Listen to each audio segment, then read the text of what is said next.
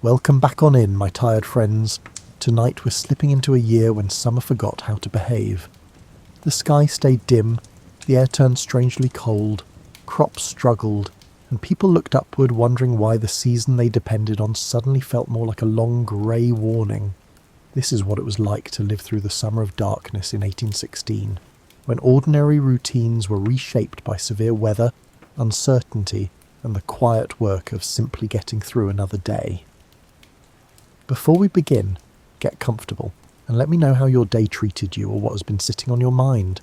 Someone in this little nighttime community may understand more than you expect. And if you're new here, leaving a 5-star review helps these stories reach other people searching for a calmer place to land. Now dim the lights, take a cool sip of water, pull the blanket close, and let's step into the summer that barely felt like summer at all.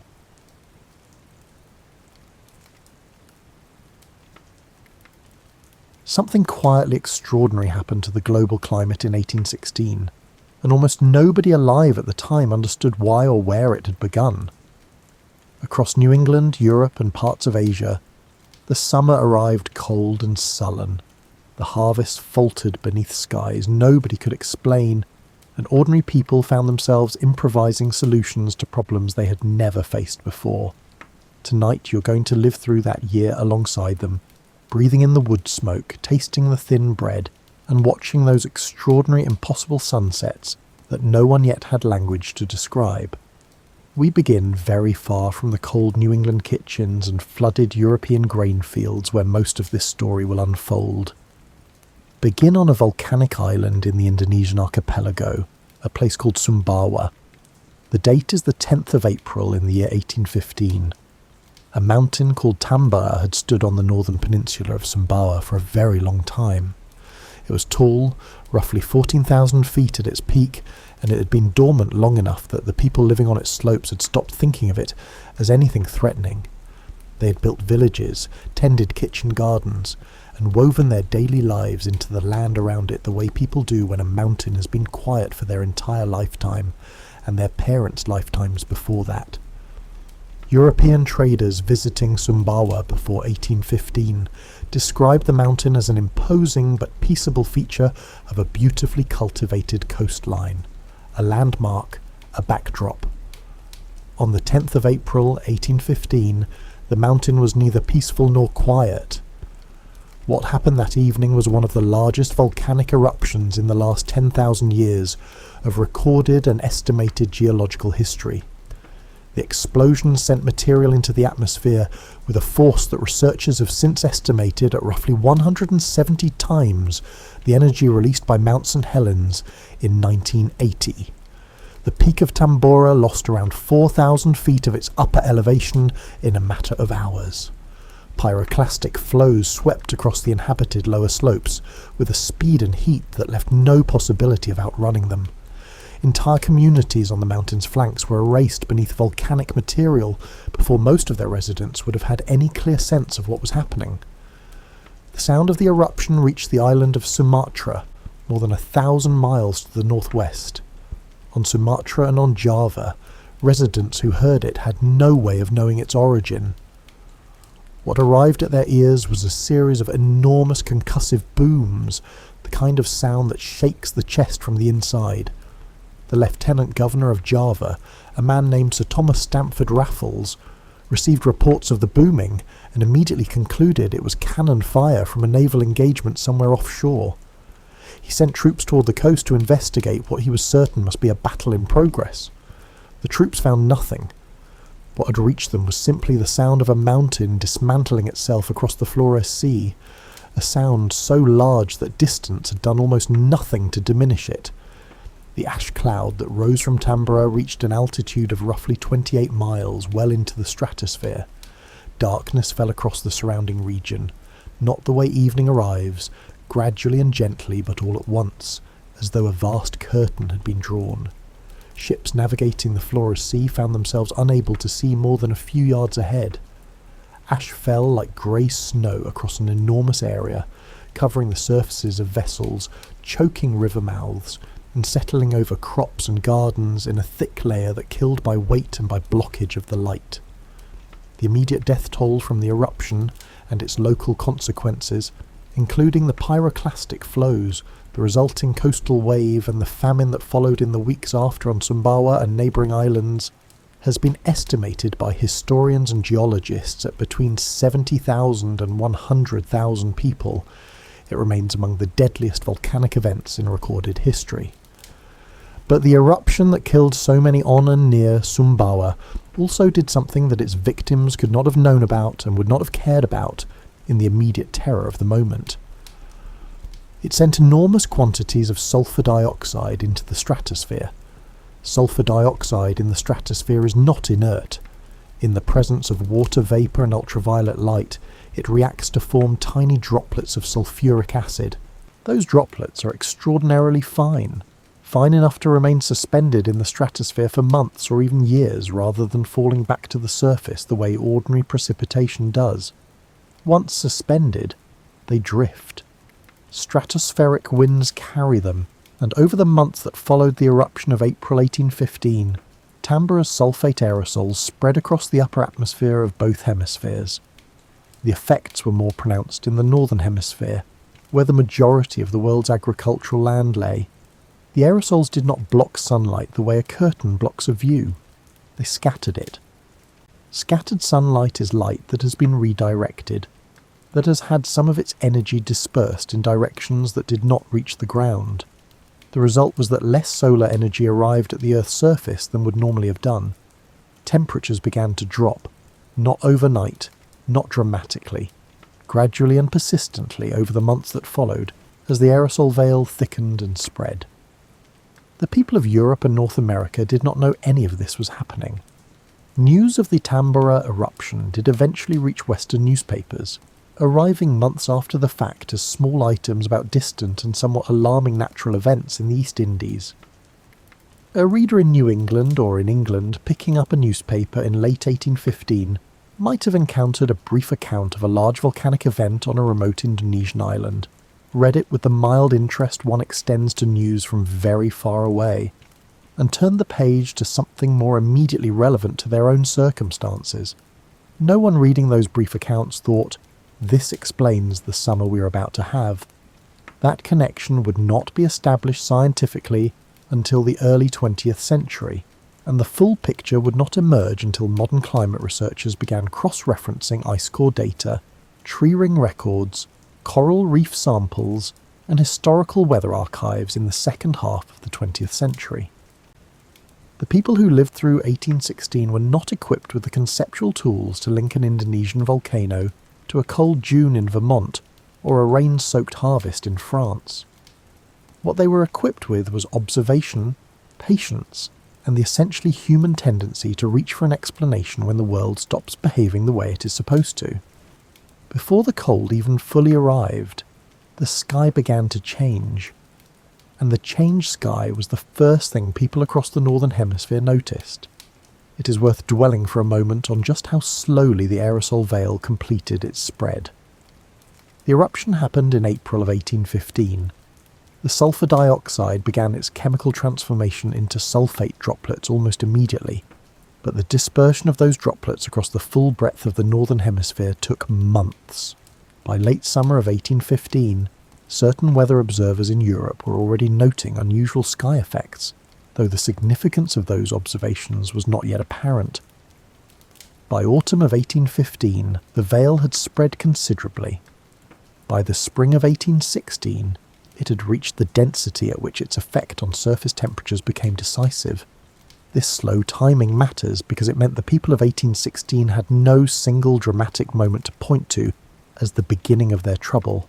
There was no morning when they woke up and everything had clearly changed.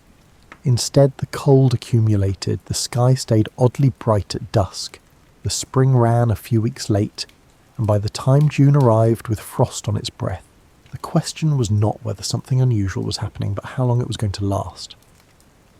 The thing about Tambura's aerosol veil is that while it stole warmth, it gave something back in its place, something that painters and diarists and letter writers noticed with genuine wonder even as the crops below began to fail. It gave the northern hemisphere some of the most extraordinary sunset light anyone alive had ever seen.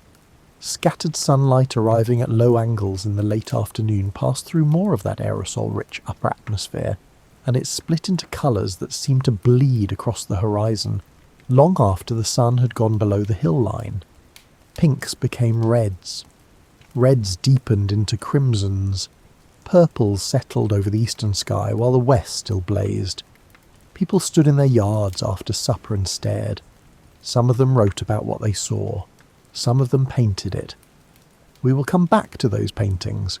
For now, let the image settle. A mountain 10,000 miles away had already changed the atmosphere above a hemisphere of farms and fishing villages and market towns and literary households that would spend the coming year experiencing a summer that arrived badly, lingered coldly, and left behind a historical record of quiet endurance that still repays careful attention. You are about to follow the cold wherever it goes. Here is the thing people most often misunderstand about 1816 when they first encounter its history. The year was not literally dark. It was not a year of permanent twilight or perpetual overcast. The sun rose each morning in its usual way. Daylight arrived and lasted its appointed hours, and departed again each evening. June still had its long days. August still had its warm-looking afternoons. What was different was the quality of the light, and the quality of the light was most visible, not at noon, but at the day's edges, in the slow pull of early morning, and particularly in the long drawn-out evenings. Across the northern hemisphere, through the spring and summer of 1816, the sky at dusk behaved in ways that people found themselves stopping to describe, because nothing in their experience had quite prepared them for it. A diarist in the Connecticut River Valley wrote in May of 1816 about what he called a peculiar haze that sat over the hilltops even on days when the sky was otherwise clear. He noted it carefully, as if filing it away in the same mental drawer where one keeps unexplained phenomena, hoping that committing it to paper would eventually help make sense of it. He checked his barometer. He checked it again. The haze did not explain itself. A minister in Montpellier wrote about the sunsets of that spring as appearing to him almost theatrical in their excess, as if someone had decided to paint the sky with colours that ordinarily required a special occasion. He was impressed by them. He was also somewhat unnerved by them, though his diary does not elaborate on what precisely about a beautiful sunset struck him as unsettling. Perhaps it was simply that they went on too long, or blazed too hotly, or appeared on evenings that had no other remarkable qualities. Beautiful things in the wrong proportion tend to unsettle people. The answer, which neither the Connecticut diarist nor the Vermont minister could have known, was that they were watching what scientists now call a volcanic sunset. The sulfuric acid aerosols dispersed through the upper atmosphere were scattering short wavelength blue and green light and allowing the longer red and orange wavelengths to dominate at low sun angles. Blues scattered away. Reds and crimsons and purples accumulated, deepened and spread across the horizon in colours far more saturated than ordinary skies produced. The effect was most intense at dusk, and lasted long after the sun had technically set, because aerosols at high altitude were still catching light from a sun that had already gone below the horizon, as far as anyone on the ground was concerned. People across Europe observed and described the same phenomenon. London diarists noted sunsets in 1816 that seemed to last too long and burn too brightly. Accounts from Edinburgh and Paris and several Swiss towns describe a reddish or purplish cast to the evening sky that writers reached for words to capture and then slightly gave up on, because the words available did not quite stretch to the specific thing they were seeing. It was not a sunset. It was more like a sunset's more dramatic cousin, who had arrived without warning and overstayed the visit. There was also, across parts of Europe and New England, the phenomenon known to modern climate researchers as the dry fog. This was not fog in the familiar morning sense of water droplets hovering close to the ground on a cool day. It was a persistent atmospheric haze visible at middle altitudes on otherwise clear days, a faint milkiness in the sky that reduced visibility across long distances and gave the landscape a slightly muffled, faraway quality. The dry fog of 1816 was Tambora's aerosol veil made intermittently visible, and it baffled the people who observed it, because it showed up when no fog had any business arriving. Faced with all of this, the natural philosophers and educated observers of 1816 began reaching for explanations, and the explanations were inventive. The sunspot theory carried a certain respectability. Solar astronomy had been developing steadily through the 18th century, and the observation of sunspots, the dark patches on the solar surface known to be associated with some form of solar activity, gave thoughtful people a plausible sounding culprit. If sunspot activity had shifted, perhaps the sun itself was delivering less heat. The theory was appealing because it located the cause at an appropriately grand cosmic scale. It was also wrong, but it would remain a serious candidate in educated discussions about the cold summer for years to come. Comets were another popular nominee. The years immediately preceding 1816 had produced notable comet sightings, and comets in the early 19th century still carried a strong air of portent that their later scientific demystification would eventually dissolve. The idea that a comet's proximity to the Earth might disturb the atmosphere or cool the climate seemed reasonable to people who did not yet know what comets were composed of or where they originated. If the sky was behaving strangely, and something had been seen moving through it recently, a connection was only natural to draw. Some of the more religiously grounded explanations circulating in 1816 have an almost poignant quality when read today. Parish records from rural England and New England both contain references to special days of prayer called in response to the cold weather and failing harvests. Sermons delivered in New England congregations during the summer of 1816 occasionally touched on the possibility that the disruption of the seasons was a form of correction, a communication addressed to human communities rather than an accident of the stratosphere. This was not a fringe belief. It was a reasonable inference from within the theological framework that most people in 1816 shared, and they applied it to unusual events as naturally as a modern person might reach for a scientific vocabulary. In parts of France and the German states, a different kind of blame circulated among farming communities. The Napoleonic Wars, which had finally ended in 1815, had burned forests, churned agricultural land, and left physical destruction across significant stretches of the European countryside. The idea that climate itself might be disturbed by warfare, by the burning and breaking of so much that had previously been growing and alive, was a genuinely held belief in some rural communities. Again, incorrect, but it was not an irrational attempt to locate cause in the recently experienced world. When things go wrong, people look at what recently changed. What had recently changed in Europe was enormous. Thomas Jefferson, retired from public life at his Monticello estate in Virginia, kept a meticulous record of the weather in his garden throughout 1816. His notes reflect a man of scientific temperament encountering a sequence of events that did not match his expectations. His corn planting was later than usual. His garden vegetables struggled in ways he noted with growing frequency. His weather journal for 1816 has a distinctly resigned quality in its midsummer entries that any gardener across 2 centuries will recognise immediately as the feeling of having done everything correctly and still getting wet socks for it. The newspapers of 1816 were doing what newspapers do when something unusual is happening, and no one quite knows what it is.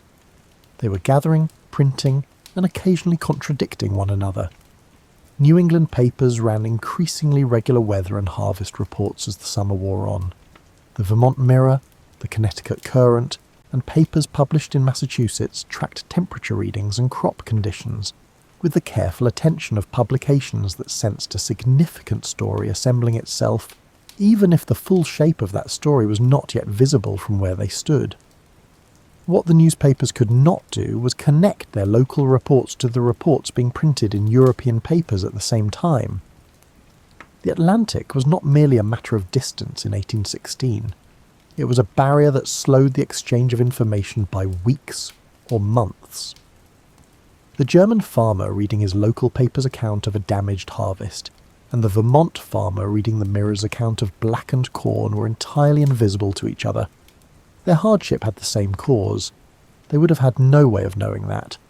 What did help, in a modest way, was the community of amateur meteorologists and natural philosophers who kept detailed weather diaries throughout this period.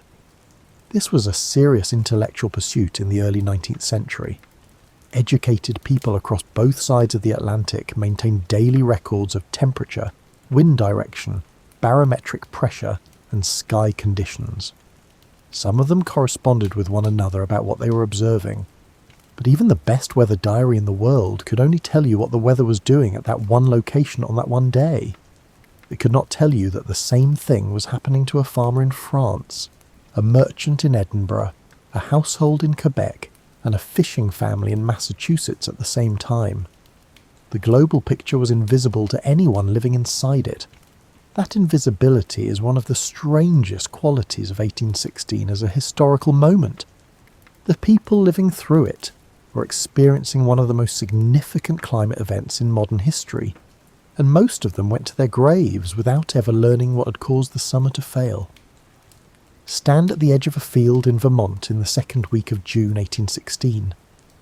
The corn you planted in May has come up pale and thin-stemmed, bending slightly in a wind that has no warmth in it. The air this morning carries a bite that belongs in October. You check the thermometer nailed to the outside of the barn wall. It reads below freezing. This is not a nightmare. It is Tuesday. June frosts in New England were not entirely without historical precedent. Experienced farmers in the region had always maintained a certain wariness about the late spring, and kept their hardier seed varieties in reserve for situations when an early planting was damaged by cold. But a single frost on a June morning was not what 1816 was offering. What 1816 offered was a series of cold events that came and retreated and came back again, each one resetting the hopeful calendar that farmers and gardeners had been trying to run since April. The cold snap that arrived around the 4th of June 1816 was severe enough across much of New England to kill tender plants outright. Farmers who had replanted after an earlier cool period lost those second attempt seedlings to this new cold wave without ceremony.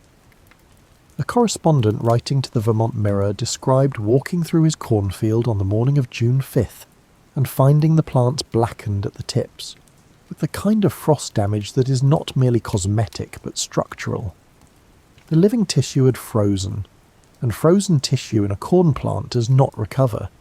It simply stands there for a while, looking almost normal until you get close, and then you see it.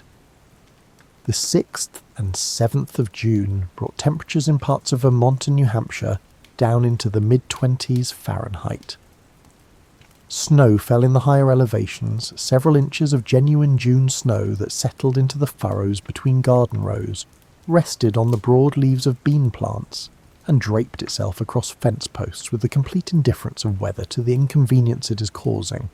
A schoolteacher in Cabot, Vermont recorded in his diary that children had to clear paths through the June snow to reach the well on the morning of June 6th. He noted this with the kind of dry, slightly bemused precision that suggests a man who collected strange facts the way some people collect unusual stones, as curiosities worth documenting, even when they are extremely inconvenient. He recorded the temperatures. He described the appearance of the snow on the apple trees.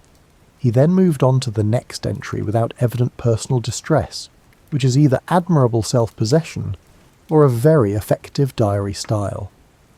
July arrived and brought no meaningful change. Temperature records from across New England show the summer of 1816 running consistently below historical averages by margins of 5 to 9 degrees Fahrenheit.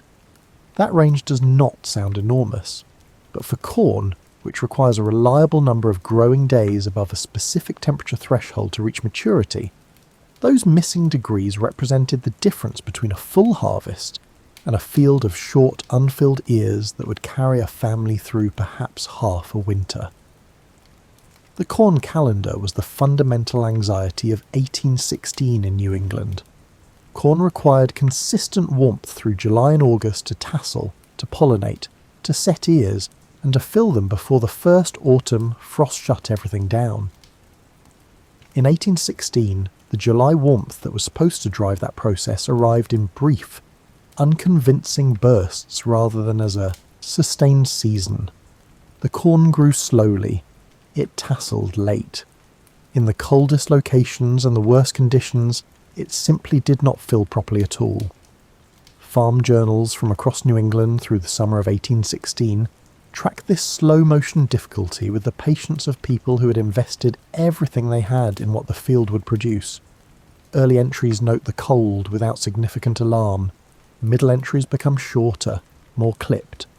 One New Hampshire farmer wrote simply corn very backward on 4 separate occasions in a single fortnight, as if repetition might eventually convince the crops to disagree with his assessment. It did not. Eastern Canada shared New England's climate troubles in 1816, and in some areas experienced even more sustained cold. The settled regions of Quebec, Upper Canada, and the maritime provinces depended heavily on wheat and oats as primary grain crops, and those grains needed a reliable warm season that 1816 was not providing. The harvest that came in across the Canadian settlements that autumn was measurably reduced. In some communities, the reduction was severe enough to push grain prices to levels that strained household budgets for the entire winter ahead and well into the following spring. The Great Lakes region and what is now southern Ontario saw frosts occurring in every single month of that summer, a detail documented in local weather records and confirmed by modern climatologists who have assembled scattered accounts into a regional picture. Frost in every summer month. Think about what that means for a family whose livelihood and caloric survival depend on a growing season that is supposed to run from May to September without interruption. The summer of 1816 in those communities was not merely a bad agricultural year. It was a sustained exercise in managing a future that kept refusing to arrive on schedule. Weather diaries from this period have a distinctive character worth pausing on. They were kept by people who took the daily practice of observation seriously. People who believed that recording what the weather did each day had intellectual value beyond the purely practical.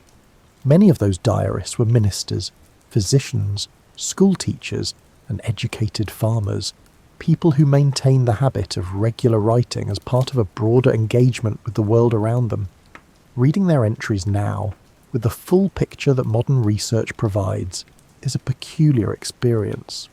They were recording an event they had no framework to understand, doing it carefully and precisely, and leaving behind evidence that later researchers would use to reconstruct the very thing they could not see from inside it.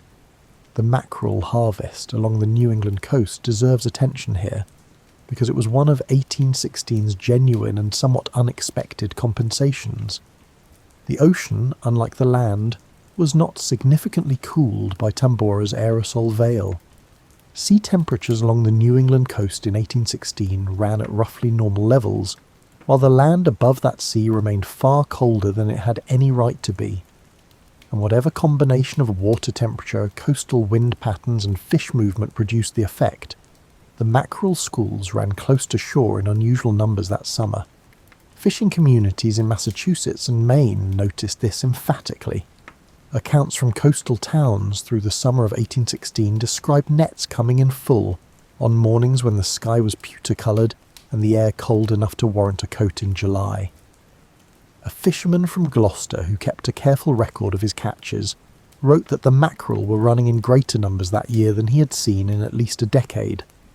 He sold fresh fish to local buyers, packed the surplus in brine and salt in barrels stored in his cellar, and wrote to a cousin in the interior hills that if things continued the way they were going, he might come out of this strange year in better condition than he had originally feared.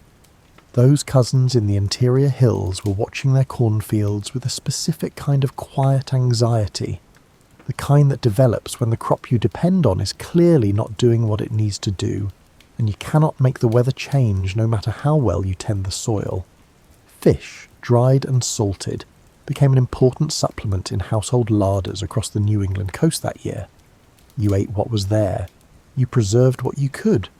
You were grateful for it in a way that abundance rarely produces, and you kept your eye on the corn, hoping that August might yet surprise you.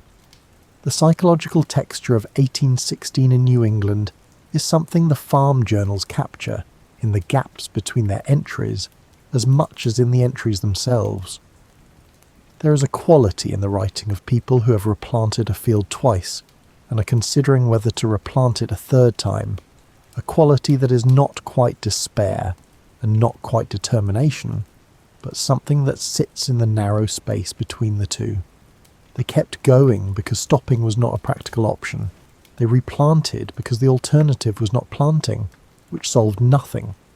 They recorded their temperatures and their observations and their thin hopes with the precision of people who did not have the luxury of giving in to how they actually felt about any of it. August came. In some locations it brought a brief return of warmth that allowed corn in favoured lowland fields to partially recover. In others, the cold held and the corn that had managed to grow remained undersized.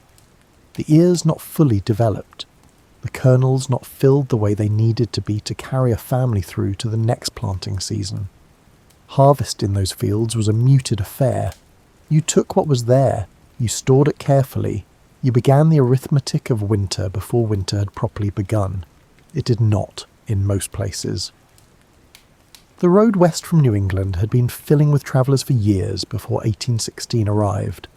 Migration toward what was then called the Western Country, meaning New York State, Ohio, Indiana, Illinois, and the territories beyond, was already a feature of New England life in the early 19th century. The land there was flatter and more fertile. The growing seasons were more reliable than what the thin, rocky slopes of Vermont and New Hampshire typically offered. Families had been weighing the move for years, balancing their attachment to familiar places against the arithmetic of what the land could actually produce. The summer of 1816 changed the timing of that decision for a significant number of households. Vermont's population declined measurably in the years immediately following 1816. This is not an estimate or a metaphor. Census records and town registers confirm that the state lost a portion of its residents in the period immediately after the year without a summer. New Hampshire showed similar patterns. Families who might have debated the move for another year, or 2, or 5, who might have waited to see whether the next summer corrected itself, made their calculations in the autumn of 1816, when the thin harvest came in and the grain prices were posted, and they added what they had against what they owed, and decided they were finished waiting for the weather to improve. The decision to leave a farm was not a simple one in 1816. It involved assessing what the property might sell for in a depressed market, estimating the cost of the journey in money and time and physical hardship, weighing what news had come from others who had already made the trip, considering whether there were family connections ahead who could provide initial support, and determining whether the children were ready for the road or whether one more year in the familiar house was the wiser choice for them. None of this deliberation was quick. Families that decided to leave in the autumn of 1816 had been working toward that decision all summer. It had been building in the evenings after supper when the children were in bed, and the couple sat by the hearth, reviewing the account books in the language that people use when they are making decisions they cannot afford to get wrong. Careful, practical, quiet. The letters that survive from this period of decision-making are among the most human documents 1816 left behind.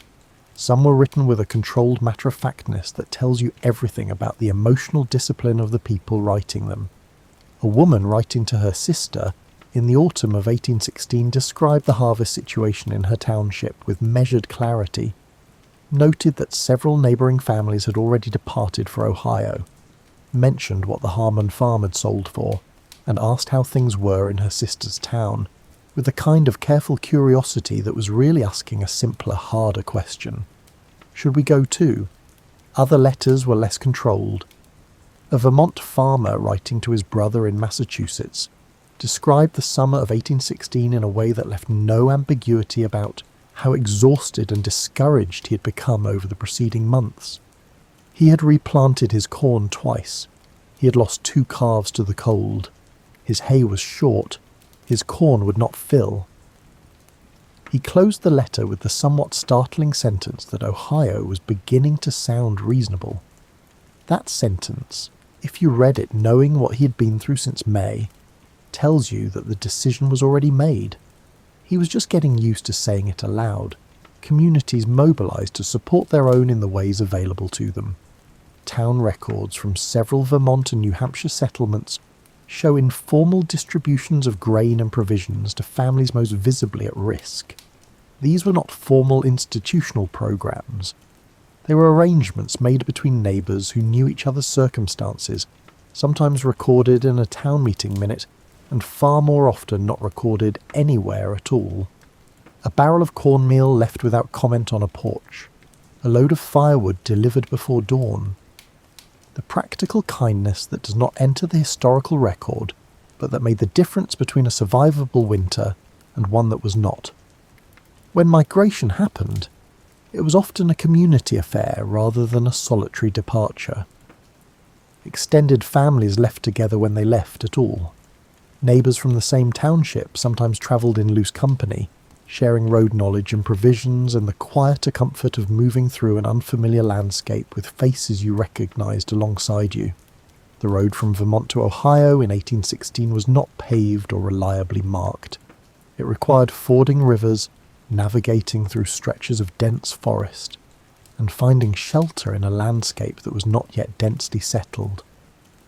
Going with people you knew reduced the practical hazards and made the leaving feel slightly less like the abandonment it also was. The letters sent back east from families who had arrived in Ohio or western New York belonged to their own small literary genre. They described the new land with a careful, tested optimism. The soil is good, they report. The winters are cold, but the summers are what summers are supposed to be. Land prices are reasonable, though rising. There is a congregation within reasonable distance. The corn grows to a proper height here. Those reassurances were partly for the people left behind and partly for the writers themselves, who had committed to a place they were still figuring out and needed to believe they had been right to come. The irony that nobody inside 1816 could have known was that New England's weather would recover. The volcanic aerosols dispersed gradually. The summer of 1817 was still notably cooler than usual in places, but measurably less devastating than 1816. By 1818, temperatures across much of New England had returned to something approaching historical norms. Families who had sold their hillside farms for reduced prices in the autumn of 1816 and walked west to Ohio had left a place that was already, invisibly and without announcement, beginning to return to itself. They did not know that. In 1816, standing in a field that had failed for the second consecutive planting, and looking at a root cellar that was not going to be full enough by March, leaving was not abandonment. It was a reasonable response to incomplete information, and a summer that had given no indication of being willing to improve. The road west was long. The families that took it carried everything they could load and left behind everything else, and did not look back for the same reason people generally do not look back when a decision has already been made and the road does not slope back in that direction. What they left behind, in the purely physical sense, was sometimes considerable. Tools that were too heavy to haul, furniture built for a specific house that would not fit in a wagon, kitchen gardens that would run to weeds by the following summer, fruit trees that had been planted with decades of future harvests in mind, graves in the local churchyard. Those last things are not movable, and anyone who has ever left a place where people they loved are buried knows that the leaving carries a particular kind of weight that no amount of practical optimism entirely resolves. The communities they left behind adapted. Farms that came available in a depressed market were sometimes purchased by neighbours who saw an opportunity to expand holdings they had always considered too small. Some were left entirely and returned to the forest, and the birch and the fern, which are remarkably patient about reclaiming cleared land when given a few seasons to do it. The northern hemisphere is large, and the aerosol veil above it did not play favourites among the countries it touched. In Europe, the cold of 1816 arrived differently than it did in New England. It came not primarily as frost, though frost was part of it in the higher elevations, but as rain. Cold, persistent, relentless, completely unwelcome rain. Farmers in England, France, Germany, Switzerland and the Low Countries watched the summer of 1816 deliver weather that felt borrowed from November. Temperatures ran consistently 3 to 5 degrees Fahrenheit, below what July and August were supposed to provide. And where New England's cold came in waves with brief warmer intervals between them, much of Europe experienced a saturating wetness that took the cold and made it harder to work around, because wet fields cannot be harvested even when the grain has managed to grow, and wet grain stored before it has fully dried will spoil before it reaches the table. Wheat needs sun. It needs moderate rainfall at the right intervals and dry warmth for the weeks before harvest. In 1816, the fields of southern England, northern France and western Germany received the opposite of what wheat required. They received relentless moisture and insufficient warmth through the months that were supposed to ripen the grain. The crop grew slowly, set poorly, and when harvest time arrived in an early autumn of low, heavy skies, much of what came in was already damaged or discoloured from the weeks of wet it had endured while still standing in the field. This kind of failure does not announce itself all at once. It accumulates. A farmer walking his wheat field in July of 1816 could see that the grain was not doing well, could count the thin ears and note the colour of the leaves and feel the softness in the stem where there should have been stiffness. But until the harvest itself came in, the full extent of the damage was not entirely quantified. The waiting was its own particular kind of difficulty. The European agricultural situation in 1816 cannot be understood without the backdrop of the Napoleonic Wars, which had ended only months before with the final defeat of Napoleon Bonaparte at Waterloo in June of 1815. More than 2 decades of near-continuous warfare had done specific, concrete damage to European agriculture. Fields had been turned into battlefields and back into fields again. Forests had been cleared for fuel and construction. Populations had been displaced from farming communities. Agricultural labour forces had been drawn into armies for years at a stretch. Governments had gone deeply into debt financing the conflict and had limited reserves to draw on when a natural crisis arrived and began pressing food prices upward. The post-war period in Europe was supposed to bring relief. It was supposed to mean that soldiers could return to farms, that trade routes disrupted by years of conflict could reopen, that the cost of living might settle. Some of that was happening slowly in 1815. Then 1816 arrived and the harvest failed, and the relief that peace had seemed to promise turned out to have an exceptionally cold and wet summer, inserted between the promise and the delivery. Bread prices in Britain climbed through the summer and autumn of 1816 in a way that translated directly into the daily lives of working families. The price of a standard loaf in London increased to levels that required households already spending a significant portion of their weekly wage on food to spend even more, or to eat less, or to eat something else. All 3 of those responses were happening simultaneously in different households across the country, which is what a food crisis looks like from the inside. 1,000 individual families making 1,000 individual adjustments that collectively amount to a population under real strain. Food substitution in 1816 across Britain and Europe was not merely an inconvenience of taste. It was a nutritional adjustment that had real consequences for communities already compromised by the post-war economy. Rye bread, coarser and denser than wheat, became more common in regions that normally ate wheat loaves. Turnips and parsnips that were typically reserved for animal fodder began appearing in household meals that would not normally have included them. Accounts from Swiss villages describe soups, made largely from wild greens gathered along stream banks and roadsides, dressed with whatever fat was available, and eaten as a primary meal rather than a supplement.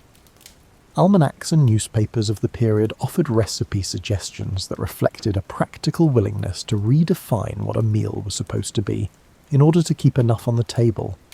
In France, the autumn of 1816 brought grain shortages severe enough to produce rioting in several regions. grain markets were disrupted, mills were threatened, and local officials struggled to maintain calm in communities where the price of bread had risen beyond what a working family could reliably afford.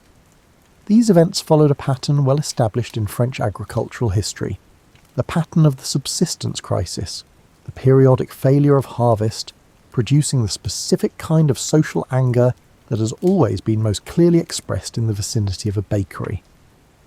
The restored monarchy faced these disruptions without the institutional experience or financial resources to manage them comfortably. Germany and the Swiss cantons experienced similar pressures.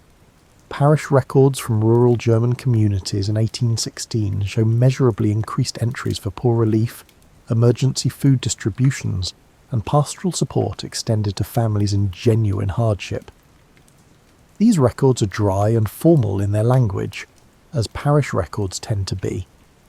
But the volume of entries in 1816 compared to surrounding years tells its own quiet story about the scale of what communities were managing. In Ireland, the potato crop suffered badly in the cold and wet summer of 1816. The Irish agricultural situation was already structurally fragile in ways that the crisis of 1816 exposed without resolving. A large proportion of the Irish rural population depended on the potato as their primary food source, which meant that anything damaging the potato crop reached directly into the daily caloric intake of people who had very little nutritional margin to absorb a loss. The potato failures of 1816 and the shortages that followed are a smaller, earlier expression of the same vulnerability that would produce catastrophic famine 3 decades later. The livestock situation across Europe in 1816 was bound tightly to the hay crisis. Poor hay in summer meant insufficient fodder for the autumn and winter ahead. Farmers who could see in July that their hay meadows were producing half their normal yield began making calculations that had no pleasant answers.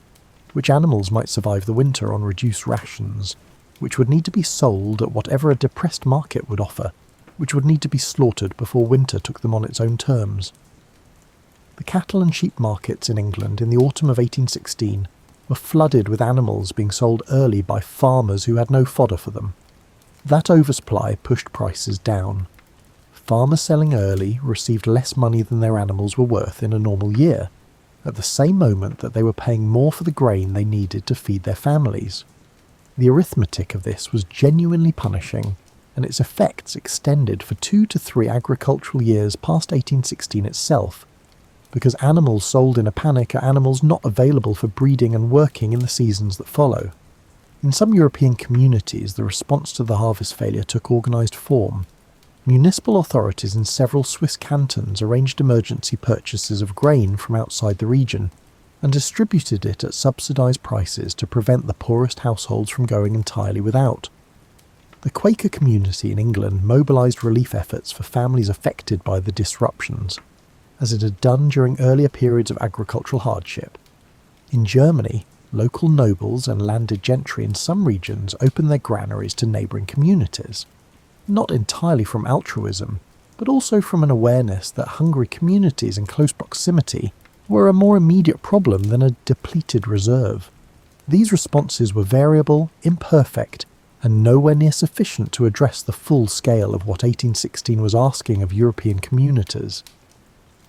They represent, however, the practical extension of social bonds under pressure, the way communities that had been organised around mutual obligation for centuries could sometimes activate those obligations when the need was clear enough and the leadership willing enough to act.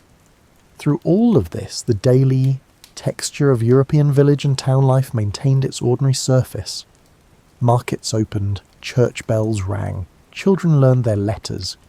The grain crisis was enormous in aggregate and deeply personal at the household level, but it did not stop life.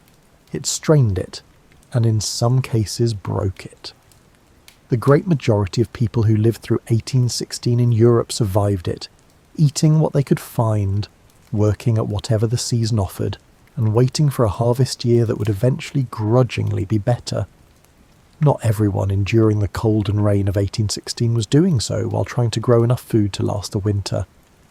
A small, rather brilliant and frequently damp group of literary people was spending that summer beside Lake Geneva in Switzerland, watching the rain fall on the Alps with the collective atmosphere of people who had planned a holiday in the mountains and were receiving something significantly less pleasant than that. The group included a 19-year-old woman named Mary Godwin, who would become Mary Shelley within the year. Her companion Percy Bysshe Shelley was with her. Lord Byron had rented the Villa Diodasti on the hillside above the lake.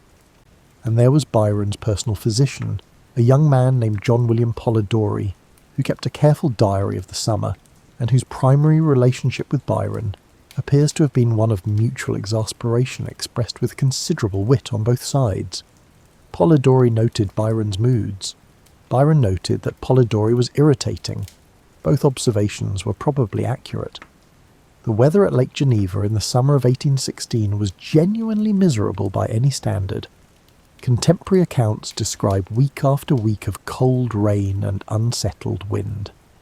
The lake, which should have been gleaming under an alpine sun in June and July, was frequently dark and choppy. The mountains that were the scenic reason for being there were often lost entirely behind cloud.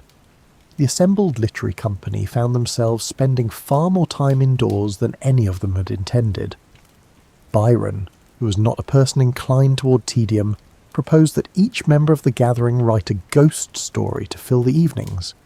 This was the kind of suggestion that thrives in candlelit rooms on rainy nights with competitive minds and nowhere in particular to go.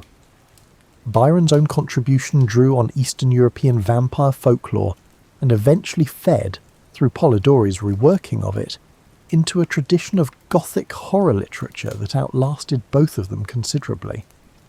John William Polidori's resulting story, The Vampire, published a few years later, planted seeds that grew very slowly into Bram Stoker's Dracula, about 7 decades on.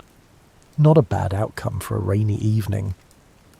But the most significant thing to emerge from those Lake Geneva evenings soaked in rain and lit by candlelight was not the vampire story.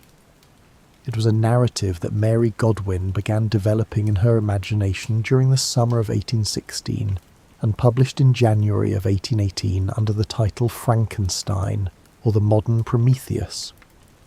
What the cold summer of 1816 contributed to Frankenstein is not a matter of direct causation that Mary Shelley herself fully mapped out. But reading the novel with 1816 in mind is a striking experience. The book opens in a landscape of Arctic cold and permanent ice.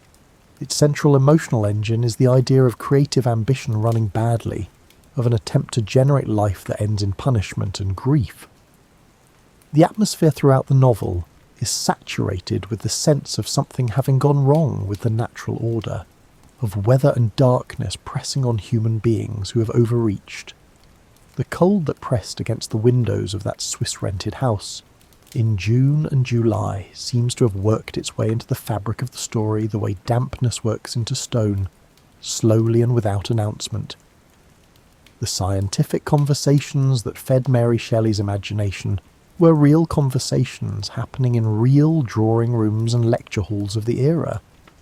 Galvanism, the use of electrical current to produce movement in dead tissue, was a genuine subject of experimental investigation in the early 19th century. The question of whether life itself was fundamentally an electrical phenomenon was being seriously debated among natural philosophers. In the charged and rain-saturated atmosphere of those Lake Geneva evenings, Mary Godwin absorbed these ideas alongside the strange light of the volcanic sunsets, and the confined creative energy of a house full of writers with nowhere to walk, and she began shaping a story about what happens when a human being succeeds at the thing that science was beginning to believe might be achievable. Byron's own poetic response to 1816 was more direct than Mary Shelley's.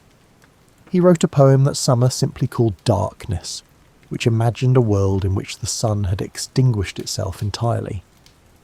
The poem moves through a series of images depicting a civilization without light or warmth, disintegrating into itself. It is not a comfortable poem, and Byron intended no comfort, but it reflects something authentic about the way the unusual quality of that summer's sky worked on a mind inclined toward dramatic extremes. The sun was not gone, but it was behaving strangely, and someone like Byron standing on his lakeside terrace, watching a sunset that lasted too long in colours that seemed excessive, might reasonably feel the fragility of the assumption that warmth and light were guaranteed features of the arrangement. The painters of the period were paying attention to those same skies, and what they did with what they saw was different from what the poets did with it. Joseph Mallord William Turner was working in England through this period, and researchers who have studied his paintings from the years immediately following Tambора's eruption have noted something worth pausing over. The atmospheric intensity of Turner's skies, the quality that would define his mature style across the following decades, appears to have developed in close correspondence with the aerosol-altered light of the post-1815 period. The way light behaves in Turner's work from this era, the saturated oranges and golds and deep pinks, the way colour spreads and bleeds across a painted atmosphere rather than sitting in clearly defined zones, corresponds with remarkable precision to the optical effects produced by fine sulfate particles suspended in the upper air. Turner was not manufacturing an aesthetic from imagination. He was observing with exceptional fidelity to what he actually saw, a phenomenon that the science of his time had no vocabulary to explain. He painted the sky as the sky was. That the sky was the way it was because of a mountain explosion in Indonesia was something he would never know, but the paintings carry the information anyway, preserved in pigment. The German romantic painter Caspar David Friedrich, working in a very different emotional register from Turner, also produced skies during this period that carry a distinctive charged quality. Friedrich's compositions tend toward the vast and the spiritually attentive, with solitary human figures set against enormous natural landscapes in a way that invites the viewer to consider their own smallness. The skies in his paintings from around 1816 and the years immediately following have a layered, slightly restless quality, as if the atmosphere itself is engaged in something just beyond the reach of language. The link between extraordinary light and extraordinary creative output is not a simple causal story, and it would be too neat to claim that the year without a summer produced Frankenstein or Turner's mature style or Byron's darkness in any direct mechanical way. What the summer of 1816 did was press on people who were already creatively primed, in a setting that was already unusual, with conditions that removed ordinary distractions and concentrated imaginative energy in a way that a pleasant summer holiday in the sunshine might not have done. Other writers working elsewhere in Europe during 1816 also left records that reflect the year's atmospheric strangeness, even when their primary subject was something else entirely. Journals and correspondence from this period across Britain and France contain repeated, passing observations about the unusual quality of the light, the persistence of the cloud, the way the horizon at evening glowed with colours that seemed to belong to a more tropical latitude. Writers tend to notice light. In 1816, the light was worth noticing.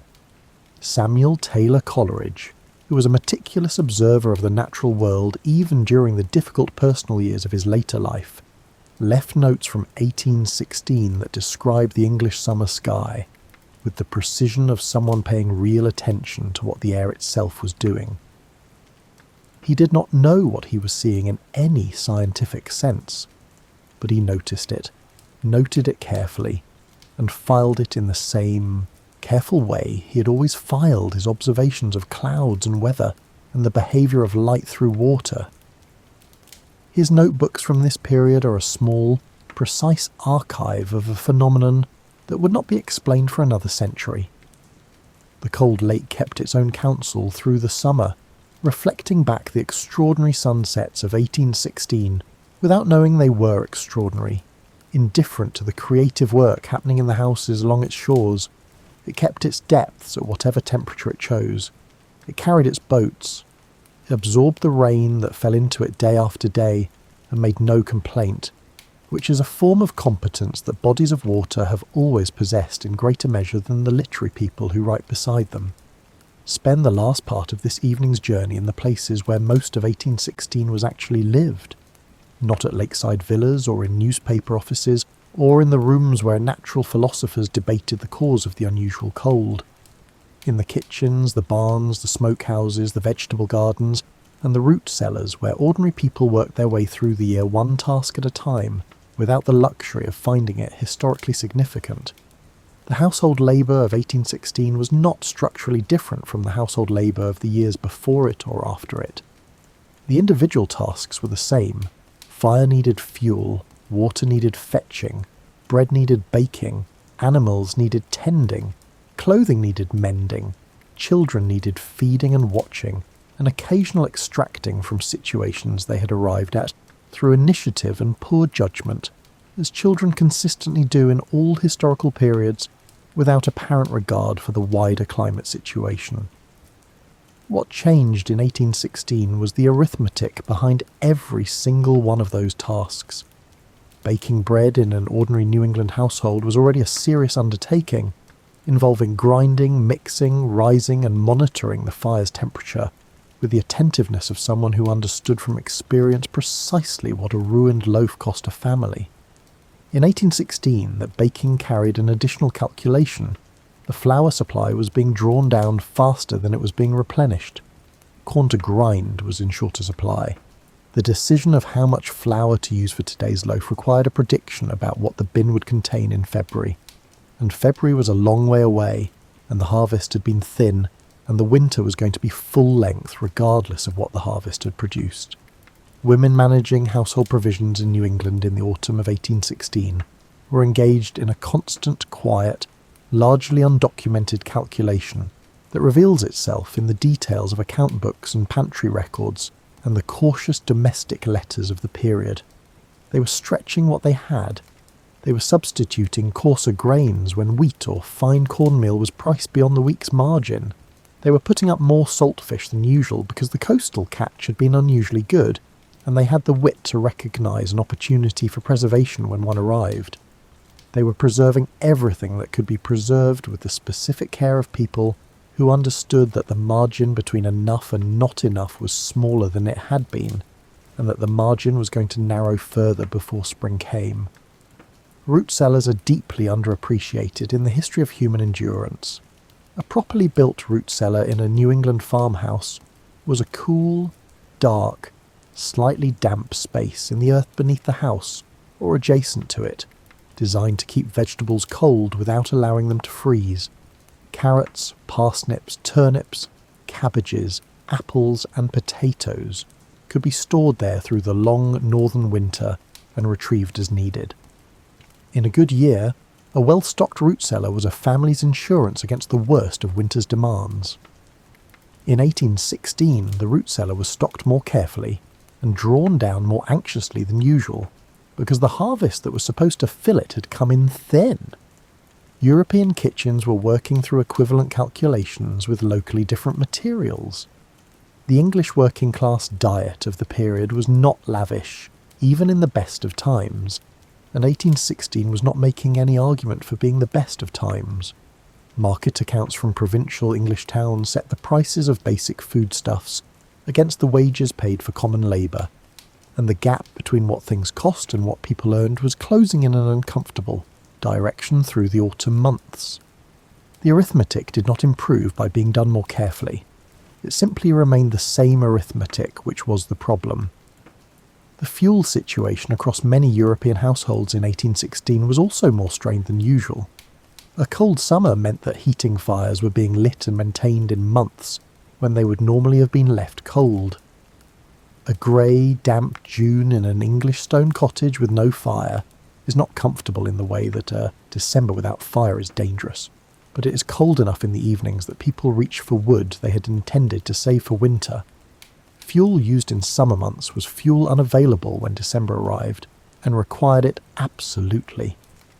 Across much of the world, with regional variation that the global aerosol veil produced by distributing its effects unevenly according to latitude and season, 1816 touched communities that would not have recognised any connection between their own difficulties and those of a Vermont farmer or an English baker. In the Yunnan province of southern China, official records from 1816 and the years immediately following describe unusual frosts and disrupted agricultural seasons. Rice cultivation in Yunnan required specific temperature windows that the cold of 1816 interrupted. Local chronicles note the pressure on grain supplies in a region already navigating complex pressures under the late Qing dynasty. The decades following 1816 brought severe famines to Yunnan that modern researchers have linked at least partially to the climate disruptions of the post-Tambora period. In Bengal, disruption to the Indian monsoon system in the years following Tambora's eruption has been studied as a contributing factor in the emergence of a more virulent form of cholera in 1817. The specific pathway connecting volcanic aerosols to monsoon disruption is still being refined in the scientific literature, but the general sequence of climate stress followed by agricultural stress, followed by weakened populations, followed by disease vulnerability, is well established across multiple historical examples. Iceland, which begins from a position of climatic fragility that most other inhabited places in the world do not share, experienced the additional cold of 1816 as particularly unwelcome. Icelandic records from this period note difficult growing seasons and reduced livestock productivity. In Iceland, the difference between a normal cold year and an exceptionally cold one could be the difference between a community working its way through winter, with reserves intact, and a community that does not quite manage it. The margin there was always narrow. 1816 pressed on that margin. The global picture of 1816's effects, assembled by modern researchers from ice cores drilled in Greenland and Antarctica, tree ring records collected from forests on multiple continents, coral reef samples from tropical seas, and the vast surviving archive of weather diaries, newspaper accounts, parish records, market price lists, private letters, and paintings, is a picture of a planetary scale event touching enormously varied communities in enormously varied ways. Some places suffered directly and severely. Some experienced milder disruptions. A small number of tropical locations appear to have benefited temporarily from the conditions the event created.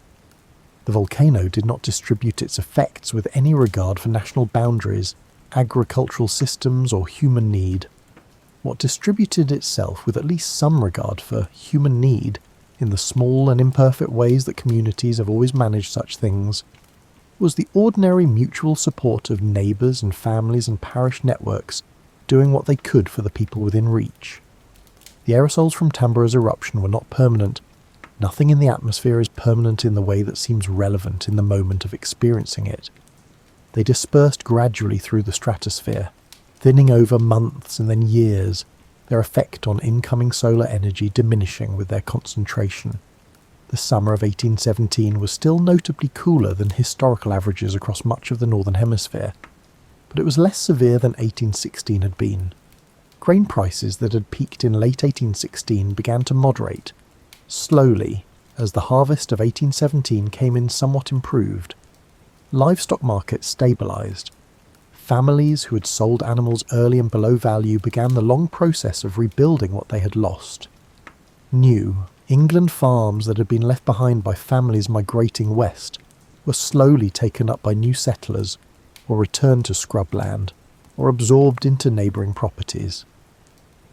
The communities that had experienced population loss adapted to their smaller size, as communities generally do, reorganising around what remained rather than mourning indefinitely what had left. By 1818, the densest effects of Tambora's stratospheric contribution had dissipated. Temperatures across the northern hemisphere returned to something approaching normal seasonal patterns. Corn grew in Vermont. Wheat ripened in France. The hay meadows of England produced their accustomed harvest of summer grass.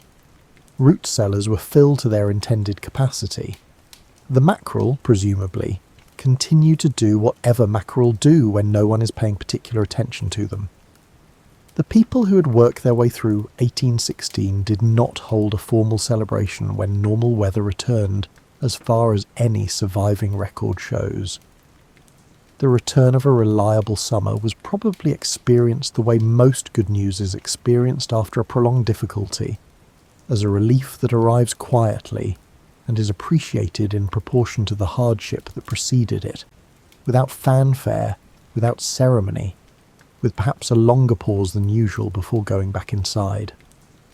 What 1816 offered in the longer view was something that climate researchers and historians have found valuable in proportion to its misery, which is a detailed, geographically widespread multi-source record of how a single atmospheric event affected human communities in varied regions simultaneously. The very fact that so many people in 1816 were keeping careful weather journals, writing letters describing conditions in their neighbourhoods, and publishing observations in local newspapers means that the year without a summer is among the best documented climate events in human history before the age of satellite measurement. The people writing those diaries could not have known they were compiling evidence for researchers 200 years hence. They were simply doing what attentive people do, paying attention and writing it down. Modern researchers studying past volcanic events, climate sensitivity, and the relationship between stratospheric aerosols and surface temperatures have found 1816 to be an invaluable calibration point. It is a moment in history when the input, a large and well-dated volcanic eruption, the atmospheric mechanism, sulfate aerosol scattering, and the output, temperature anomalies and agricultural disruption across the Northern Hemisphere, can all be traced through independent lines of evidence. Ice cores from Greenland contain the chemical signature of Tambura's sulfur, locked in the ice laid down in 1815 and 1816. Tree rings from forests across North America and Europe show the growth suppression of that cold summer in their annual record. The historical documents confirm what the natural archives record. The year that nobody understood while living through it has become, in retrospect, one of the years we understand best. The weather diaries of 1816 and 1817 are still readable in archives and historical collections. The parish records still exist. The newspaper accounts, the market price lists, the farm journals, the private letters, the art painted from those impossible skies, the ghost stories written beside a cold Swiss lake. All of it survived. All of it is part of the record of how a single volcanic eruption on an island most of the world had never heard of sent its chemistry through the upper atmosphere and changed the experience of a year for millions of people who never learned where the cold had come from or why the sunsets had burned so long and so brilliantly at the end of each failing summer day. The sky above you tonight is an ordinary sky. That is something worth noticing. It is also something that the people of 1816, staring up at their vivid, bewildering, inexplicable sunsets, might have longed for without quite knowing how to name what they were longing for. Not darkness, not spectacle, just a sky that behaved the way skies are supposed to behave, above a summer that had the simple decency to be warm. Sleep well, night wanderer. The summer came back, as it always does.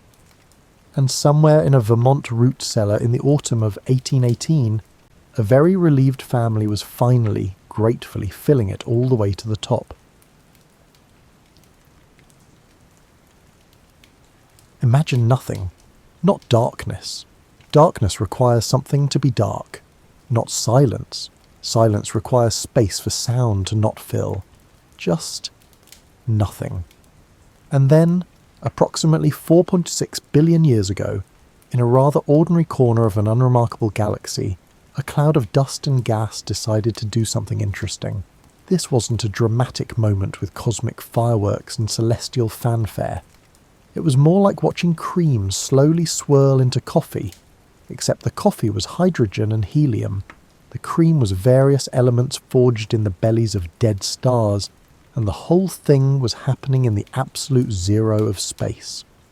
The cloud began to collapse under its own gravity, spinning faster as it contracted, the way an ice skater spins faster when pulling in their arms. At the centre of this spinning cloud, material accumulated and compressed until the pressure and temperature became so intense that hydrogen atoms began fusing into helium. Our sun flickered to life, not with a bang but with a gradual brightening, like someone slowly turning up a dimmer switch over the course of several million years. Around this newborn star, the remaining dust and gas continued to orbit, occasionally bumping into other particles, sticking together through simple physics and patient accumulation. These cosmic dust bunnies grew larger, their gravity pulling in more material, creating bodies that would eventually become planets. This process was less like construction and more like very slow, very violent pottery, with collisions serving as the potter's wheel. About 4.54 billion years ago, give or take 50 million years, because geological dating isn't an exact science at these scales. One of these protoplanets had grown large enough to warrant its own name.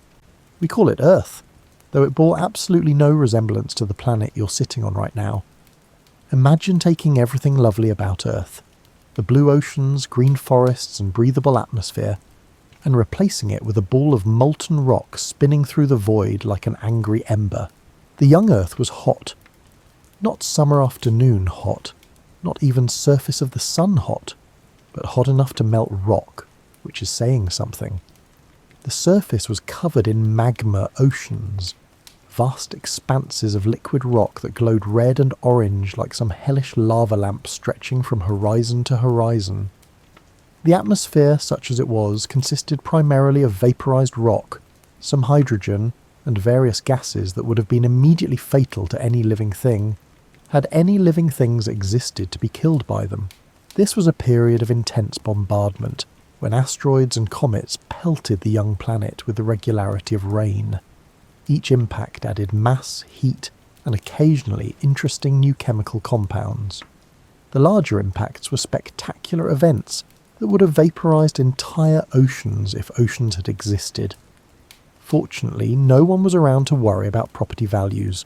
Then, roughly 4.5 billion years ago, something significant happened.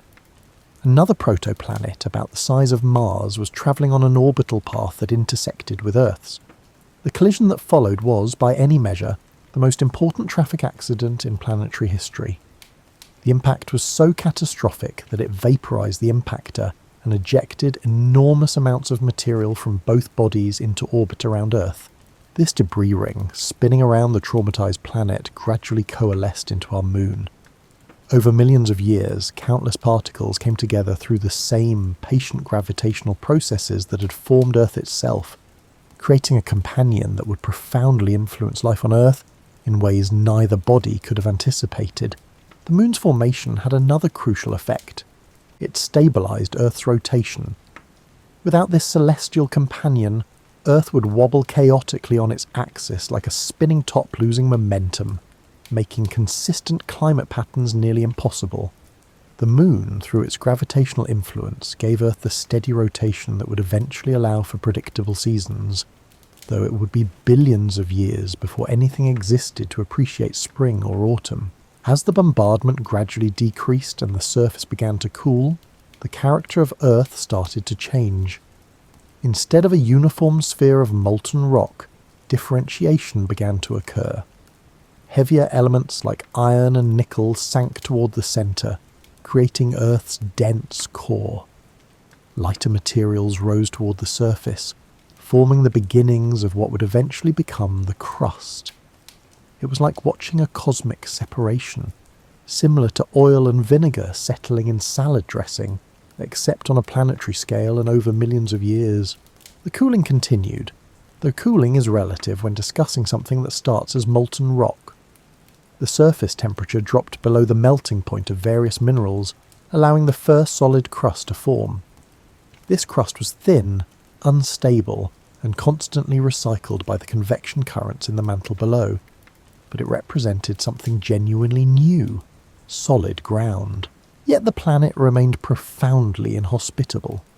The atmosphere was thick with carbon dioxide and water vapour, creating a greenhouse effect that kept surface temperatures at levels that would have felt comfortable only to the molten rock that still occasionally breached the surface through volcanic activity. Lightning storms of incredible violence split the sky, caused by the interaction of volcanic gases and atmospheric turbulence. The landscape was barren, dark, and dotted with active volcanoes that regularly resurfaced the thin crust with fresh lava. But within this violence, something remarkable was occurring.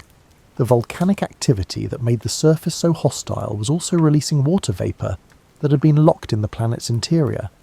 This water vapour rose into the atmosphere, gradually accumulating until the atmosphere became saturated with it. Like a sponge that can hold no more liquid, the stage was being set for the next great transformation, though it would require patience. The kind of patience that only geology possesses. Picture the moment when Earth's atmosphere finally cooled enough for something magical to happen. After millions of years of accumulation, the water vapour in the atmosphere reached a critical threshold. For the first time in planetary history, the surface temperature dropped below the boiling point of water at atmospheric pressure. What happened next was, quite literally, the longest rainstorm in Earth's history. It rained, and it rained, and it rained some more. This wasn't a spring shower or even a monsoon season. This was a rain event that lasted, and here's where geology's sense of time becomes almost comical. Possibly thousands of years. Imagine setting your watch for the beginning of recorded human history and watching it rain constantly until today. That gives you a sense of the scale we're discussing. The water fell on rocks so hot it instantly vaporized, shooting back into the atmosphere as steam. But each time this happened, the rock cooled slightly. Eventually, after countless cycles of rain, evaporation and more rain, the surface temperature dropped enough for water to remain liquid. The first puddles formed, then pools, then seas, and finally vast oceans that covered much of the planet's surface. These early oceans were nothing like the sparkling blue waters you might visit on vacation. They were hot, perhaps close to the boiling point in many places. They were acidic and rich in dissolved minerals and gases from volcanic activity. The water was likely greenish-brown or grey, coloured by dissolved iron and other metals. If you could somehow have stood on the shore of this primordial ocean, you would have seen a scene from a science fiction nightmare. Steaming waters under a thick orange-grey atmosphere, with volcanic islands dotting the horizon and lightning constantly illuminating the clouds. Yet these hostile waters were paradoxically preparing to become the birthplace of all life on Earth. The ocean served as a vast chemical laboratory, mixing minerals from the rocks with gases from the atmosphere and energy from volcanic vents, lightning, and the fierce ultraviolet radiation that penetrated the early atmosphere. In tide pools and near hydrothermal vents, complex chemical reactions began to occur. The early Earth had no oxygen in its atmosphere, at least not molecular oxygen as we know it. This would have been immediately fatal to most modern organisms, but it created perfect conditions for the chemistry that would eventually lead to life. Without oxygen to break down organic molecules, complex carbon compounds could accumulate and interact in ways that wouldn't be possible in today's oxidizing atmosphere. Water itself was the crucial ingredient. Water is an extraordinary solvent, capable of dissolving and transporting a remarkable range of chemical compounds. It facilitates reactions that would be impossible in dry conditions.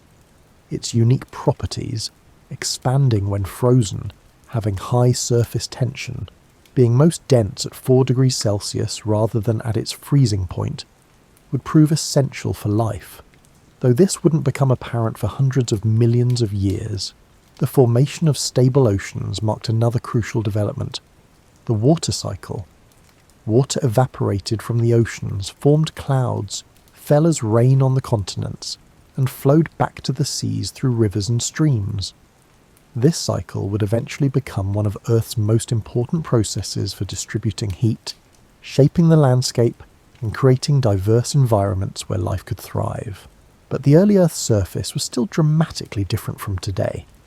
There were no continents as we understand them, no vast land masses with diverse geography.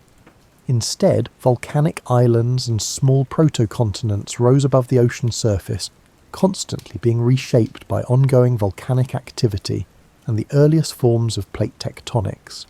These land masses were barren rock, weathering slowly under the assault of acidic rain, and being ground down by the mechanical action of waves and temperature changes. This weathering process was crucial for what came next.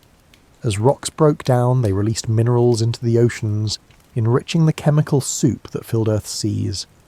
Essential elements like phosphorus, sulfur, and various trace metals dissolved into the water, creating the diverse chemical environment that life would eventually require. The seafloor during this period was a landscape of extremes. Hydrothermal vents punctured the ocean floor, releasing superheated water rich in dissolved minerals and gases. Around these vents, chemical gradients created zones where different reactions could occur. Some scientists believe these vents, where hot, mineral-rich water mixed with cooler seawater, may have provided the energy and chemical conditions necessary for the first living things to emerge. The atmosphere was gradually changing as well, as carbon dioxide dissolved in the oceans and reacted with minerals to form carbonate rocks. Atmospheric CO2 levels slowly decreased. This gradually reduced the greenhouse effect, allowing temperatures to cool further. It was a negative feedback loop that would eventually help stabilise Earth's climate, though eventually means over hundreds of millions of years. During this era, the Moon was much closer to Earth than it is today, perhaps half its current distance. This proximity created tides of almost unimaginable power. Twice daily, the ocean would surge and retreat across vast stretches of shoreline, driven by gravitational forces far stronger than today's tides. These powerful tides created dynamic transitional zones between ocean and land, environments where water, air and rock constantly interacted. These tidal zones may have been crucibles for early chemical evolution. The repeated cycles of wetting and drying and heating and cooling created conditions where complex molecules could form, concentrate and interact in ways that might not occur in open water. In the pools left behind by retreating tides, organic compounds could accumulate and undergo reactions driven by sunlight, heat from nearby volcanic activity, and the simple mechanics of evaporation and concentration. The stage was set. Earth now had stable oceans, a recycling water cycle, diverse chemical environments, and energy sources ranging from volcanic heat to ultraviolet radiation. In the cosmic sense, the planet was ready for its most important transition, from a world of chemistry to a world of biology. Though no one was waiting and nothing was planned, the conditions were right for something unprecedented in the known universe, the emergence of life, somewhere around 3.8 to 4 billion years ago. And please forgive the imprecision, but we're trying to date events that left barely a chemical whisper in the rocks. Something extraordinary happened. In some warm pool, or near some hydrothermal vent, or in some other environment we might never definitively identify, chemistry became biology. We need to be honest here. We don't know exactly how this happened. Scientists have proposed various scenarios: the primordial soup hypothesis, the metabolism first theory, and the RNA world concept. But the truth is that the origin of life remains one of science's most fascinating unsolved mysteries. What we do know is that at some point chemical systems began to do something they hadn't done before. They began to reproduce themselves. Imagine the first living thing, if we can even call it that. It wasn't a cell as we'd recognise one today, with all the complex machinery that even the simplest modern bacteria possess. It was probably something much simpler, perhaps just a self-replicating molecule, enclosed in some kind of membrane that separated it from its environment. This humble beginning, this first tentative step from chemistry to biology, was arguably the most important moment in Earth's history. These first life forms, whatever they were, would have been extraordinarily simple by modern standards.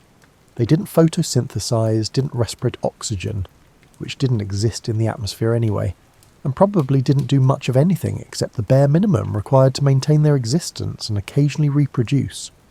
Yet they possess something that no mere chemical reaction has: the ability to pass information to their descendants. Life, even in its most primitive form, involves information. The first living things carried instructions, probably in the form of RNA or something RNA-like, that determined their structure and function. When they reproduced, they copied these instructions, and occasionally the copying process introduced errors. Most errors were harmful, causing the offspring to function poorly or not at all. But occasionally, purely by chance, an error would produce something that worked slightly better under the existing conditions. This is evolution in its purest form. random variation combined with non-random selection. The organisms that functioned better in their environment were more likely to survive and reproduce, passing their advantageous characteristics to their descendants. Over millions of years, this simple process would transform simple replicating molecules into the astonishing diversity of life we see today. The early biosphere, if we can call it that, was entirely microbial. For more than 1 billion years, Earth was a planet of microscopic organisms living in the oceans, in rocks, and possibly in the thin film of moisture that occasionally covered land surfaces. These organisms were all prokaryotes, cells without a nucleus or other membrane-bound organelles. They were simpler than any modern cell, yet they were alive, metabolizing, reproducing, and slowly, imperceptibly changing. These early microbes developed various strategies for obtaining energy. Some probably fed on organic molecules that formed through non-biological chemical reactions. Others might have used chemical gradients around hydrothermal vents to power their metabolism.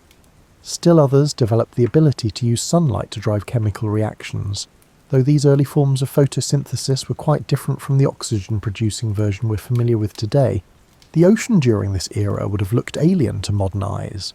The water had a distinctly different colour, perhaps greenish-brown from dissolved iron, or tinged with other colours from various dissolved minerals.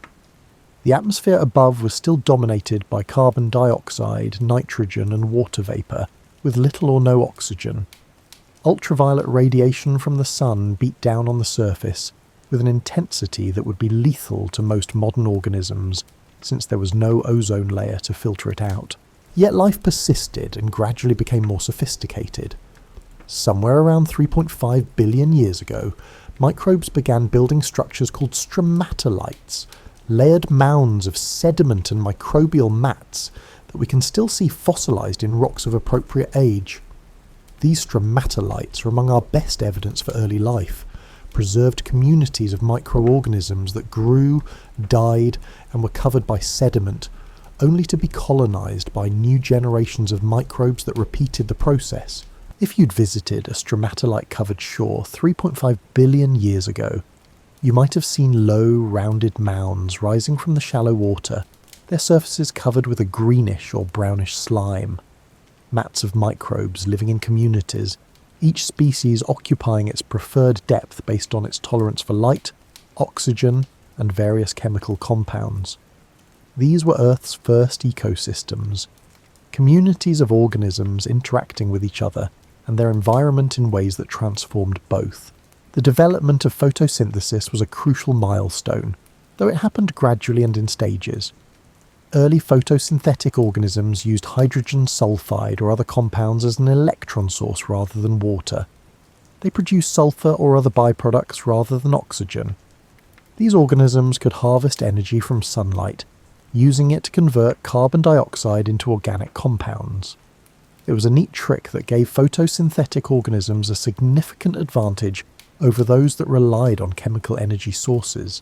But then, probably around 2.7 to 2.5 billion years ago, something revolutionary occurred.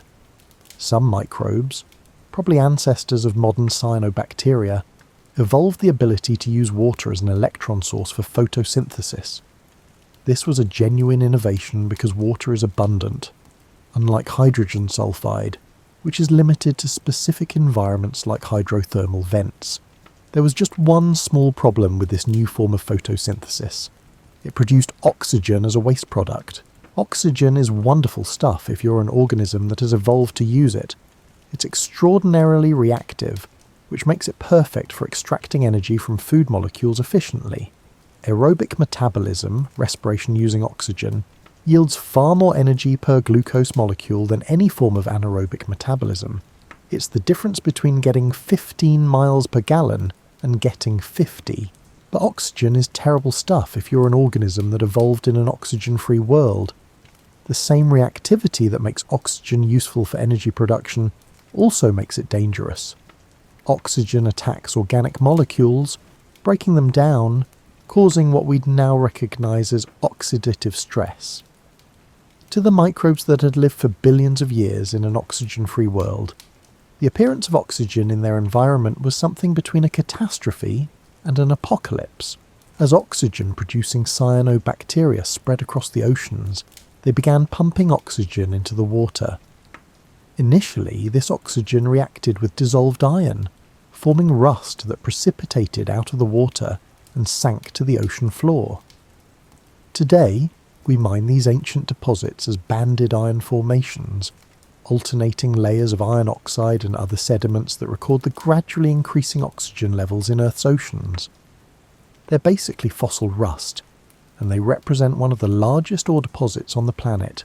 This process continued for hundreds of millions of years. The oceans accumulated oxygen while the atmosphere remained relatively oxygen-free, because any oxygen that reached the atmosphere quickly reacted with methane and other gases. But eventually, around 2.4 billion years ago, the sinks for oxygen became saturated. The iron in the oceans had all rusted, the atmospheric methane had all oxidized, and oxygen began to accumulate in the atmosphere itself. This event, called the Great Oxidation Event, was possibly the most dramatic change in Earth's environment since the planet formed. It was also, from the perspective of most existing life forms, a mass extinction event. Organisms that couldn't tolerate oxygen retreated to oxygen-free environments. Deep sediments, hydrothermal vents, and the guts of other organisms. Many probably went extinct entirely, but the appearance of oxygen also created opportunities. Some organisms evolved ways to tolerate oxygen. A few even learned to use it, developing aerobic metabolism that could extract far more energy from food molecules than their anaerobic cousins. These oxygen-using organisms had a significant advantage. More energy meant they could grow faster, reproduce more quickly, and colonize more environments. The accumulation of oxygen had another profound effect. It created the ozone layer. Ozone, O3, forms when ultraviolet radiation splits oxygen molecules, O2, and the resulting free oxygen atoms combine with other oxygen molecules. This ozone concentrated in the upper atmosphere, where it absorbed ultraviolet radiation that had previously reached Earth's surface. The ozone layer effectively gave Earth a sunscreen, protecting surface-dwelling organisms from the genetic damage caused by intense UV radiation. But then something strange happened. Around 2.4 billion years ago, shortly after oxygen began accumulating in the atmosphere, Earth experienced what geologists call the Huronian glaciation, the first, and possibly longest, of several snowball Earth events. For hundreds of millions of years, ice may have covered most or all of Earth's surface, from pole to pole, extending even to the equator. How does a planet that had been warm enough for liquid oceans suddenly freeze solid? The culprit was probably the Great Oxidation Event itself.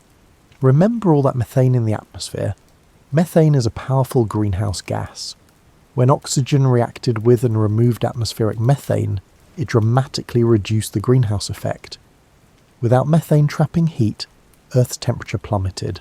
The transition to an ice-covered world probably happened gradually, but it was driven by a powerful positive feedback loop. As ice and snow covered more of Earth's surface, they reflected more sunlight back into space. This cooling led to more ice formation, which reflected more sunlight, leading to more cooling and so on. Eventually, Earth may have become completely frozen, a giant cosmic snowball orbiting the sun. You might reasonably ask how life survived this deep freeze. The answer involves a combination of refuge and remarkable microbial resilience. Life probably persisted near hydrothermal vents, in volcanic hot springs, and possibly in pockets of liquid water under the ice. Microbes can survive remarkably hostile conditions when they need to, entering dormant states and waiting out unfavourable periods. The end of Snowball Earth required another feedback mechanism. Volcanic activity continued even under the ice, steadily pumping carbon dioxide into the atmosphere. Normally, this CO2 would be removed by weathering of rocks and dissolved in the oceans. But with Earth's surface frozen, these processes essentially stopped. CO2 accumulated for millions of years until the greenhouse effect became strong enough to begin melting the ice. Once melting started, the same feedback loop that had frozen the planet now worked in reverse. Less ice meant less reflection of sunlight, which meant warming, which meant more melting, and so on. The transition from snowball Earth to greenhouse conditions might have been relatively rapid, perhaps only a few thousand years, which is the blink of an eye in geological terms. When the ice melted, it revealed a planet transformed. The long freeze had been a severe test, and many lineages probably didn't survive, but those that did emerged into a world with new possibilities. The stage was being set for the next great evolutionary innovation, the complex cell. For more than 2 billion years after life first appeared, Earth remained a planet of prokaryotes, simple cells without internal membrane-bound structures. These cells accomplished remarkable things, developing photosynthesis, nitrogen fixation, and various forms of metabolism. But they remained fundamentally simple in their architecture.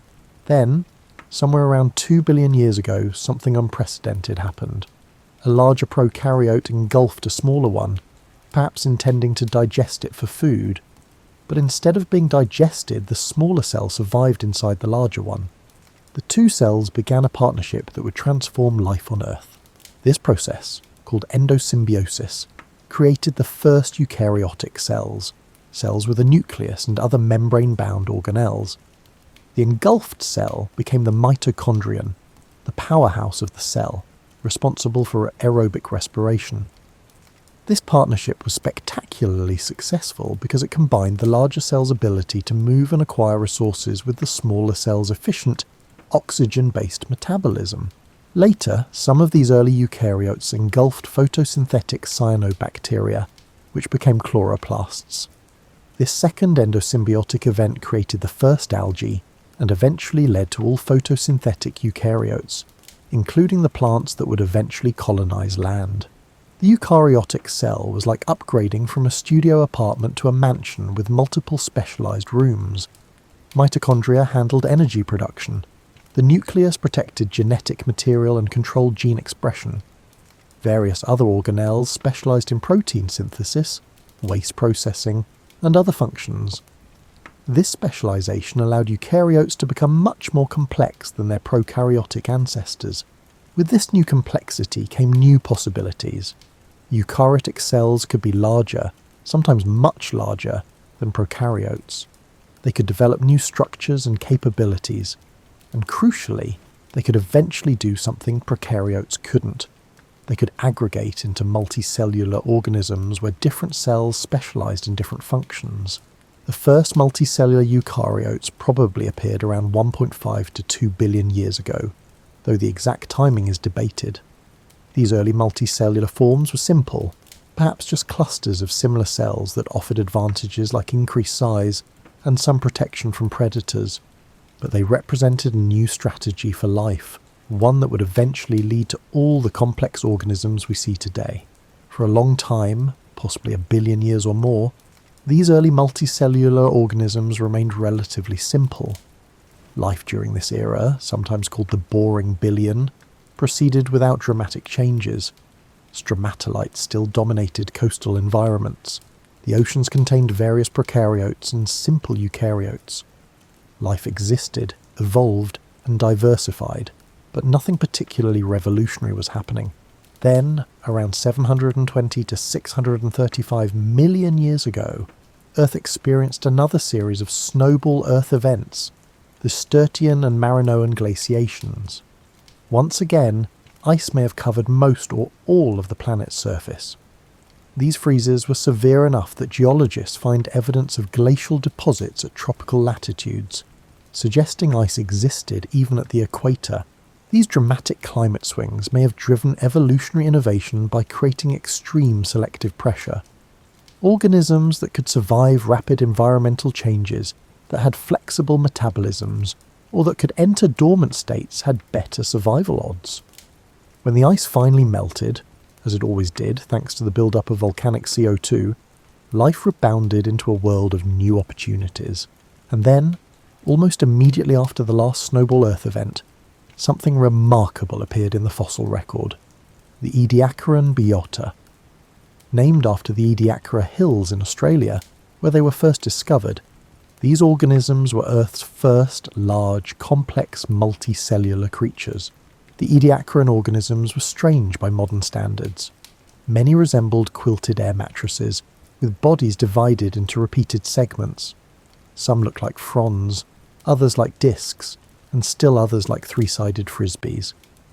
Most were soft-bodied, lacking the hard shells or skeletons that would become common later. They lived on or in the seafloor, possibly feeding by absorbing nutrients from the water, or perhaps hosting photosynthetic symbionts. For about 40 million years, these odd creatures dominated the seafloor, representing Earth's first experiment with large, complex body forms. They ranged in size from a few centimetres to over a metre in length, absolutely enormous compared to anything that had existed before. Then, around 541 million years ago, most ediacaran organisms disappeared from the fossil record. What caused their decline? The answer may be related to the next great revolution in the history of life, the Cambrian explosion. If you could take a time machine back to the early Cambrian period, about 541 million years ago, and put on a diving suit to explore the seafloor, you'd witness one of the most spectacular displays of evolutionary innovation in Earth's history. Within a relatively brief period, perhaps 20 to 25 million years, which is brief by geological standards, life exploded into a bewildering array of new forms, many of them completely unlike anything that had existed before. This was the Cambrian explosion, and it marked the appearance of almost all the major animal phyla we see today. Arthropods, mollusks, echinoderms, chordates, and worms of various sorts all appeared in the Cambrian seas within a relatively short time window.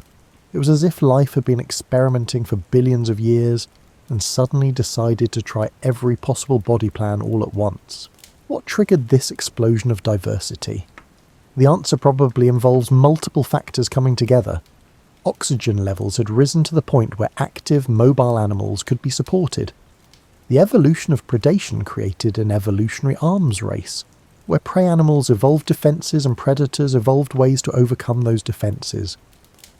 The development of hard parts, shells, spines, teeth, provided both protection and new tools, while also making animals much more likely to fossilise, giving us a better fossil record.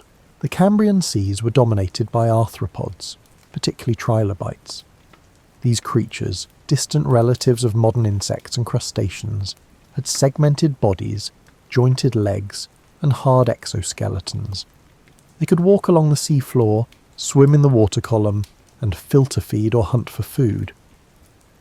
Trilobites were spectacularly successful, diversifying into thousands of species that occupied almost every marine environment. But the Cambrian seas also hosted stranger creatures.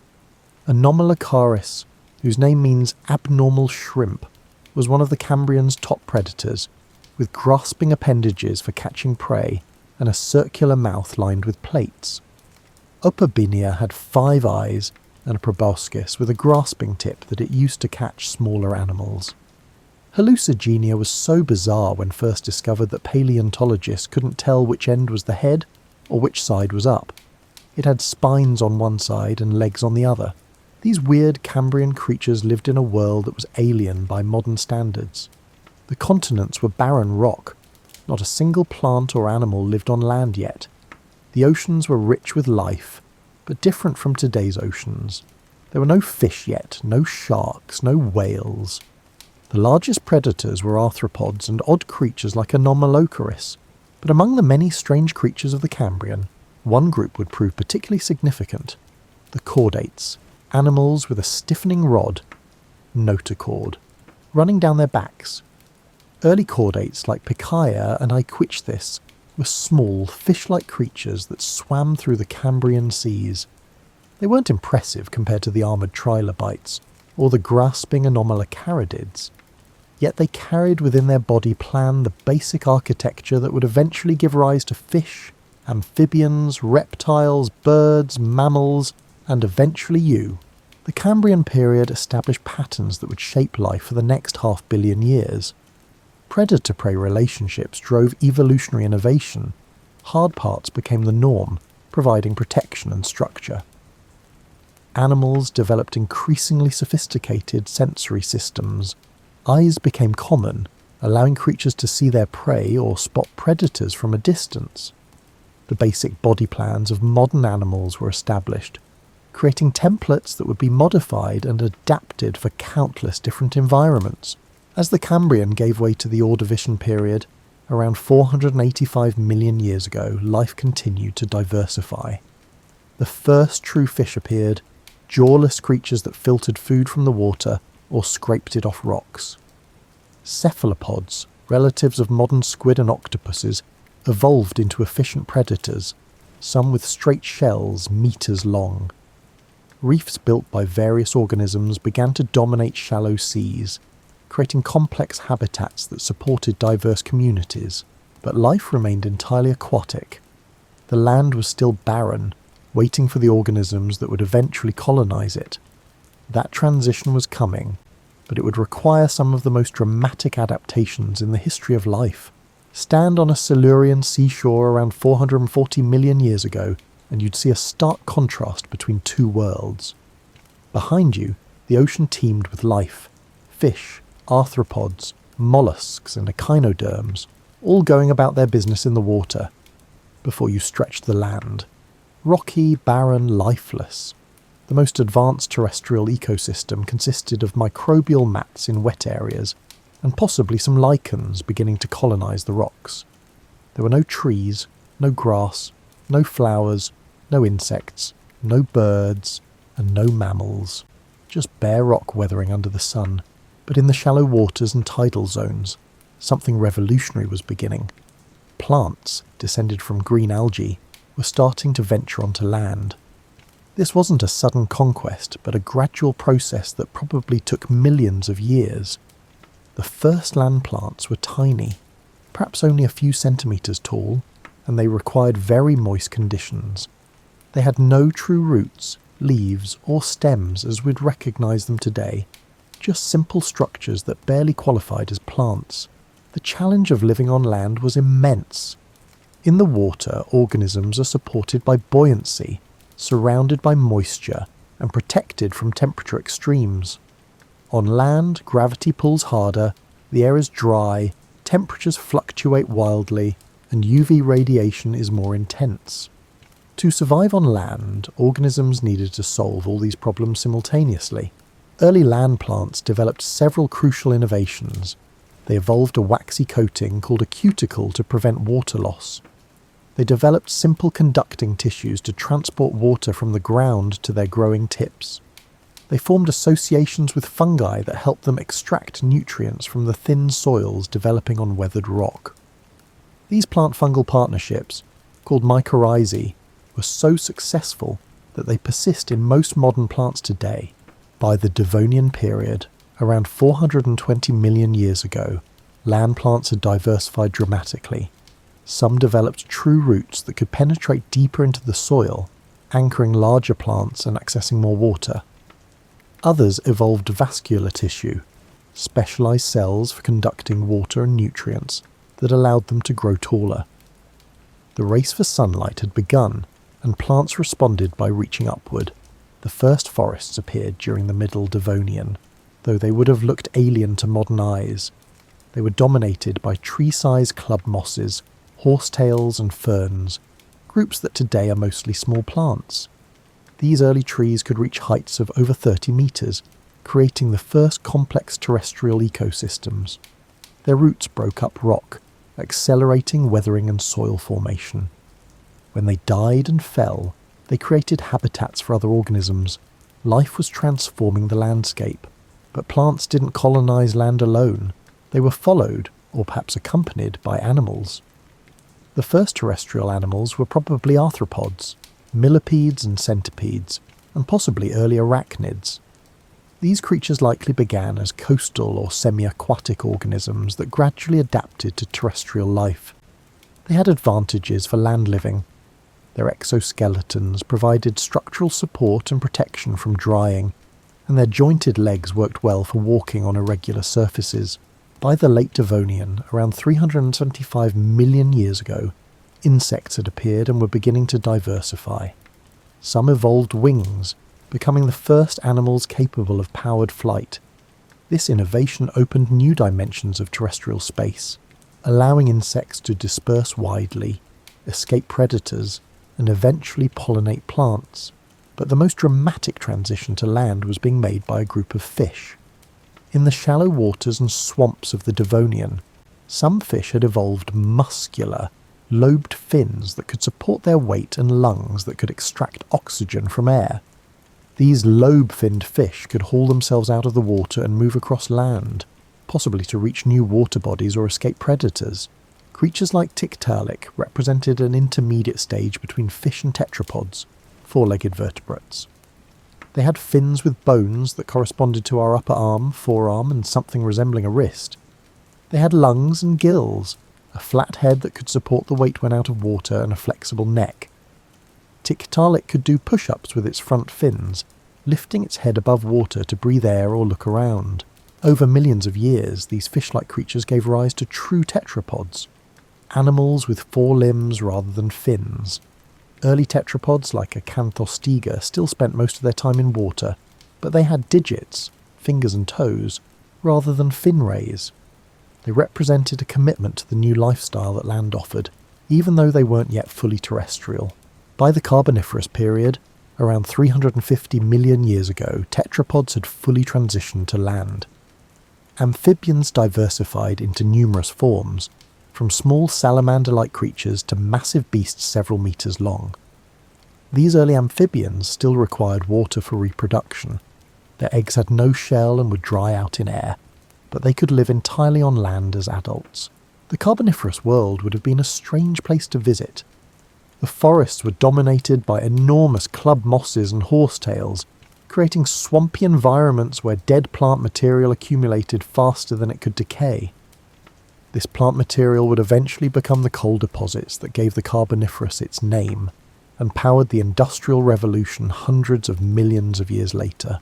Insects thrived in these forests, growing to sizes that seem impossible today. Dragonflies with wingspans of 70 centimetres, about the size of a hawk, hunted smaller insects through the forest canopy. Millipedes over 2 meters long crawled through the leaf litter. The high oxygen content of the Carboniferous atmosphere, perhaps 35% compared to today's 21%, allowed these arthropods to reach sizes that their respiratory systems couldn't support in today's atmosphere. But the most significant evolutionary innovation of this era was happening quietly among certain amphibians. Some lineages were developing eggs with shells, eggs that could be laid on land rather than in water. This amniotic egg, with its protective shell and internal membrane, freed vertebrates from their dependence on water for reproduction. The animals that developed this innovation would give rise to all reptiles, birds and mammals. As the Carboniferous gave way to the Permian period around 299 million years ago, Earth entered a new phase. The continents, which had been scattered during earlier periods, were gradually colliding to form a supercontinent called Pangaea, Greek for all Earth. This massive landmass stretched from pole to pole, surrounded by a single vast ocean called Panthalassa. The formation of Pangaea had profound effects on climate and life. With one giant continent, the interior regions were far from any ocean, creating extensive deserts with extreme temperature ranges. Coastal regions experienced monsoon patterns, with wet and dry seasons of unusual intensity. The climate overall was becoming drier and more seasonal. Amniotes, animals with shelled eggs, diversified into two main groups. The synapsids, which would eventually give rise to mammals, became the dominant large land animals of the Permian. Many were spectacular creatures. Dimetrodon, often mistakenly called a dinosaur, had a huge sail on its back that probably helped regulate its body temperature. Therapsids evolved increasingly mammal-like features, including differentiated teeth, more efficient locomotion, and possibly even whiskers and body hair in some species. The other major group, the sauropsids, included all modern reptiles and would eventually give rise to dinosaurs and birds. These creatures were exploring different solutions to the challenges of terrestrial life, particularly the problem of regulating body temperature without the constant presence of water for cooling. But then, 252 million years ago, Earth experienced the most catastrophic extinction event in its history. the Permian-Triassic extinction, sometimes called the Great Dying. Over a period that might have lasted from tens of thousands to hundreds of thousands of years, approximately 96% of all marine species and 70% of terrestrial vertebrate species went extinct. The cause of this extinction is still debated, but the leading suspect is massive volcanic eruptions in Siberia that released enormous quantities of lava and gases. These eruptions created the Siberian Traps, vast fields of basalt that still cover much of Siberia today. The volcanic activity released carbon dioxide and other gases that warmed the planet dramatically. Ocean temperatures rose, and the warmer water couldn't hold as much dissolved oxygen, creating vast dead zones. Acid rain fell on land and ocean alike. It was a planetary disaster that came closer than any other event to wiping out complex life entirely, yet life persisted. In the aftermath of the Permian extinction, surviving species rapidly diversified to fill the ecological roles left empty by the mass die-off. The Triassic period that followed was a time of recovery and innovation, when many modern groups first appeared. Among the survivors were the ancestors of dinosaurs, a group of archosaurs, ruling reptiles, that had been relatively minor players in Permian ecosystems. In the Triassic, these creatures began to evolve some remarkable features. They developed an upright posture, with legs directly under their bodies rather than sprawling to the sides like earlier reptiles. This more efficient locomotion allowed them to be more active and cover more ground with less energy. By the late Triassic, the first true dinosaurs had appeared. Relatively small, bipedal creatures that ran on their hind legs. They weren't immediately dominant. They shared the landscape with various other reptiles, early crocodile relatives, and large amphibians, but they were successful enough to survive the next catastrophe. At the end of the Triassic, around 201 million years ago, another mass extinction event, probably caused by more massive volcanic eruptions, eliminated many of the groups that had been competing with dinosaurs. The dinosaurs survived and, in the Jurassic period that followed, exploded into remarkable diversity. The Jurassic and Cretaceous periods, 201 to 66 million years ago, were the age of dinosaurs, when these creatures came to dominate terrestrial ecosystems in ways no group had before or has since. They ranged in size from chicken-sized predators to the largest land animals that ever lived, sauropods like Argentinosaurus that may have weighed over 70 tons, the equivalent of about 12 elephants. Dinosaurs evolved into every conceivable ecological role. There were predators like Allosaurus and Tyrannosaurus rex, herbivores like Stegosaurus and Triceratops, omnivores, insectivores, and possibly even some that fed primarily on fish or carrion. Some ran on 2 legs, others on 4. Some were armoured with plates and spikes. Others relied on speed or size for defence. Some were solitary, others lived in herds. They adapted to environments ranging from polar forests to deserts to swamps. But dinosaurs weren't the only remarkable creatures of this era. In the Jurassic, one group of small feathered dinosaurs evolved the ability to fly, giving rise to birds. The first birds, like Archaeopteryx, retained many dinosaurian features: teeth, bony tails, clawed fingers, but they could fly, opening new ecological opportunities. In the oceans, reptiles had returned to aquatic life. Ichthyosaurs, shaped like dolphins, were fast-swimming predators that gave birth to live young in the water. Plesiosaurs, with their long necks and flippers, hunted fish and squid. Mosasaurs, which appeared in the Cretaceous, grew to lengths of over 15 metres and were apex predators of the seas. Meanwhile, mammals, descendants of those mammal-like synapsids from the Permian, were present throughout the Mesozoic era, but remained relatively small and mostly nocturnal. They had evolved fur, warm-bloodedness, and sophisticated teeth, but they couldn't compete with dinosaurs for the dominant ecological roles. For over 150 million years, mammals remained in the shadows, living in the margins of a world ruled by reptiles. The flowering plants, angiosperms, appeared in the Cretaceous around 130 million years ago and quickly became the dominant land plants. These plants had evolved flowers and fruits, structures designed to attract pollinators and seed dispersers. The partnership between flowering plants and insects, and eventually birds and mammals, created new complexity in terrestrial ecosystems. Butterflies and bees evolved to pollinate specific flowers. Trees evolved fruits to entice animals to disperse their seeds. By the late Cretaceous, Earth's ecosystems had reached a level of complexity comparable to today's. There were diverse forests, grasslands, wetlands and deserts. Food webs were intricate, with multiple trophic levels and specialised relationships between species. The planet was teeming with life, from microscopic plankton to enormous dinosaurs, from flowering plants to social insects. And then, 66 million years ago, something fell from the sky. Imagine being in what's now the Yucatan Peninsula in Mexico on a day 66 million years ago. The morning is warm and humid, typical for this tropical coastline. In the inland forests, dinosaurs are going about their daily business. Herbivores browsing, small predators hunting, and birds singing from the trees. Then, moving at about 20 kilometers per second, faster than you could track with your eyes if you could see it coming, a rock about 10 kilometers in diameter enters the atmosphere.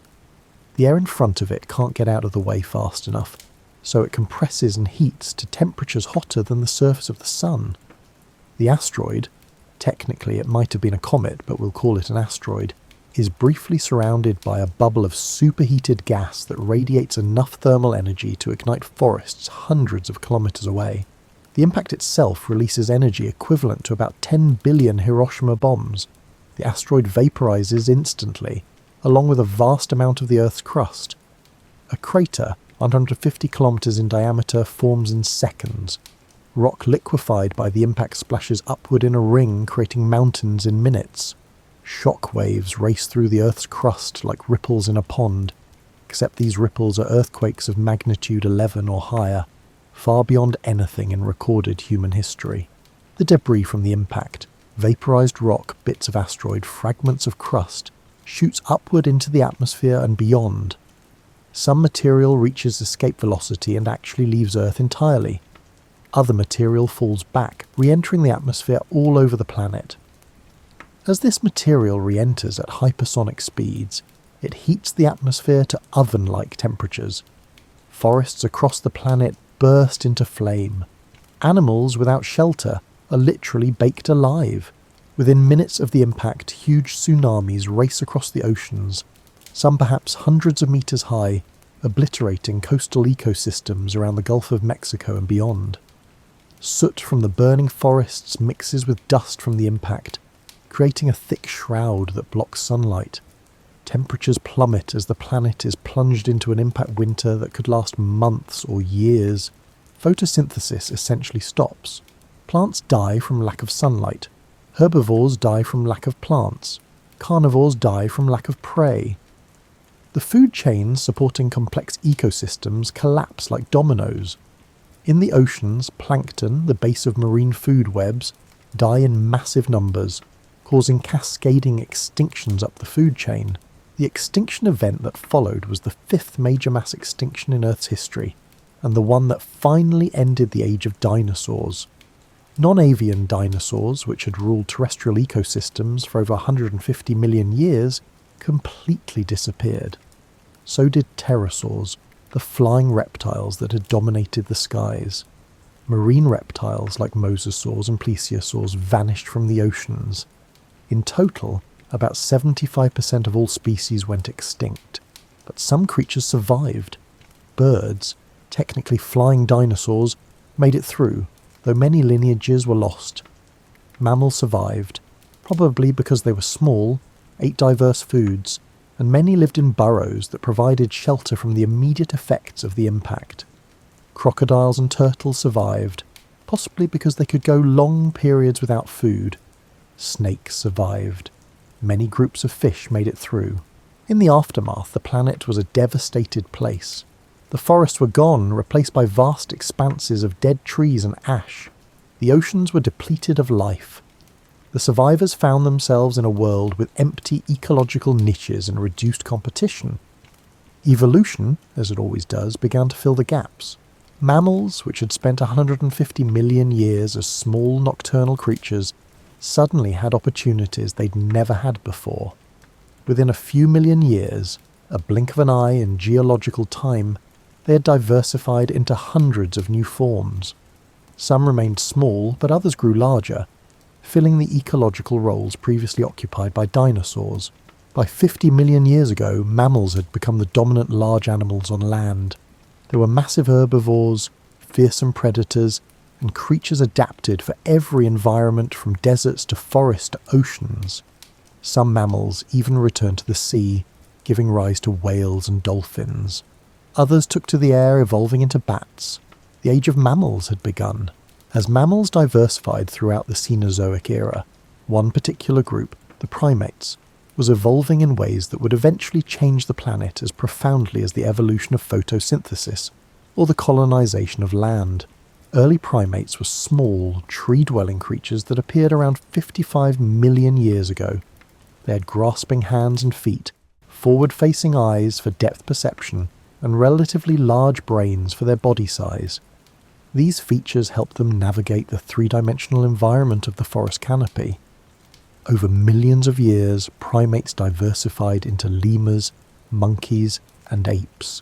Around 7 million years ago in Africa, something significant happened in the ape lineage. Some apes began spending more time on the ground and walking upright on two legs. This bipedalism freed their hands for carrying objects and using tools. It also changed their anatomy in ways that would prove crucial. Their pelvis shifted to support upright walking. Their spine curved in an S shape, and their skull balanced directly on top of their spine rather than jutting forward. These early hominins, or human ancestors, weren't dramatically different from other apes initially. They had brains about the size of modern chimpanzees and probably lived in small social groups in woodland and savanna environments. But they were starting down a path that would lead to something unprecedented. Over the next several million years, various hominin species appeared, experimented with different strategies for survival, and mostly went extinct. Australopithecus afarensis, the species that includes the famous fossil Lucy, walked upright but still climbed trees and had a relatively small brain. Paranthropus species had massive jaws for processing tough plant material. Various species of early Homo began making more sophisticated stone tools and eating more meat. Around 2 million years ago, one lineage, our direct ancestors, began evolving larger brains. This required significant energy investment. Brains are metabolically expensive, and created a problem. Infants needed to be born earlier in their development because their large heads wouldn't fit through the birth canal if they waited much longer. Human infants are remarkably helpless compared to other mammals, requiring extended parental care. This helplessness may have driven increased social cooperation and learning, creating a feedback loop where social species with big brains had more successful offspring, leading to even more social species with even bigger brains. By 300,000 years ago, Homo sapiens, modern humans, anatomically indistinguishable from you, had appeared in Africa. We weren't alone. Several other human species existed, including Neanderthals in Europe and Denisovans in Asia. These other species were intelligent, used tools, had culture and art, and probably had language. But for reasons still debated, they eventually went extinct, leaving Homo sapiens as the only surviving human species. Around 70,000 years ago, modern humans began migrating out of Africa, spreading across Asia, Europe, Australia, and eventually the Americas. They adapted to every environment, from Arctic tundra to tropical rainforests, from deserts to islands. Unlike other animals that adapt to new environments through biological evolution, humans adapted largely through cultural evolution, learning new skills, inventing new technologies, and passing knowledge between generations. About 12,000 years ago, humans began domesticating plants and animals, inventing agriculture. This was a turning point in human history and Earth's history. Farming allowed humans to produce more food, support larger populations, and create permanent settlements. But it also tied human societies to particular pieces of land, created social hierarchies, and began the process of transforming natural landscapes into agricultural ones. Cities appeared, civilizations rose and fell, and technologies advanced. Humans began changing the planet at scales that would have been unimaginable to their ancestors. They cleared forests for agriculture, redirected rivers, built massive structures, and eventually began burning fossil fuels, those ancient carboniferous forests transformed by heat and pressure into coal, oil and gas. Today, Earth's surface has been profoundly reshaped by human activity. We've converted about 40% of the planet's ice-free land to agriculture. We've built cities that house billions of people. We've driven many species to extinction, while deliberately spreading others around the world. We've altered the chemistry of the atmosphere by burning fossil fuels, increasing carbon dioxide levels to heights not seen for millions of years, yet Earth remains fundamentally a living planet. The oceans still teem with life, from microscopic plankton to enormous whales. Forests still grow, photosynthesizing and producing oxygen. Microbes still process nutrients and decompose dead material. The rock cycle continues, slowly but inexorably recycling Earth's crust. Plate tectonics still move continents, build mountains, and create new oceanic crust. If you could somehow see Earth from space right now, you'd see the same basic features that have characterized the planet for hundreds of millions of years. Blue oceans, white clouds, and green land masses. The differences from the Cretaceous or Jurassic would be subtle from orbit. Different configurations of continents, perhaps different patterns of vegetation, but still recognizably Earth. Yet the planet is constantly changing, as it always has. Climate shifts, continents drift, and species evolve and go extinct. The Earth you're sitting on right now is not the same as the Earth of 1,000,000 years ago, or 1,000,000 years hence. Change is the only constant in Earth's long history. As you prepare for sleep, consider the extraordinary journey we've traced tonight. From a molten ball of rock to a living planet teeming with complexity. 4.5 billion years is a span of time that defies human comprehension. If Earth's entire history were compressed into a single year, with Earth forming on January 1st, the first life would appear in February, but complex animals wouldn't show up until mid-November. Dinosaurs would rule for about a week in December. All of human history, from the first civilizations to today, would occur in the last few minutes before midnight on December 31st. This perspective can make our individual lives seem insignificant, but perhaps that's not quite right. Every atom in your body was forged in the heart of a star or in the violent collision of the neutron stars. The calcium in your bones, the iron in your blood, and the oxygen you breathe all have cosmic origins stretching back billions of years.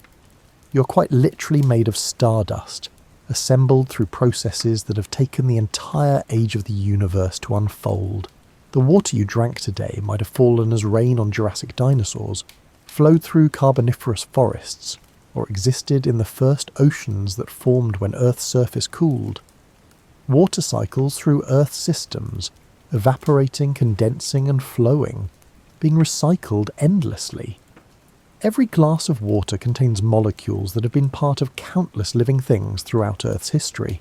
The air you breathe is the product of billions of years of biological and geological processes. The nitrogen came from volcanic outgassing and cosmic dust. The oxygen was produced by cyanobacteria and plants over billions of years. The trace of carbon dioxide connects you to every plant currently photosynthesizing, every animal currently breathing, every volcano currently erupting, and every vehicle currently running. You exist because of an unbroken chain of survival and reproduction stretching back to those first replicating molecules in Earth's primordial oceans. Every one of your ancestors, from bacteria to fish to mammals to primates, successfully survived long enough to reproduce. You are the product of 4 billion years of evolutionary success, the latest chapter in the greatest story ever told. But you're also part of something larger than your individual story. You're a temporary arrangement of atoms that Earth has assembled, atoms that will eventually return to the planet's cycles when you die. Your body will decompose, releasing nutrients that will be taken up by plants and microbes, continuing the great recycling that has characterized Earth for billions of years. Nothing is truly lost. Everything is transformed and reused. This perspective on deep time can be oddly comforting. Your worries and stresses, the things that keep you awake at night, are real and valid in the moment. But they're also temporary, fleeting concerns in the vastness of geological time. Mountains rise and erode. Oceans open and close. Continents drift. Life persists, adapts and changes. Earth endures. The planet beneath you has survived asteroid impacts, volcanic super-eruptions, snowball glaciations and mass extinctions. It has transformed from a lifeless ball of rock to a world where microscopic organisms can evolve, over billions of years, into creatures capable of understanding their own evolutionary history. That's perhaps the most remarkable thing of all, that the universe can, through processes we're still working to understand, create entities capable of contemplating the universe itself. Tomorrow morning, when you wake up, you'll be one day older. But Earth will be older by a day too. A day in which its continents will have drifted fractions of a millimetre. A day in which millions of organisms will have been born and died. A day in which rock weathered and soil formed and water cycled and life continued. You're a participant in this ongoing story, contributing your own small chapter to Earth's biography. The choices you make, the things you create, and the people you influence all become part of the planet's history, however briefly. You're not just living on Earth, you're part of Earth, a temporary expression of the planet's capacity to organise matter into self-aware forms. Sleep now and dream of deep time if you wish. Dream of ancient oceans and Cambrian seas, of forests that became coal, of continents drifting like slow ships on the mantle. Dream of your ancestors stretching back through mammals and reptiles and fish, and simple cells to the very beginning of life itself. Dream of a planet that has been patient for 4.5 billion years, slowly becoming a world where creatures like you could exist to tell its story. And when you wake tomorrow, remember that you're living on the surface of a living planet, one day in a story that began billions of years ago and will continue long after you're gone. That's not diminishing. It's connecting. You're part of something vast and ancient and ongoing, a participant in the grandest story ever told. Rest well, child of stardust, descendant of the first replicating molecules, beneficiary of 4 billion years of evolution. Earth will still be here when you wake, continuing its slow dance through space, carrying you and billions of other organisms through another day of the longest story ever told.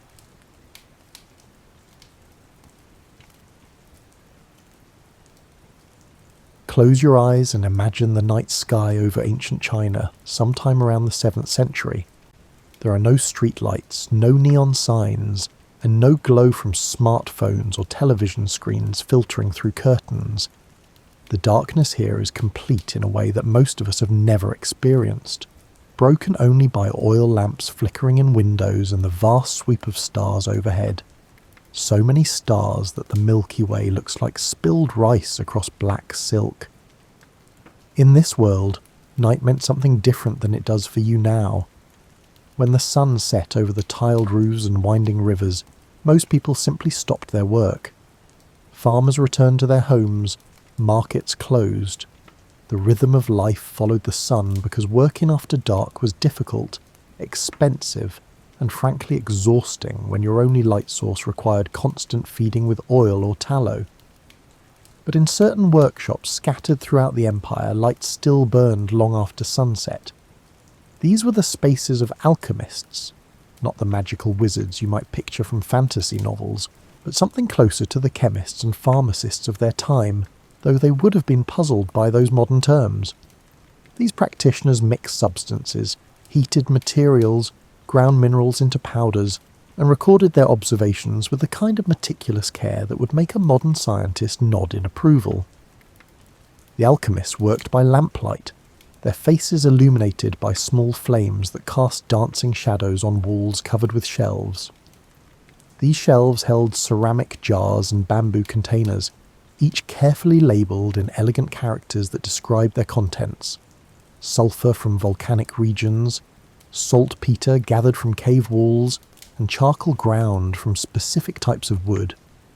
The air in these workshops carried a distinctive smell, earthy, mineral, slightly acrid, with occasional sweet notes from various plant materials. You need to understand that these people weren't trying to invent fireworks. That thought hadn't occurred to anyone because fireworks didn't exist yet. The alchemists were pursuing something that seemed far more practical and infinitely more important: immortality. Or at least they were seeking elixirs that might extend life, cure diseases, or grant various forms of spiritual enlightenment. The idea that their experiments might instead produce spectacular entertainment would have struck them as a curious and probably disappointing outcome. Chinese alchemical tradition by this period had developed over centuries, building on texts and teachings passed from master to student in an unbroken chain of knowledge. These practitioners combined what we might call proto-chemistry with philosophical concepts drawn from Taoism and Buddhism. They believed that by understanding and manipulating the fundamental substances of the material world, they could achieve transformations that extended beyond the merely physical. The night sky above these workshops held profound meaning in Chinese cosmology. Astronomers had been mapping the heavens for thousands of years, recording the movements of planets and stars, predicting eclipses and weaving celestial observations into both calendar keeping and philosophical understanding. The idea that humans might one day add their own lights to the night sky, colourful, brilliant, temporary flashes that existed purely for beauty, would have seemed like a peculiar form of hubris. And yet, that's exactly what was about to happen. In the quiet hours after midnight, when even the city's dogs had finished their evening chorus and settled into sleep, alchemists continued their patient work. They heated substances in ceramic vessels, watching how materials change colour and texture under flame. They mixed powders in careful proportions, grinding components together with pestles that had been smoothed by generations of use. They wrote down their observations in characters that flowed like water across paper or silk, creating records that would be studied by students decades or centuries later. The temperature in these workshops varied with the season. In winter, the furnaces provided welcome warmth, and alchemists might work through the night in relative comfort, their hands steady as they measured and mixed. In summer, the heat from flames and furnaces made the work almost unbearable, and practitioners often chose the cooler night hours for their more delicate experiments, working with windows open to catch whatever breeze might pass through the humid air. What none of these night workers realised was that they stood at the edge of a discovery that would transform human celebration and self-expression in ways that would echo through the next 1,000 years. The substances sitting in their jars, sulphur, saltpeter and charcoal, were waiting to teach humanity something new about light, sound, and the surprising beauty that can emerge from controlled combustion. But discovery requires more than just the right materials. It requires patience, careful observation, and often a willingness to recognise that you've found something interesting, even when it's not what you were looking for. The alchemists of Tang Dynasty China possessed all these qualities in abundance, along with something else crucial. They kept detailed records of their work, allowing knowledge to accumulate across generations. As you drift deeper into relaxation, imagine the sound of a pestle grinding against stone, the soft scratch of a brush recording observations, and the gentle crackle of a small furnace maintaining steady heat. These were the sounds of inquiry, of human curiosity pursuing understanding through direct investigation of the material world. In their quiet way, these sounds were the prelude to the spectacular explosions of colour that would one day mark festivals and celebrations around the world. Let's slow down and really observe what these alchemists were doing, because their daily practice was far more interesting than any dramatic explosion. In fact, the first steps toward fireworks were probably quite boring in the moment, which makes them perfect for our bedtime story. Picture yourself as an apprentice in one of these workshops. learning the craft from a master who has spent decades studying the properties of materials. Your mornings begin with grinding. Sulphur must be reduced to a fine powder. Charcoal needs to be crushed to a consistency that looks almost like soot. And saltpeter requires patient pulverizing until it feels like silk between your fingers. This grinding work is meditative in its repetition, the kind of task that allows your mind to wander while your hands maintain their steady rhythm. Sulphur arrived at the workshop in lumpy yellow chunks that looked like strange cheese, harvested from volcanic regions where the earth itself seemed to breathe out this mineral. When you ground it, the smell was unmistakable. That distinctive sharp odour that makes you think of hot springs and volcanic vents. A scent that told your nose something about the Earth's inner chemistry, even if you couldn't articulate what that something was. Saltpeter, known to the Chinese as Chinese snow or fire drug, came from a more prosaic source. It crystallized on the walls of caves in certain types of soil, and particularly around places where organic material had decomposed over long periods. Collectors knew where to find the best deposits, often in caves that had sheltered bats or other animals whose waste had contributed to the formation of these white crystalline formations. When purified and dried, saltpeter looked innocent enough, white crystals that you might mistake for salt if you didn't know better. Charcoal was perhaps the most familiar of the three ingredients, produced by the controlled burning of wood in low oxygen conditions. But not just any charcoal would do. Alchemists learned through patient trial and error that charcoal from different woods had different properties. Willow charcoal burned differently than pine charcoal. The temperature at which the wood had been charred made a difference. These subtle variations mattered in ways that wouldn't become fully clear until much later. The master alchemist would teach you to test materials before using them in important experiments. A small bit of sulphur placed on a hot surface should melt smoothly and burn with a particular colour of flame. Saltpeter should dissolve cleanly in water without leaving excessive residue.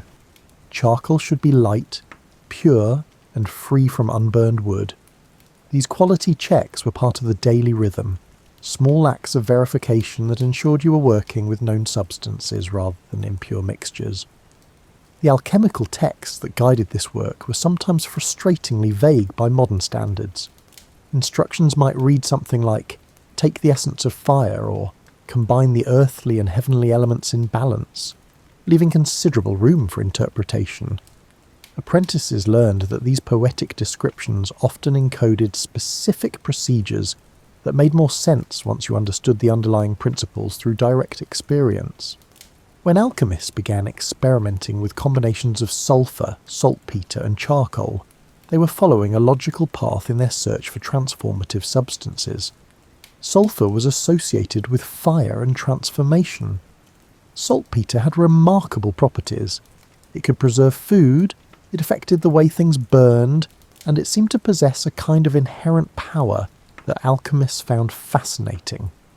Charcoal represented the transformation of wood through fire, a substance that had already undergone a kind of alchemical change. The first mixtures were probably quite simple, perhaps equal parts of each ingredient, ground together and heated gently to see what would happen. The results would have been interesting but not spectacular. The mixture burned more readily than any single component alone, producing flames and heat in unexpected ways. This would have been noted, recorded, and investigated further. You have to imagine the patience involved here. Modern chemistry students can look up exact formulas and expected results. These alchemists were exploring completely unknown territory, with no periodic table to guide them, no understanding of oxidation or combustion at the molecular level, just careful observation and systematic experimentation. When a mixture behaved in unexpected ways, they would vary the proportions slightly, a bit more sulphur, a bit less charcoal, or different grades of saltpeter. At some point, and we don't know exactly when or where because the discovery wasn't initially seen as particularly important, someone created a mixture with roughly the right proportions to produce what we now call black powder or gunpowder. This mixture, when ignited in an enclosed space, didn't just burn steadily. It deflagrated rapidly, producing gas and heat so quickly that it created pressure, force, and a distinctive sharp report that probably startled everyone in the workshop. The first reaction to this discovery was likely not excitement, but concern. Alchemists were trying to create elixirs of life, not explosive substances. An experiment that resulted in loud noises, acrid smoke, and potential danger was, from their perspective, a failure. Some early texts warned against certain combinations of materials, describing them as dangerous and unsuitable for their intended purposes. These warnings, preserved in alchemical manuscripts, are some of our earliest evidence of black powder's discovery. But curiosity is a powerful force, especially among people dedicated to understanding how materials behave. Even if explosive mixtures weren't useful for creating immortality elixirs, they were certainly interesting. Some alchemists began experimenting with these energetic combinations, probably moving their work outdoors or to more isolated locations where sudden noises and bursts of flame wouldn't disturb neighbours or risk damaging their workshops. They discovered that the mixture's behaviour changed dramatically based on several factors. The fineness of the grinding mattered. Finer powders reacted more quickly. The proportions were crucial. Too much sulphur and the mixture burned sluggishly. Too much saltpeter and it barely burned at all. The right balance created that rapid deflagration. The moisture content affected stability and performance. These were the kinds of details that could only be learned through repeated experimentation. Someone, and again, we don't know who, because these weren't the kinds of experiments that seemed worthy of recording prominent discoveries, had the idea of putting the mixture in a bamboo tube. Bamboo was ubiquitous in China, used for everything from scaffolding to musical instruments to water pipes. It grew hollow naturally, creating ready-made tubes that were light, fairly strong, and easily cut to size. When black powder was placed in a bamboo tube with one end sealed and then ignited, something remarkable happened. The rapid production of gas had nowhere to go but out the open end, creating thrust. The tube jumped, moved, or if held down, roared and shot flame from the opening.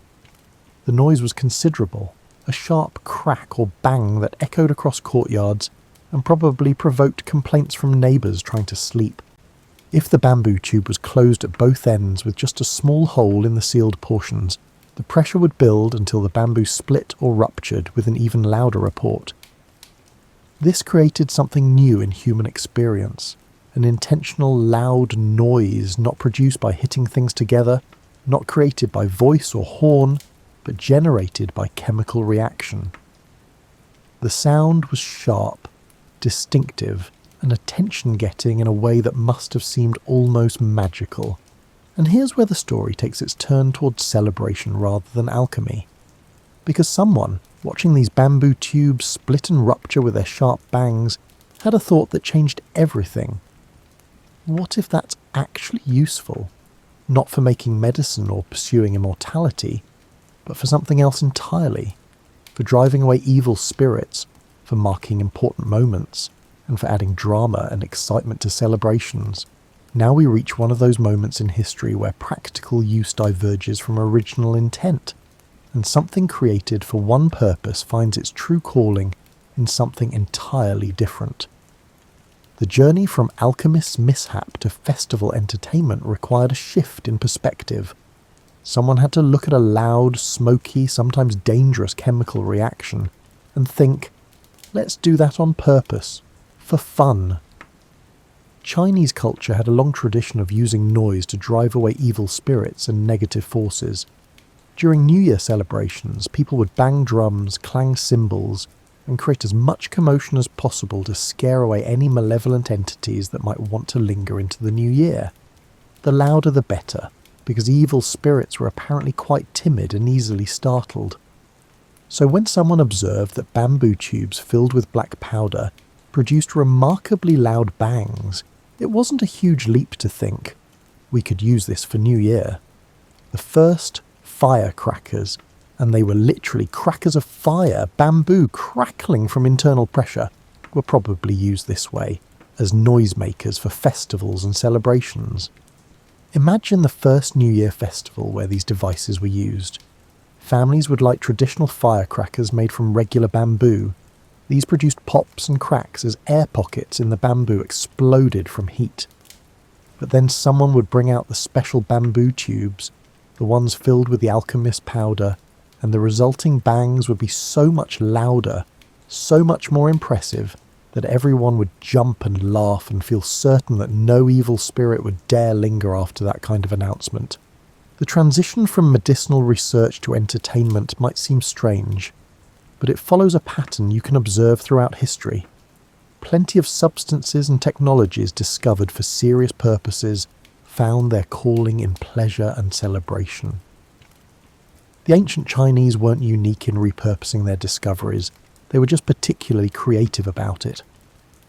Once black powder moved from alchemical workshops into the realm of celebration and entertainment, different kinds of experimentation began. Entertainers and festival organisers weren't trying to achieve spiritual transformation, they were trying to create impressive displays.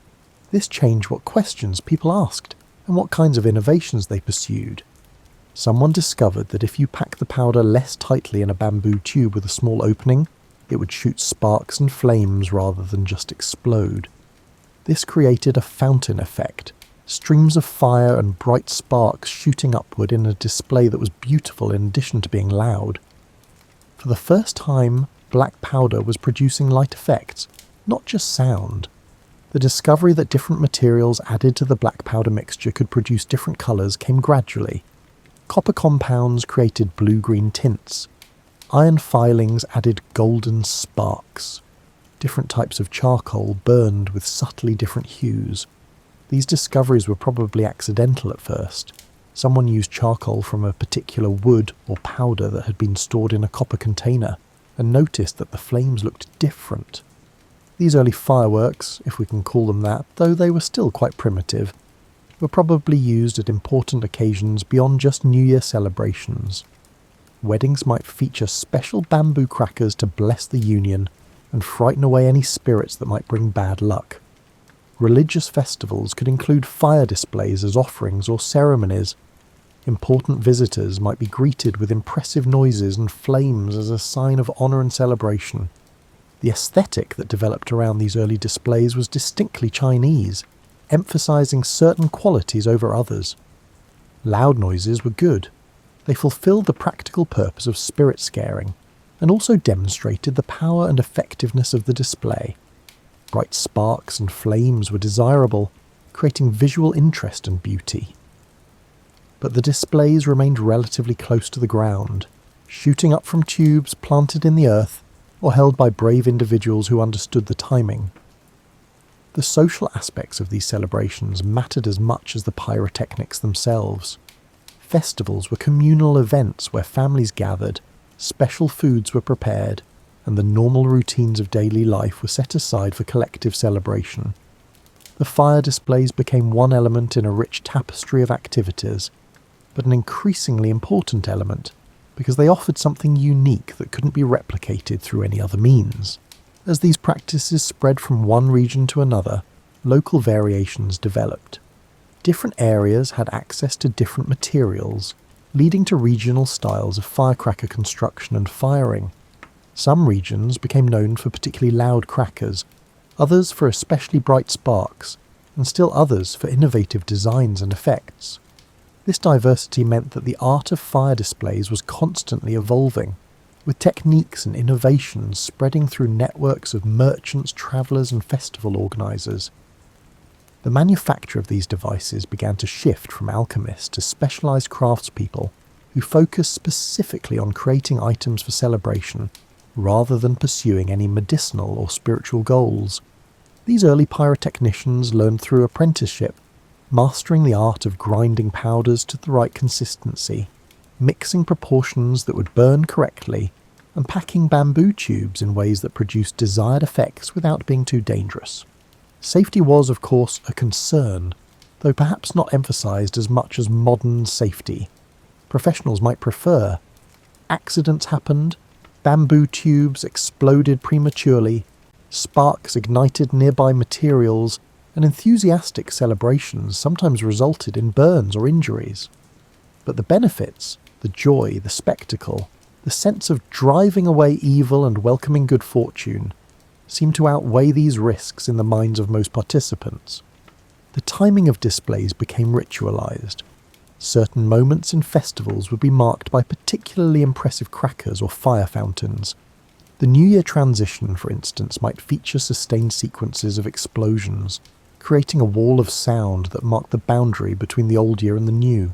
Wedding ceremonies might include specific patterns of crackers that symbolized good wishes for the couple. These rituals gave structure and meaning to what might otherwise be just random explosions.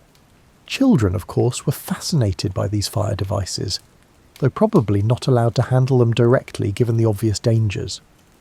Part of growing up in a community that used black powder for celebrations meant learning the appropriate respect for these powerful substances, understanding that they were wonderful but needed to be treated with care, that the loud noises and bright sparks came with real risks that required adult supervision and expertise.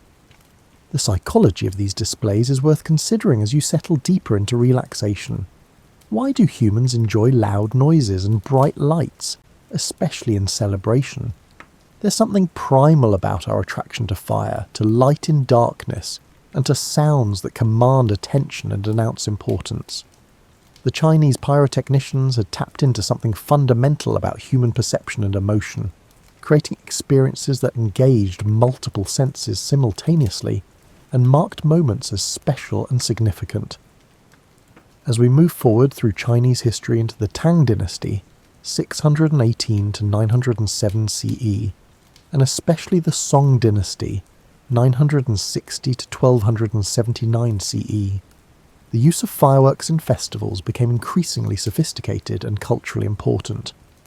These were periods of remarkable artistic flourishing in China: poetry, painting, ceramics, and yes, the art of fire displays all reached new heights of refinement. The Tang dynasty was a time when China's capital cities grew into cosmopolitan centres where merchants from across Asia met, traded goods, and exchanged ideas. Chang'an, the Tang capital, became one of the largest cities in the world, home to over 1 million people, who came from dozens of different ethnic groups and cultural backgrounds. In this environment, festivals became showcases for imperial grandeur and cultural sophistication.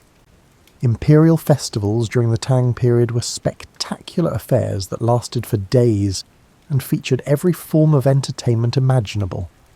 There were musical performances with orchestras of dozens of instruments, dance troupes performing elaborate choreographed pieces, acrobats and jugglers demonstrating impossible feats of balance and coordination, and yes, increasingly impressive fire displays that had evolved far beyond the simple bamboo crackers of earlier generations. The fireworks of the Tang period began to include what we might call special effects. Craftspeople learned to create devices that would shoot sparks in particular patterns, or that would burn through sequences of different colours, or that would create shapes and images in flame. These innovations required careful engineering, designing tubes with multiple chambers, arranging different powder mixtures in specific orders, and timing sequences so that one effect would lead naturally into another. Lantern festivals became particularly associated with fire displays. These events, traditionally held on the 15th day of the first lunar month, featured elaborate paper lanterns lit by candles and carried through streets in processions. The combination of soft lantern light and the sudden brilliance of fireworks created an aesthetic contrast that festival organisers found compelling. The gentle glow of paper and silk, punctuated by sharp bursts of sparks and flame. During the Song dynasty, the sophistication of fireworks reached new levels. This was partly because Song China was remarkably prosperous and urbanised, creating demand for elaborate entertainment, and partly because the technical knowledge of black powder and its applications had matured through centuries of experimentation. Song fireworks catalogues. Yes, they had catalogues. Described dozens of different types of devices with specialised names and functions. There were ground rats that would scurry across the earth shooting sparks, water rats designed to skim across the surface of ponds while burning, and flying fish that would leap and arc through the air. Each of these devices required careful design to produce the desired motion and effects. The craftspeople who made them were combining practical knowledge of physics, thrust, balance, trajectory, with chemistry and artistry. Skyrockets appeared during this period, representing a major advance in fireworks technology.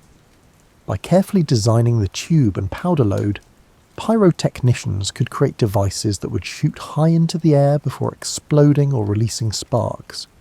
These weren't yet the elaborate aerial displays of modern fireworks, but they were moving in that direction, taking fire effects up into the night sky rather than keeping them bound to the earth.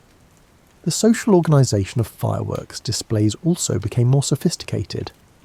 Imperial workshops employed teams of specialists who did nothing but create fire devices for court celebrations. Master craftspeople commanded high prices for their services, and successful pyrotechnicians might travel from city to city, hired by wealthy merchants and officials to create impressive displays for important occasions. Competition between different workshops and craftspeople drove innovation. When one festival featured a new type of device or effect, others would try to replicate and improve upon it. This competitive dynamic, combined with the resources available in prosperous song cities, meant that fireworks technology advanced more rapidly during this period than it had in previous centuries. The aesthetic principles that guided these displays were becoming more clearly articulated. Song festival organisers valued surprise, effects that would delight audiences by exceeding expectations. They appreciated variety. A good display should include many different types of devices producing different sounds and visual effects. They sought crescendo, building from smaller displays to larger, more impressive climaxes that would leave audiences marvelling. Integration with other art forms became increasingly important. Fireworks might accompany musical performances, with effects timed to key moments in the music. They might be combined with theatrical presentations, adding drama and spectacle to stories being enacted. The best displays were seen as complete artistic experiences that engaged multiple senses and emotions simultaneously. The symbolism embedded in these displays grew more complex. Different colours could represent different concepts: red for good fortune, white for purity, and golden sparks for wealth and prosperity. Certain patterns might suggest specific images: dragons, phoenixes, flowers, or celestial phenomena. Audiences learned to read these visual languages, understanding the meanings and wishes encoded in the fire and smoke. Religious and philosophical dimensions added depth to what might otherwise be mere entertainment. Buddhist temples used fireworks in ceremonies, seeing in the temporary brilliance of sparks a metaphor for the transient nature of existence. Taoist celebrations might incorporate fire displays as representations of transformation and the interplay of fundamental elements. These meanings coexisted with more straightforward enjoyment of beauty and spectacle. The scale of some Song dynasty displays was remarkable. Major festivals might burn through thousands of individual devices over the course of several nights. The preparation required months of work by teams of craftspeople, the coordination of materials from across the empire, and careful planning of sequences and effects. These were productions that rivaled modern events in their complexity and ambition. Descriptions from song poetry and prose give us glimpses of what these displays looked like to contemporary observers. Writers described nights when the sky seemed to bloom with flowers of fire, when artificial stars competed with natural ones, and when the boundaries between earthly celebration and heavenly phenomena seemed to blur in clouds of coloured sparks and thunderous reports. But alongside these poetic descriptions, we also have more practical documents, manuals that describe how to make specific types of fireworks, safety warnings about proper handling procedures, regulations governing when and where displays could be held, and records of accidents that occurred when things went wrong. This combination of artistic appreciation and practical documentation gives us a remarkably complete picture of how fireworks were integrated into Song Dynasty life. The experience of attending one of these major festivals would have been overwhelming in the best possible way. Too much to fully process, an abundance of sensory input that would leave you dazed and delighted. The smell of black powder smoke mixed with incense and cooking food. The sounds ranged from whisper-quiet crackles to reports that shook your chest.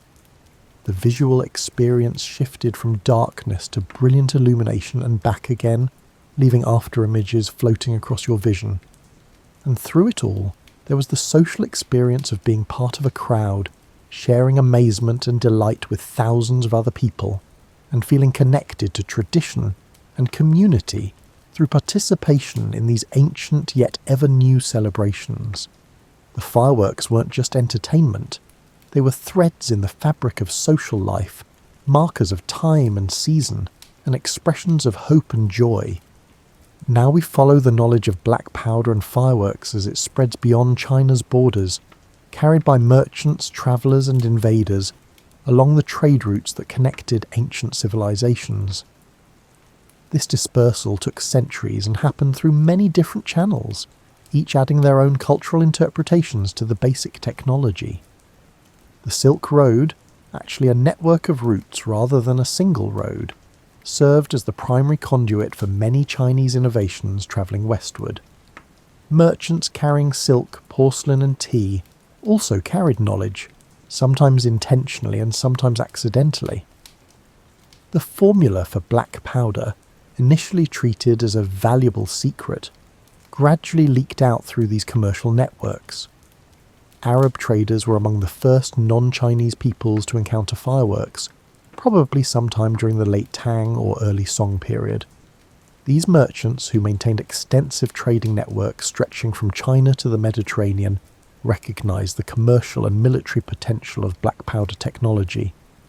Arab alchemists and craftspeople began experimenting with their own versions of Chinese formulas, adapting them to local materials and purposes. The transmission of knowledge wasn't always straightforward. Recipes might be partially understood or incompletely recorded. Materials available in the Middle East weren't identical to those in China, requiring adaptation and experimentation. What emerged were regional variations on the basic technology, each influenced by local conditions and cultural preferences. In the Islamic world, black powder found applications in both warfare and celebration, though the celebratory uses took longer to develop. Initially, the focus was on the powder's potential as a military tool, for mining operations, for weapons, for demolition. But as the technology matured, Middle Eastern craftspeople began creating their own versions of festival displays, influenced by Chinese models but adapted to Islamic aesthetic principles and religious contexts. Mongol conquests in the 13th century dramatically accelerated the spread of Chinese technologies, including fireworks. The Mongol Empire at its height stretched from China to Europe, creating unprecedented opportunities for cultural exchange and technology transfer. Mongol armies employed Chinese engineers and craftspeople who brought their knowledge of pyrotechnics to new regions. European encounters with fireworks probably began through contact with the Islamic world during the Crusades and through Mongol presence in Eastern Europe. The first European descriptions of black powder and fire devices date from the 13th century and show a mixture of fascination and fear regarding these strange Eastern inventions that produce such dramatic effects. Marco Polo's accounts of his travels in China, written in the late 13th century, included descriptions of fire displays that must have seemed almost incredible to European readers. His writing about festivals with fire that flew through the air and devices that made thunderous sounds contributed to European understanding of Chinese pyrotechnics, though actual technology transfer happened through more direct channels. European craftspeople and alchemists began experimenting with black powder in the 14th century, initially focusing on military applications but gradually recognizing its potential for celebration and display.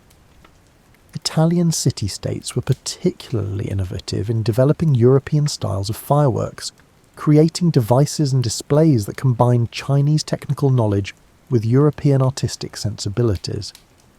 The Italian development of fireworks as a performing art reached sophisticated levels by the 15th and 16th centuries.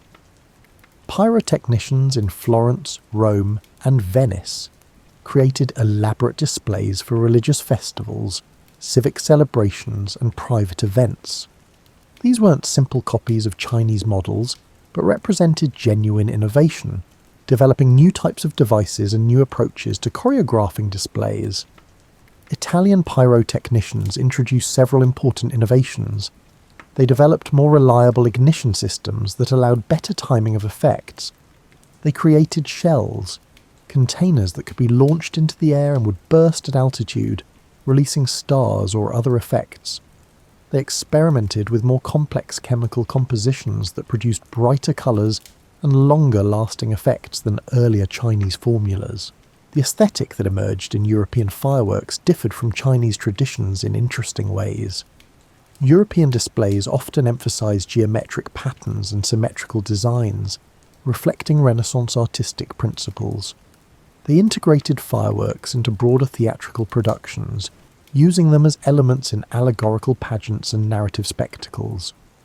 The symbolic vocabulary drew from classical mythology and Christian iconography rather than Chinese cultural references. From Italy, fireworks technology spread to other European centres. France developed its own pyrotechnic traditions, with displays becoming important elements of royal celebrations and civic festivals. England imported Italian experts to create displays for coronations and other state occasions. Germany, Spain, and the Netherlands all developed regional specialties and techniques. In India, Mughal emperors incorporated fireworks into court celebrations, creating a distinctive Indo-Persian style that combined Islamic and Hindu aesthetic elements. Japanese adoption of fireworks, influenced by Chinese technology but developing its own unique characteristics, led to the sophisticated Hanabi traditions that continue today. Each culture that encountered fireworks technology adapted it to local materials, aesthetics, and ceremonial needs. The global dispersal of fireworks technology over several centuries created a fascinating pattern of cultural adaptation and innovation.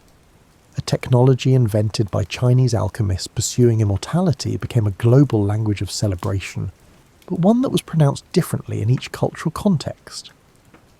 The basic chemistry remained similar, but the ways people use fireworks to express joy, mark important moments, and create shared experiences varied enormously.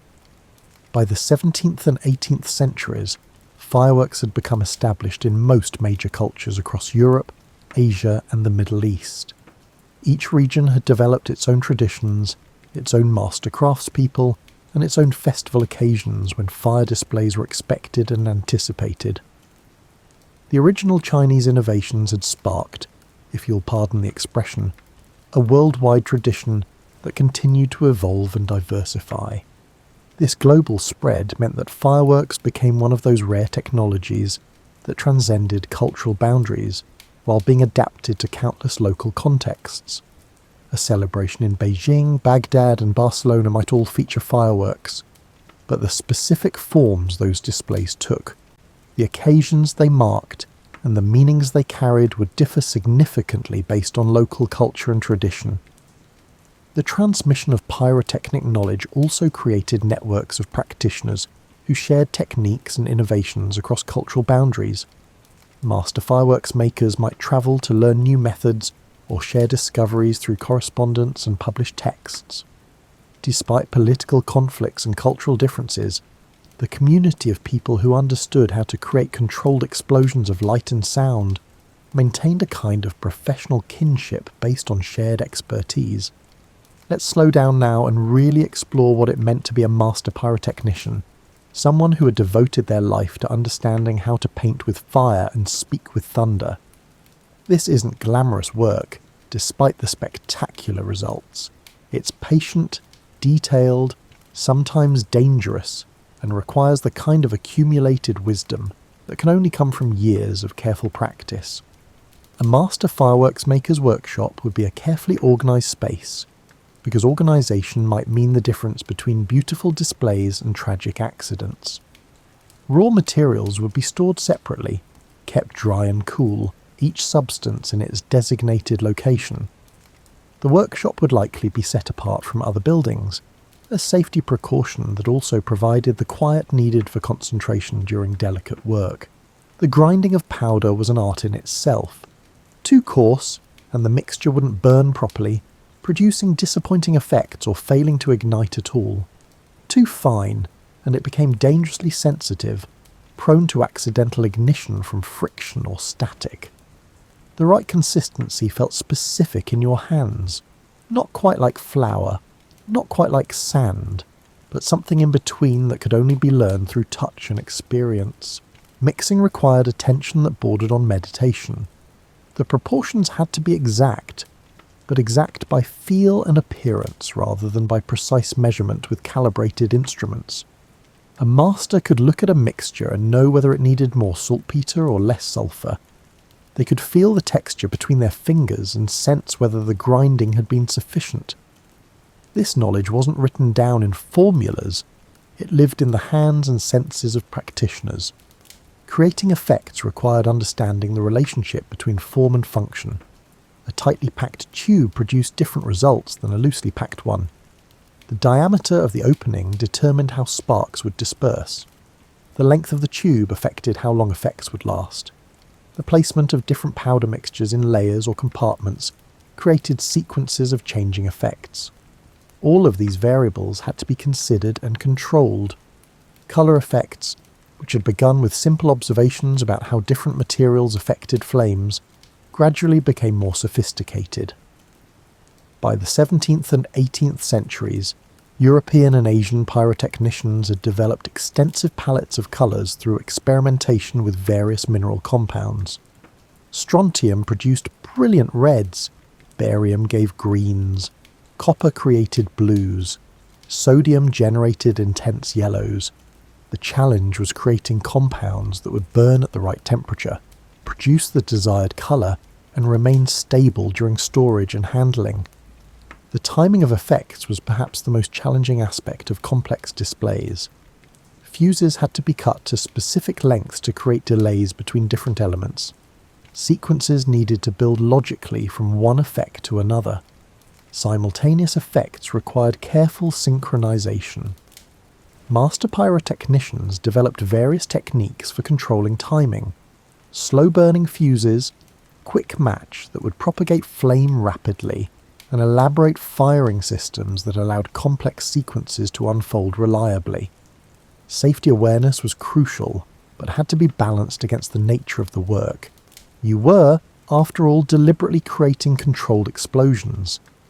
Accidents happened even to the most experienced practitioners, premature ignitions, unexpected reactions, and devices that behaved differently than anticipated. Successful pyrotechnicians learned to respect the materials without being paralysed by fear, developed safe working procedures, and maintained constant vigilance during both preparation and performance. The meaning embedded in fireworks displays went far beyond simple entertainment.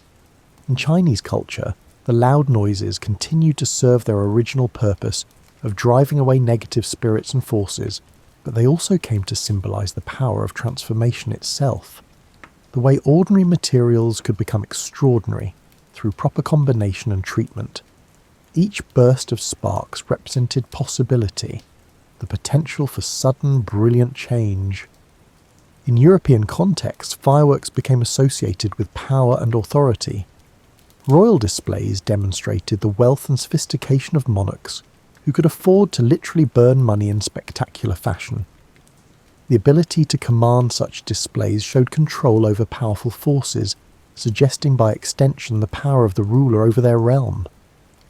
But they also represented something more democratic, moments when spectacular beauty was available to everyone present, regardless of social status. Japanese culture developed particularly rich symbolic associations with fireworks, or hanabi, which literally translates as fire flowers. The transient beauty of fireworks, brilliant for a moment, then gone, resonated with Buddhist concepts of impermanence and the Japanese aesthetic principle of mono no aware. the pathos of things that are beautiful precisely because they don't last. Watching fireworks became a form of meditation on the nature of existence itself. The craftsmanship involved in creating these displays was respected across cultures. A master pyrotechnician occupied a unique social position, part artisan, part artist, and part dangerous magician, who handled forces that could destroy as easily as delight. Their knowledge was valuable, sometimes carefully guarded, and passed down through apprenticeship relationships that might last decades before a student was considered ready to work independently. The physical toll of the craft shouldn't be ignored. Working with black powder and its various chemical relatives meant constant exposure to substances that weren't particularly good for human health. The loud noises could damage hearing over time. Burns were occupational hazards. The stress of knowing that mistakes could be catastrophic probably affected practitioners' mental health in ways that wouldn't have been discussed or addressed in earlier centuries. Yet people continued choosing this profession, drawn by the satisfaction of creating beauty, the prestige that came with mastery, and perhaps something deeper, the appeal of working with forces that existed at the boundary between control and chaos. There's something fundamentally human about the desire to take dangerous materials and transform them into sources of joy and wonder. The seasonal rhythm of a pyrotechnician's life varied by culture, but generally followed patterns of festivals and celebrations. Preparations might begin months before major events, with the quieter seasons devoted to experimenting with new effects, replenishing supplies, and training apprentices. As festivals approached, the pace would intensify. Long hours in the workshop, careful testing of devices, and coordination with festival organisers about timing and placement. The actual performance of a display required intense concentration. Once ignition began, there was little room for error or correction. Effects had to unfold as planned, timed sequences had to proceed correctly, and the pyrotechnician had to monitor everything while standing near substances that could, if mishandled, produce unfortunate results. The combination of careful preparation and real-time awareness needed for successful displays demanded a particular temperament. Patient yet confident, detail-oriented yet able to improvise when necessary. After a display ended, there was always clean-up, gathering spent devices, checking for anything that failed to ignite properly, and making notes about what worked well and what could be improved. This unglamorous aftermath was actually crucial to the craft, because systematic observation of results allowed continuous refinement of techniques. The greatest pyrotechnicians were those who learned from every display, filing away mental notes about how different weather conditions affected performance, which designs proved most reliable, and what audiences responded to most enthusiastically. The transmission of pyrotechnic knowledge involved both explicit teaching and tacit understanding. Apprentices could be taught formulas, proportions, and basic techniques, but the deeper expertise, the ability to sense when a mixture was right, to anticipate how a device would perform, and to solve problems that arose during preparation, could only be acquired through years of practice under skilled guidance. This made master craftspeople invaluable, their accumulated experience representing knowledge that couldn't be replaced simply by reading written instructions. Different cultures developed different training methods. Chinese workshops often kept knowledge within family lines, with skills passed from parent to child across generations. European guilds created more formal apprenticeship structures with defined periods of training and examinations before certification. Japanese traditions emphasized the spiritual dimensions of craftsmanship alongside technical proficiency, treating fireworks creation as a discipline that refined character as well as skill. The economics of the fireworks trade varied enormously. In some contexts, pyrotechnicians were well-compensated craftspeople who earned comfortable livings from their expertise. In others, they struggled financially, their income depending on irregular festival work and the patronage of wealthy sponsors. The materials themselves represented a significant expense. High-quality chemicals and supplies weren't cheap, and the investment required to set up a proper workshop could be substantial. Innovation in the craft came from multiple sources. Sometimes technical advances emerge from systematic experimentation by master craftspeople exploring new possibilities. Other times, accidents or mistakes led to unexpected effects that, once understood, could be deliberately reproduced. Cross-cultural exchanges introduced techniques from different traditions, spurring hybrid innovations that combined elements from various approaches, and occasionally advances in related fields, chemistry, metallurgy, and papermaking, provided new materials or methods that pyrotechnicians could adapt for their purposes. As you sink deeper into relaxation, your breathing slow and steady, let's trace the final threads of our story. How those ancient Chinese alchemists, grinding powders by lamplight in pursuit of immortality, inadvertently gave humanity a new language for expressing joy, marking transitions and creating shared moments of wonder. The legacy of those first fireworks extends far beyond the spectacular displays we see today. Every time someone celebrates the new year with sparklers and rockets, they're participating in a tradition that stretches back over 1,000 years to those Tang Dynasty workshops, where alchemists mix sulphur, saltpeter, and charcoal in search of something entirely different. The connection between those early experiments and modern celebrations represents one of the longest continuous cultural practices in human history. Modern fireworks, of course, have been transformed by centuries of innovation and by scientific understanding that ancient alchemists couldn't have imagined. We now comprehend the molecular basis of combustion, can predict how different chemical compounds will behave at various temperatures, and design effects with computer precision. Yet the fundamental materials, sulphur, potassium nitrate, and charcoal, remain essentially the same as those used in ancient China. The sophistication lies in how we combine and deploy them, not in replacing them with something entirely new. The scale of contemporary displays would astound those early pyrotechnicians. Major celebrations in modern cities might burn through tens of thousands of individual effects in a single evening, choreographed to music with split-second timing, launched from multiple locations simultaneously, and designed to be visible to audiences numbering in the hundreds of thousands. The logistics of such events require teams of specialists, months of planning, sophisticated electronic firing systems, and coordination that would have seemed like sorcery to ancient practitioners. Yet something essential remains unchanged. When you watch fireworks burst across the night sky, you're experiencing the same fundamental wonder that audiences felt 1,000 years ago. The surprise of light blooming in darkness, the visceral impact of sudden loud sounds, and the shared gasp of a crowd witnessing something that exceeds everyday experience. The technology may have advanced, but human psychology hasn't changed. We're still creatures who respond to fire and light with deep primal fascination.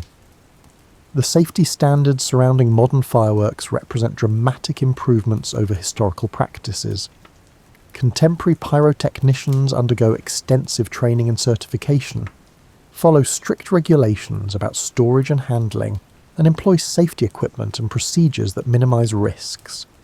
The materials themselves have been refined to be more stable and predictable. Accidents still occur, but they're far less common than they were when fireworks creation was a more intuitive, less regulated craft. Environmental concerns about fireworks have emerged in recent decades as we've become more aware of pollution and its effects. The smoke from black powder and various chemical compositions contains substances that aren't particularly beneficial to air quality. Debris from spent shells and casings creates cleanup challenges. The noise disturbs wildlife and can be traumatic for people and animals with sound sensitivities. These concerns have spurred innovation in developing cleaner pyrotechnics, quieter displays, and alternative celebration methods, though traditional fireworks remain popular despite these issues. The democratic nature of fireworks, the way they create shared experiences available to everyone present, gives them a unique cultural role. unlike many art forms that require education or cultural knowledge to fully appreciate, fireworks communicate immediately and viscerally. You don't need training to understand that brilliant colours bursting across the sky are beautiful and exciting. This accessibility helps explain why fireworks have been adopted by virtually every culture they've encountered. Different occasions around the world have become associated with fireworks displays, each culture mapping the technology onto their own calendar of significant moments. Chinese New Year remains perhaps the most extensive use of fireworks anywhere, with celebrations that can last for days and consume staggering quantities of pyrotechnics. American Independence Day has become synonymous with fireworks in the United States. Diwali in India features spectacular fire displays. Guy Fawkes Night in Britain, Bastille Day in France, and countless local festivals worldwide all mark themselves with artificial lights in the sky. The personal experience of watching fireworks varies, but certain elements seem universal. There's the anticipation as you wait in darkness, knowing something is about to happen. The first burst always draws exclamations.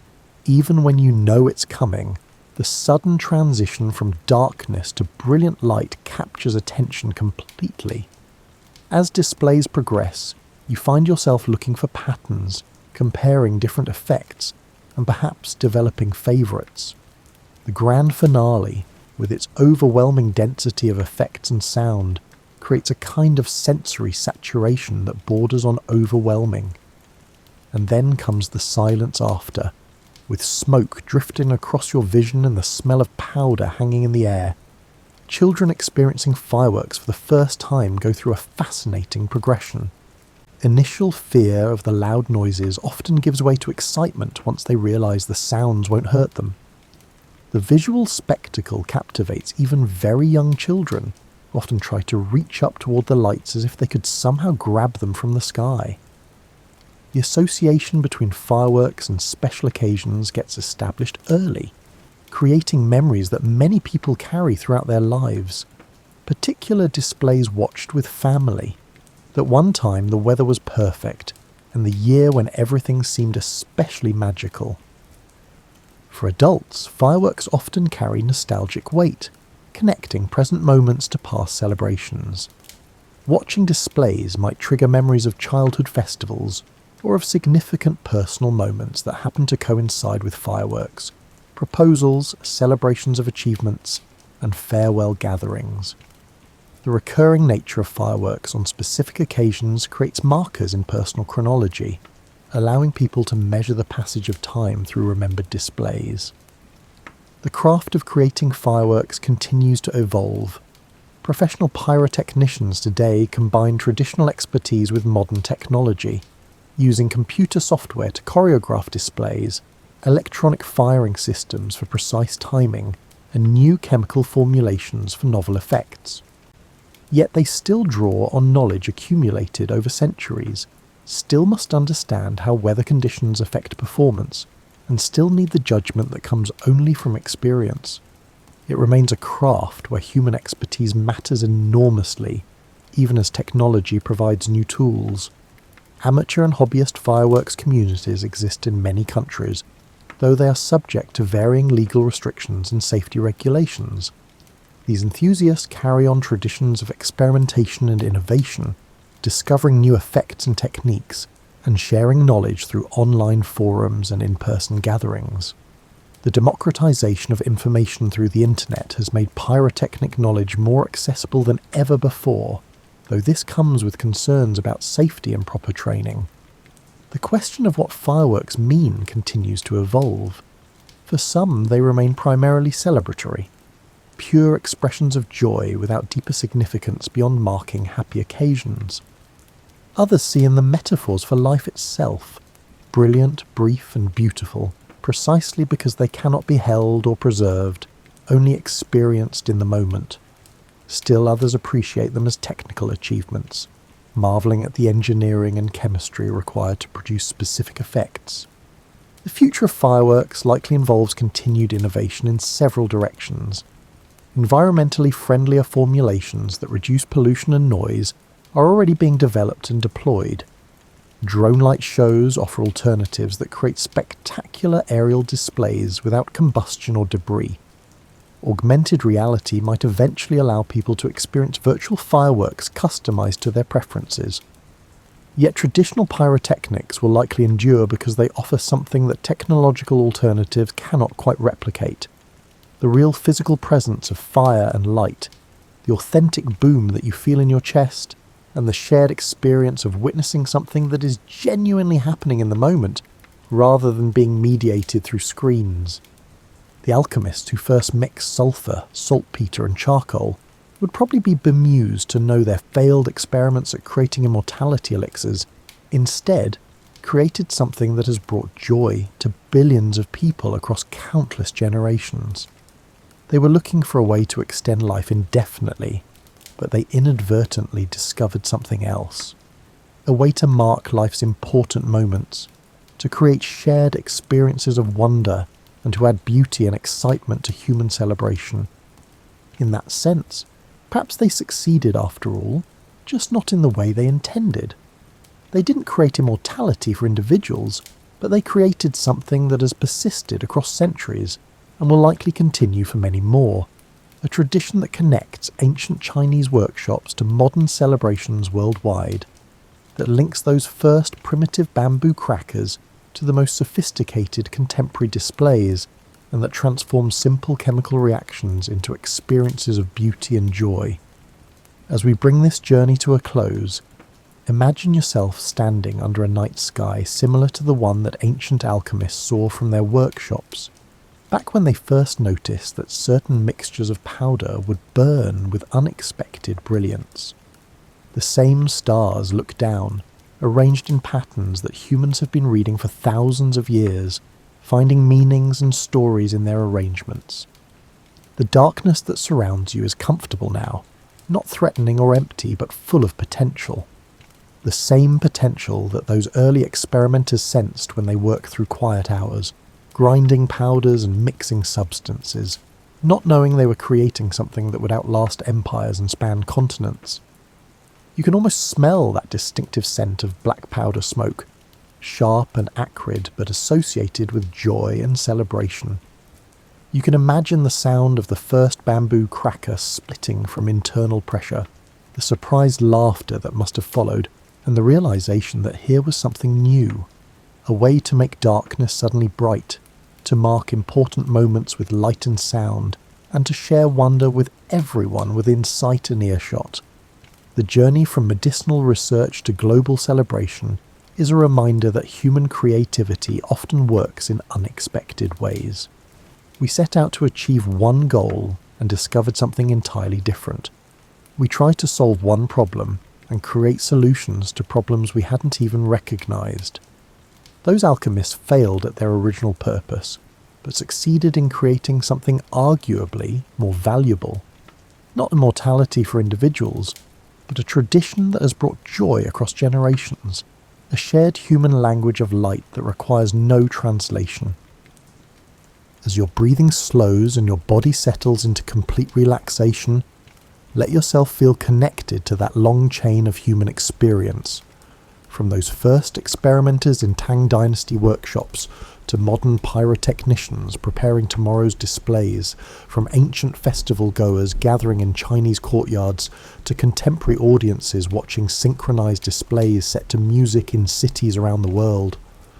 You are part of this story every time you've watched fireworks burst across the sky, every time you've felt that visceral thrill of sudden light blooming in darkness, and every time you've shared that collective intake of breath when something particularly spectacular unfolds overhead. The tradition that began with alchemists seeking immortality continues through your experiences, your memories, and your participation in celebrations marked by fire and light. The beauty of fireworks, like the beauty of this story, lies partly in its impermanence. Each burst exists for only a moment, brilliant and then gone, leaving only smoke and memory. But those moments accumulate, building a tradition that has endured for over 1,000 years and will likely continue as long as humans gather to celebrate, to mark important transitions, and to create beauty together in the darkness. The ancient Chinese alchemists couldn't have predicted any of this. They were just trying to extend life, mixing substances according to theories that combined philosophy, medicine, and early chemistry. They would probably be surprised to learn that their experiments live on not in extended lifespans, but in the joyful explosions of colour that mark celebrations worldwide. Yet there's a certain poetry in this outcome. Their quest for permanence created something that is beautiful precisely because it doesn't last. As you drift towards sleep, carried by the gentle rhythm of this story and your own quiet breathing, let the images of ancient workshops and modern festivals blend and soften. The specific details don't matter so much now. What matters is the connection, the continuity, the way human creativity and curiosity have threaded through centuries, transforming accidents into traditions, turning failed experiments into sources of joy. The night sky above you holds all the same potential it held for those ancient observers. The darkness is simply waiting for light, for colour, for the sudden brilliant bloom of fireflowers that fade even as they're being born. And somewhere, right now, someone is preparing tomorrow's display, measuring powder, packing tubes, and timing fuses, continuing work that began in quiet workshops more than a millennium ago, when alchemists first noticed that certain combinations of earth and mineral could transform into something extraordinary. Sleep now with the knowledge that human curiosity and creativity continue their patient work, that beautiful accidents still happen, that the search for one thing often leads to discovering something else entirely, and that sometimes our failures turn out to be gifts we never expected to give.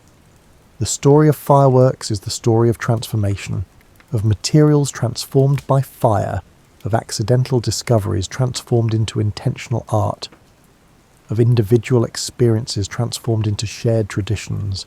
It's a story that continues every time someone looks up at a night sky and sees it suddenly painted with impossible colours, every time a crowd gasps together at spectacular beauty, and every time a celebration is marked with light blooming in darkness.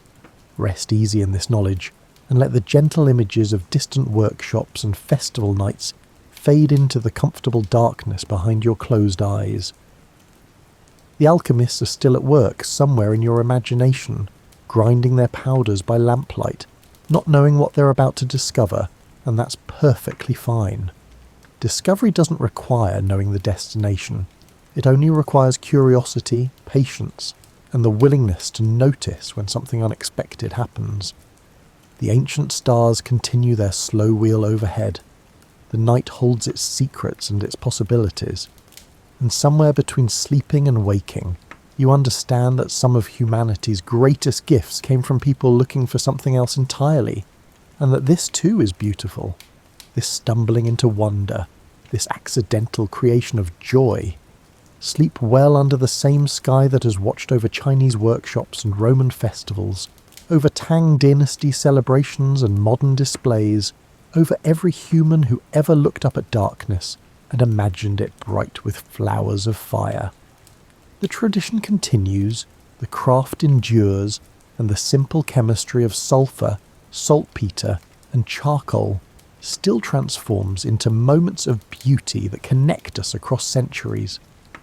Let these thoughts dissolve now into the peaceful darkness of sleep, carrying with them the warm glow of distant lamps in ancient workshops, the brilliant flash of festival fireworks, and the quiet satisfaction of understanding how accidents and experiments and patient craftsmanship can combine to create traditions that outlast empires and cross every border.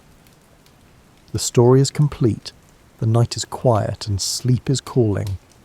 Rest now, knowing that tomorrow will bring its own possibilities for discovery, its own chances to transform ordinary materials into extraordinary experiences, and its own opportunities to create beauty that, like the best fireworks, exists brilliantly for a moment before fading into memory.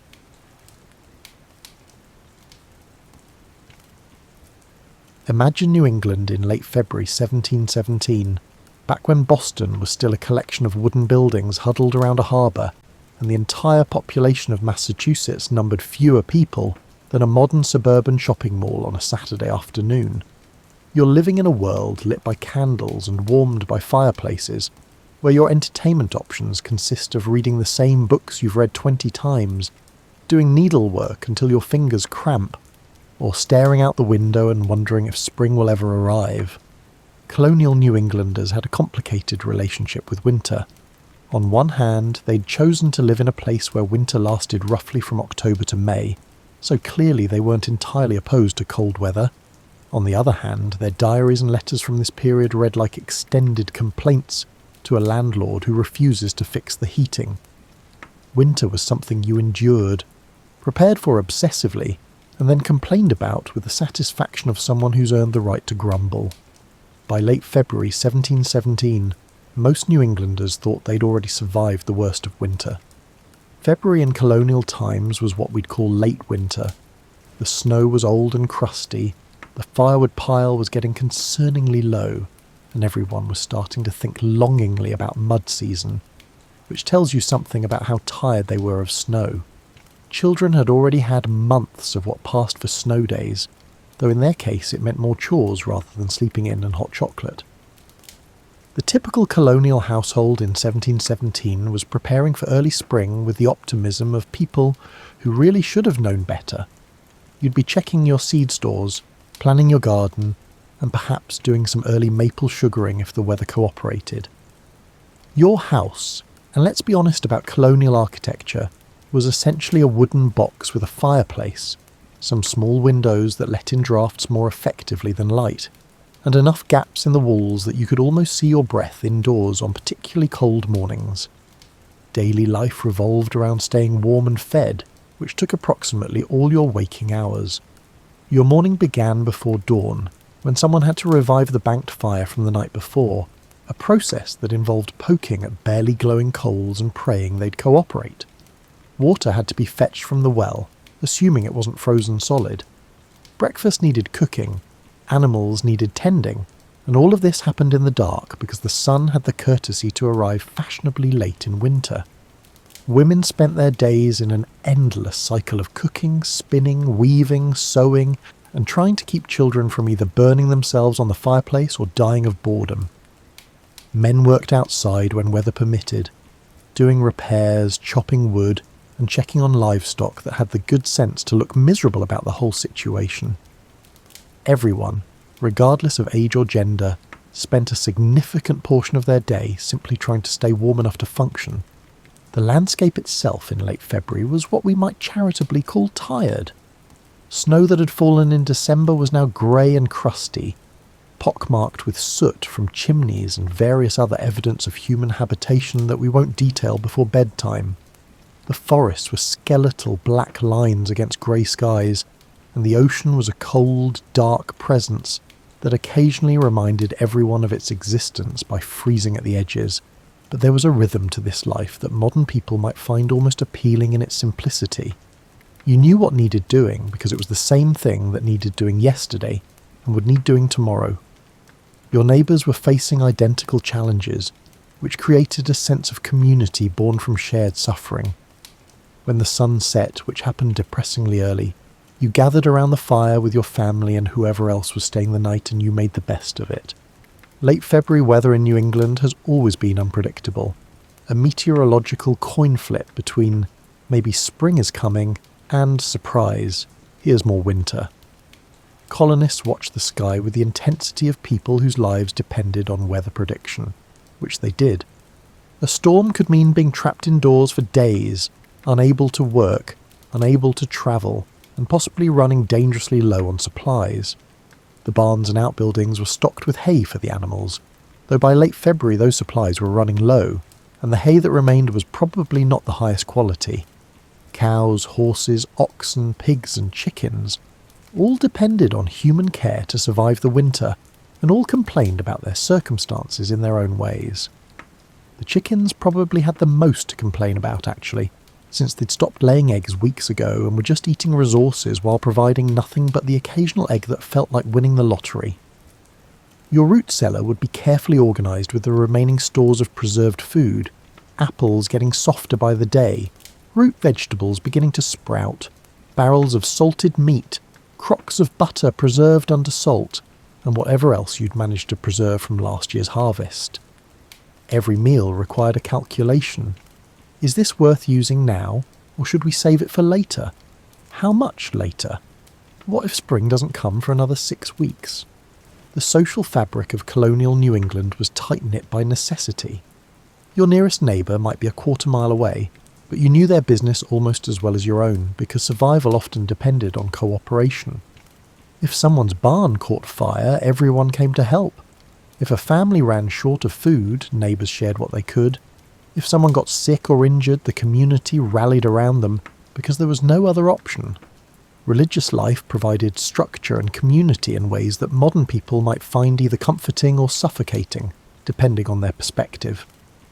Sunday meeting at the church was mandatory, both legally and socially.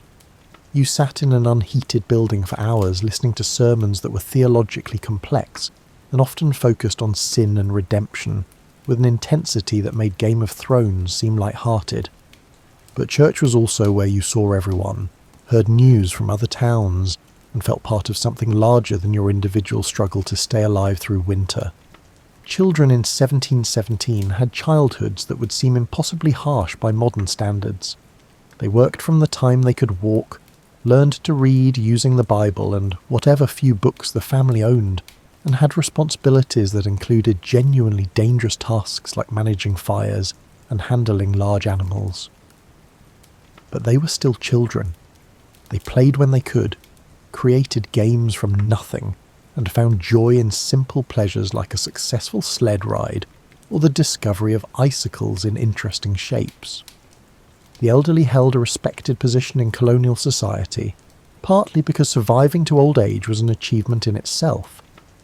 If you made it to 60 or 70, you'd survive diseases, accidents, harsh weather, and periodic conflicts with indigenous peoples or other colonial powers. Your experience and knowledge were valuable resources, and you were often consulted on everything from weather prediction to medical treatment, whether or not you actually knew what you were talking about. As February 1717 progressed toward its end, New Englanders had no idea they were standing at the edge of one of the most remarkable weather events in American history. They went about their routines, complained about the cold with the dedication of people who took complaining seriously, and looked forward to March with the hope that it might bring slightly less terrible weather. The sky that late February showed no particular warning signs that we know of. Colonial weather prediction was based on folklore, careful observation of animal behaviour, and a general sense of what the sky looked like before trouble arrived. If your bones ached more than usual, rain or snow was probably coming. If the chickens acted strange, though defining strange for chickens is admittedly difficult, weather might be changing. If the sunset looked particularly vivid, make sure you had extra firewood handy. But nothing in anyone's experience prepared them for what was about to happen. New Englanders were tough and resourceful, and had survived plenty of harsh winters. They'd seen big snowstorms before. They thought they knew what winter could throw at them. They were about to discover they'd been underestimating winter's ambitions. Picture yourself in your colonial home on February 27th, 1717. You wake before dawn, as usual, to coax the fire back to life. The house is cold enough that you can see your breath, which is so normal you barely notice anymore. You pull on your warmest clothes, and in colonial times this meant layers of wool, linen and leather that made you look like a medieval knight made of fabric, and begin the day's endless round of chores. But something feels different this morning. The air has that peculiar weight it gets before a significant storm, a pressure that makes your ears feel slightly odd and gives the world a muted quality. The wind, which has been a constant companion all winter, has gone still in a way that feels less peaceful and more like nature holding its breath. By midday, the first flakes begin to fall. Nothing dramatic initially, just a gentle dusting that looks almost pretty against the grey sky. You've seen this hundreds of times before. Snow in February is about as surprising as finding out water is wet. You note it, make sure you have enough firewood close to the house, and continue with your day. But the snow doesn't stop. Hour after hour, it continues with a steadiness that begins to seem almost purposeful. By evening, you've got several inches of fresh accumulation, and the snow is still falling with no sign of letting up. You bank the fire carefully before bed, make sure everyone is under enough blankets, and think that tomorrow you'll need to do some shoveling. When you wake the next morning, your first clue that something unusual is happening comes from the quality of light in the house. It's too bright for dawn, a strange diffused glow that seems to come from everywhere and nowhere. When you finally manage to open your door, and this takes effort pushing against resistance that shouldn't be there, you discover why. The snow has piled against your door in drifts that reach past your knees. The world outside has been transformed into an alien landscape of white, where familiar shapes have become strange, rounded lumps, and the horizon has disappeared into a curtain of falling snow. The storm that started yesterday hasn't stopped. If anything, it's intensified. This is the beginning of what contemporary accounts would call the Great Snow of 1717, though people living through it probably had other, less polite names for it. What New Englanders couldn't have known was that they were experiencing something meteorologically extraordinary. A series of 4 massive storms that would arrive in waves over the next 3 weeks, each adding to accumulations that were already unprecedented. The snow fell with a relentlessness that began to feel almost personal.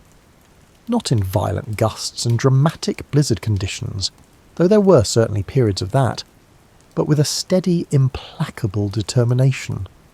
It was as if the sky had decided that New England needed a really thorough covering and wasn't going to stop until the job was done properly. You can imagine the progression of reactions among colonial families. Day 1. Well, this is a significant snowfall. Day 2. This is quite unusual. Day 3. This is becoming concerning. Day 4. This is absolutely unprecedented and possibly the end of the world. Day 5. If I have to spend one more day trapped in this house with these people, I'm going to lose my mind. The practical challenges began immediately. Your daily routine, which was already demanding, suddenly required 3 times as much effort. Every trip to the barn to feed animals meant wading through snow that reached your thighs, then higher, then eventually to your chest. Paths that you shoveled one day were filled in by the next morning. The livestock, trapped in their shelters, needed constant attention to prevent them from panicking or worse, freezing. Firewood, which you'd carefully stacked within easy reach of the house, became buried under drifts. Digging it out was exhausting work in the best of times. Doing it while snow continued to fall and wind created drifts that seemed to appear out of nowhere was like some kind of very cold, very tiring meditation on futility. Yet it had to be done, because without fire your family would freeze. The mathematics of survival became starkly simple: dig or die.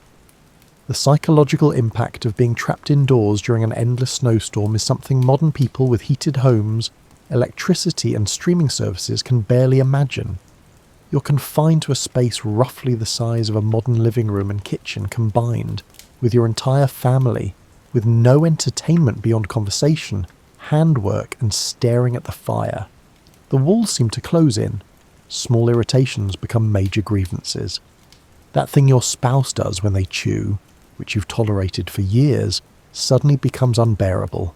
Children, bless them, handled confinement with all the grace and patience that children have possessed throughout human history, which is to say, none at all. They were restless, bored, fighting with siblings, and asking approximately every 10 minutes when they could go outside. Parents responded with the timeless patience of people who were also losing their minds, but had to pretend they weren't because civilization depended on maintaining standards.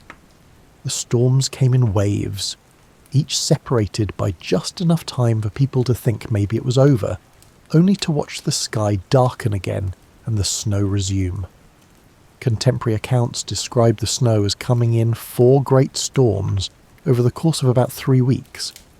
But the distinction between separate storms probably felt academic when you were living through what seemed like one continuous siege by winter.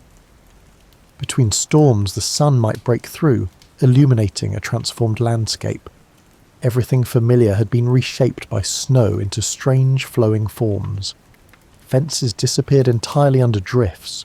Trees bent under the weight of snow until their branches touched the ground, creating natural tunnels.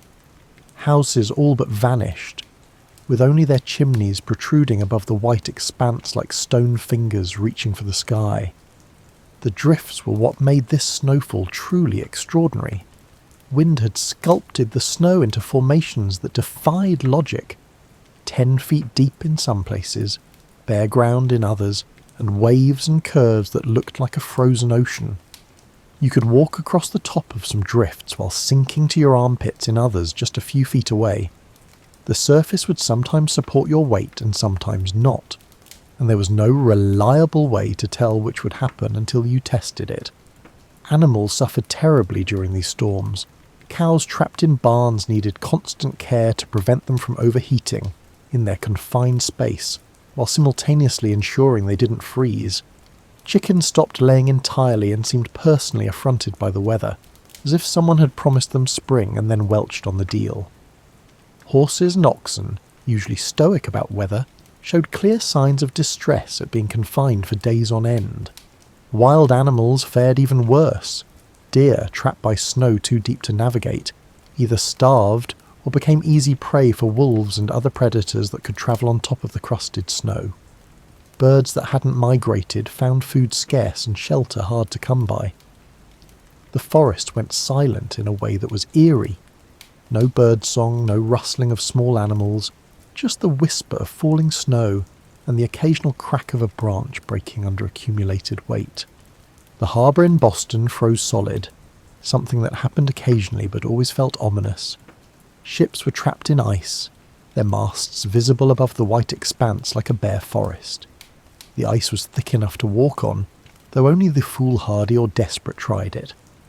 The ocean, that vast presence that defined so much of New England life, temporarily became just another snowfield. Food stores that had seemed adequate in January began to look alarmingly insufficient by mid-March. You were burning through firewood faster than planned because you needed to keep the fire going constantly. Animals were eating hay at their normal rate, but the hay was getting harder to reach. Every meal required careful calculation, and families began to worry about what would happen if the snow didn't stop soon. Yet there was also a strange beauty to it all. On clear nights between storms, the moonlight on endless snow created a luminescence that turned the world into something magical. The silence was profound. No wagon wheels on roads, no church bells carrying from distant towns, just a hush so complete it almost rang in your ears. The stars seemed brighter somehow, as if the snow reflected light back to the sky. Some people found the experience almost meditative, forced as they were to slow down and exist in the immediate moment. There were no trips to town, no visits with neighbours, and no church meetings. Life contracted to the essentials: keep the fire burning, feed your family, care for your animals, and wait. In a world normally filled with constant labour and social obligations, this enforced pause had an odd appeal, at least for the first week or so.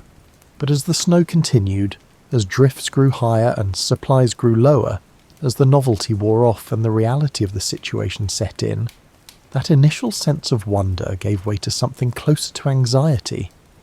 This wasn't just a big snowstorm anymore. This was something different, something that was rewriting what New Englanders thought possible. The snow had been falling for over 2 weeks. The drifts in some places were measuring 15, 18, or even 20 feet deep. Houses were buried to their second stories, and the snow was still falling. By the time March arrived, New England had been transformed into an alien landscape that bore little resemblance to the world colonists had known. Imagine stepping out your door, assuming you could open it, and finding yourself standing on top of what used to be your roof. This wasn't an exaggeration for many families. The snow had piled so high that second-story windows were at ground level, and chimneys required constant attention to prevent them from being completely buried. Daily life had become a series of adaptations to absurd circumstances. You didn't walk anywhere, you tunneled. Families created networks of passages through the snow connecting their houses to barns, wells and wood piles.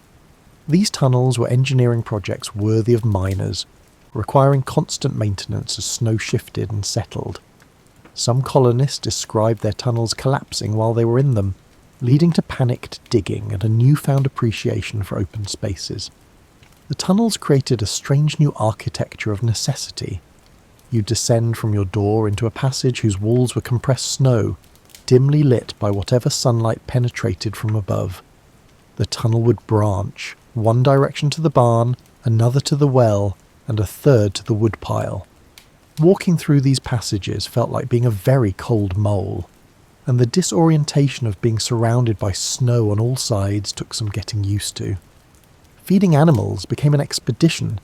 You'd suit up in every piece of warm clothing you owned, grab whatever tools you needed, light a lantern, and descend into your tunnel system. The trip to the barn that normally took 30 seconds now took 15 minutes. Once there, you'd need to deal with animals that were restless from confinement, nervous from the strange muffled quality of sound through snow, and generally unhappy about their circumstances. Getting water was perhaps the most challenging daily task. Wells that weren't buried had to be accessed through tunnels, and hauling water back through narrow passages while trying not to spill was an exercise in patience and balance. Some families resorted to melting snow, which sounds simple until you realise how much snow you need to melt to get a usable amount of water, and how much firewood that requires, and how your firewood supplies are already stretched thin. Food preparation became creative out of necessity. Your variety had been limited before the storms. Now it was approaching monotonous. Root vegetables, salted meat, dried beans, and perhaps some preserved fruit if you were lucky. Every meal was a variation on the theme of things that can be boiled or roasted near the fire. The bright spot was that at least you didn't have to worry about food spoiling. You could just stick it in a snowbank, which was basically a giant natural freezer that covered everything you owned. Children's education, such as it was, continued sporadically. Parents who could read would work with their children on basic literacy and arithmetic, using the Bible, almanacs, and whatever other books the family owned. But concentration was difficult when everyone was cold, irritable, and worried about their increasingly precarious situation. Lessons often devolved into storytelling, which at least passed the time and didn't require anyone to sit still and focus. The psychological strain of prolonged confinement manifested in various ways. Some people became withdrawn and quiet, staring into the fire for hours. Others became manic in their activity, finding endless small tasks to occupy themselves. Family dynamics that had been stable for years suddenly became fraught. The colonial period didn't have therapists or self-help books, so people just had to cope using prayer, alcohol, or sheer stubbornness. Interestingly, the forced isolation seemed to reduce religious attendance anxieties. Getting to church was physically impossible for most families, which meant missing services without any guilt. The Puritan ministers, who usually took a dim view of absence, were presumably too busy dealing with their own snow-related problems to worry much about who wasn't showing up. It was possibly the first time in colonial New England history that you could skip church without social consequences. Neighbours who could see each other's chimneys through the snow, often the only indication that other humans were nearby, developed signalling systems. Smoke patterns could convey basic information. We're okay, we need help, and does anyone have any spare candles because we're running out, and staring into darkness for 12 hours a night is making us strange. These smoke signals were probably not terribly sophisticated, but they provided reassurance that you weren't completely alone in the white wilderness. The mail, such as it existed in 1717, completely stopped. There were no postal workers brave or foolish enough to attempt delivery through 20-foot snowdrifts. This meant that communities became isolated not just physically, but also informationally. You had no idea what was happening in the next town, let alone in Boston or other major settlements.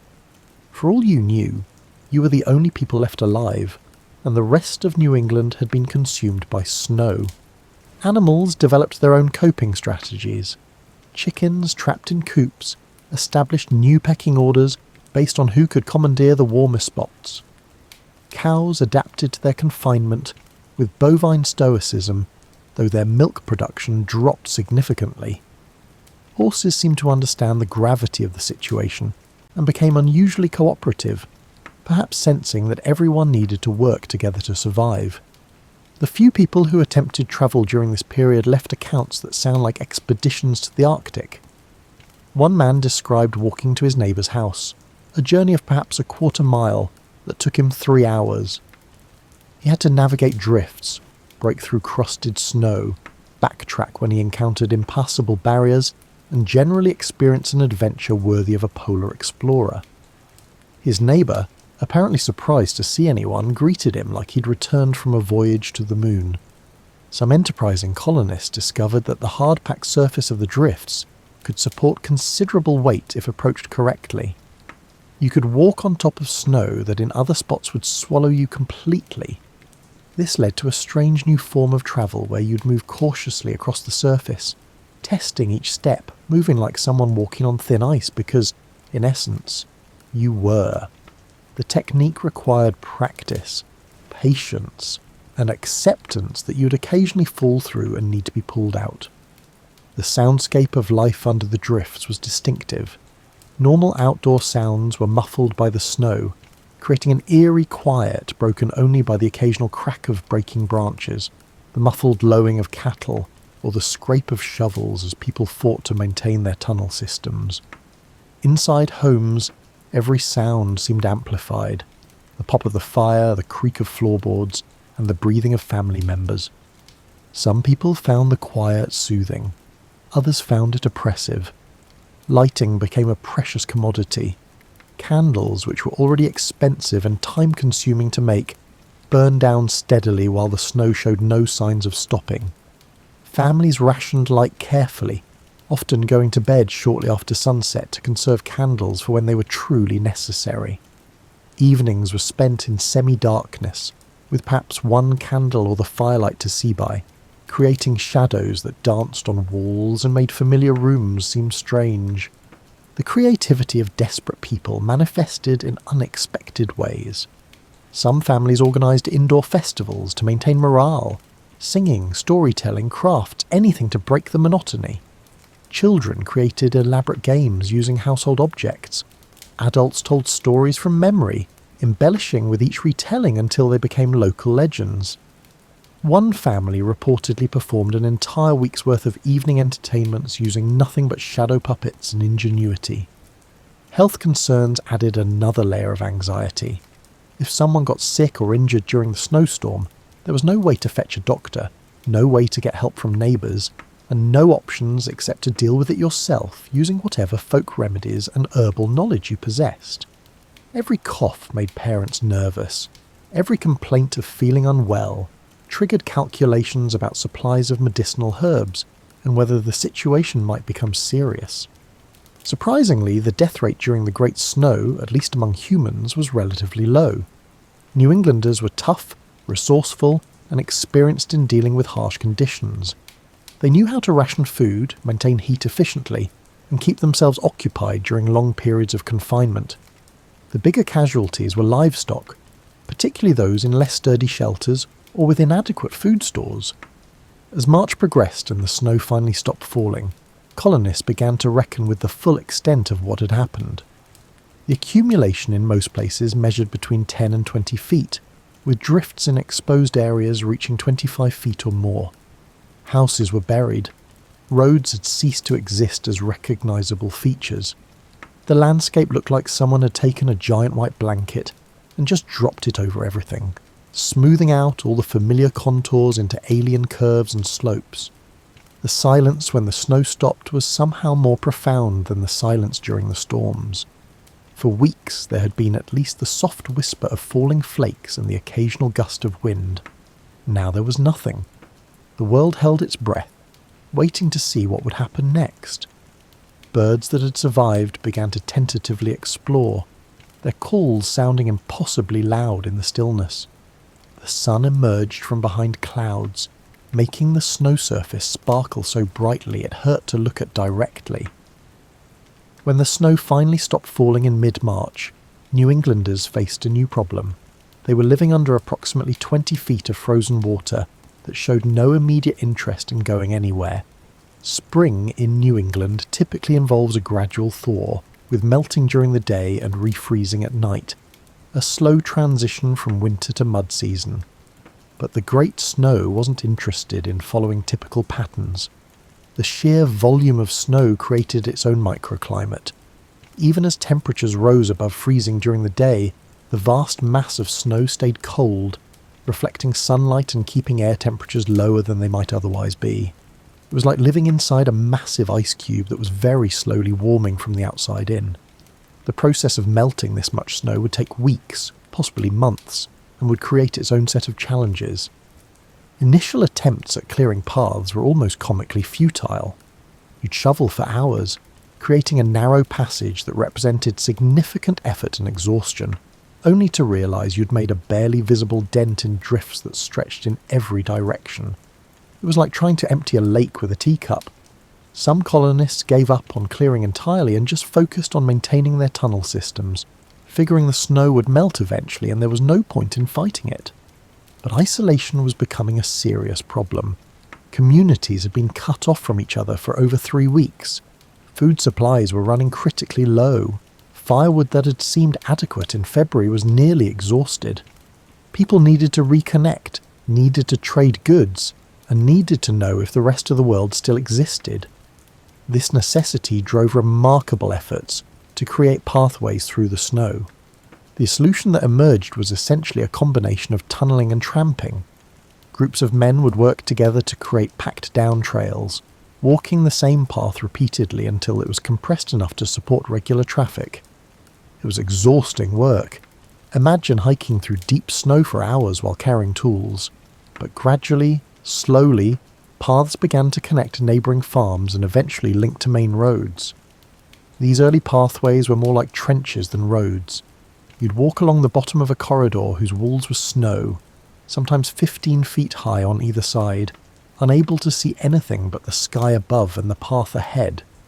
It was disorienting and slightly claustrophobic, but it was better than complete isolation. Travellers met in these trenches with the relief of survivors finding other humans after a disaster, exchanging news and supplies and reassurances that they weren't alone. Boston, being a port city with more resources and manpower, organised more systematic clearing efforts.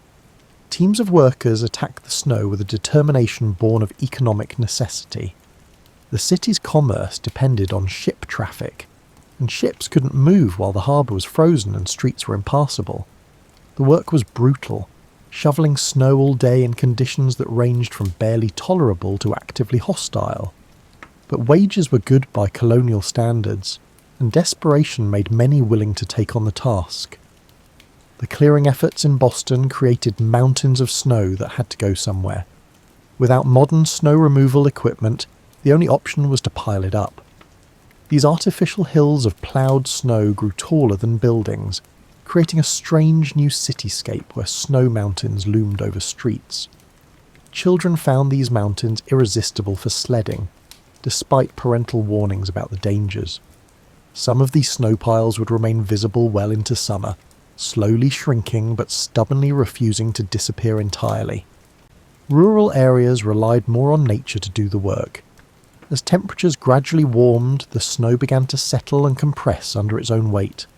Paths that had been impassable slowly became navigable as the surface hardened and lowered. It was still difficult travel. You'd sink to your knees or thighs with regularity, but it was at least possible to move around your property and reach nearby neighbours. The livestock situation was becoming critical. Animals that had survived this long-needed fresh air, exercise and grazing as soon as possible. But releasing them into deep snow risked losing them in drifts or having them injure themselves trying to navigate impossible terrain. Farmers had to create enclosed areas near barns, where snow was compressed enough for animals to move safely. Horses and oxen were particularly valuable and received the most careful attention, while chickens were basically left to fend for themselves, which they did with their usual combination of luck and spite. As communication resumed, people discovered that the Great Snow had affected all of New England with varying degrees of severity. Some coastal areas had received less accumulation, while inland regions and higher elevations were buried even deeper than most places. Stories began to circulate, tales of whole houses being lost until spring, of travellers who perished attempting to cross impossible distances, of creative solutions to unprecedented problems. One story that made the rounds involved a family whose chimney became so packed with snow that smoke couldn't escape. Rather than suffocate, they carefully extinguished their fire and spent several days in bitter cold while working to clear the chimney from inside. When they finally succeeded and relit the fire, the sudden draft nearly blew the roof off. The family survived, the house survived, and they became local celebrities for their ordeal. Another account described a man who'd been visiting neighbours when the worst of the storms hit. Unable to return home, he was trapped for nearly 3 weeks.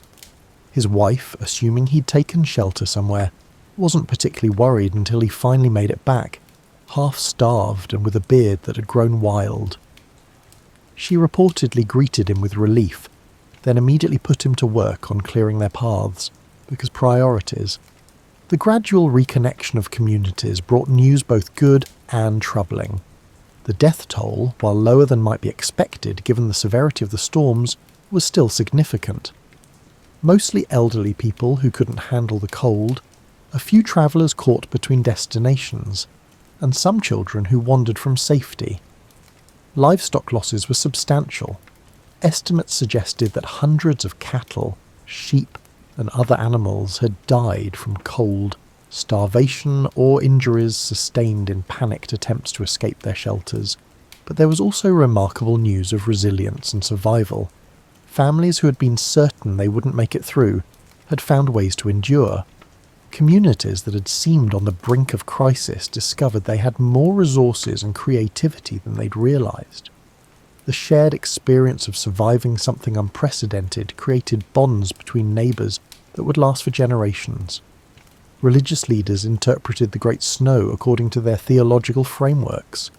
Some saw it as divine punishment for colonial sins, though there was considerable debate about which specific sins had angered God enough to warrant 20 feet of snow. Others viewed it as a test of faith, a trial that would strengthen the community's relationship with the divine. A few practical-minded ministers suggested it was simply weather, and perhaps they should focus on helping each other rather than debating its spiritual significance. As March gave way to April, the pace of melting accelerated. Warmer temperatures and longer days finally began to make a visible dent in the snow accumulation. Roofs emerged from under their white burden. Fences reappeared.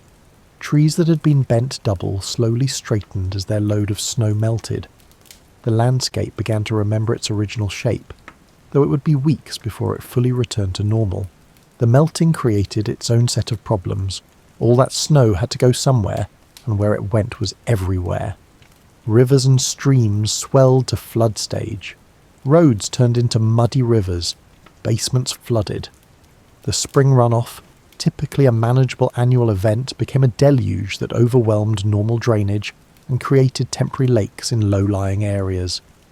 It was like watching winter turn directly into a very wet, very muddy version of spring, skipping all the pleasant parts.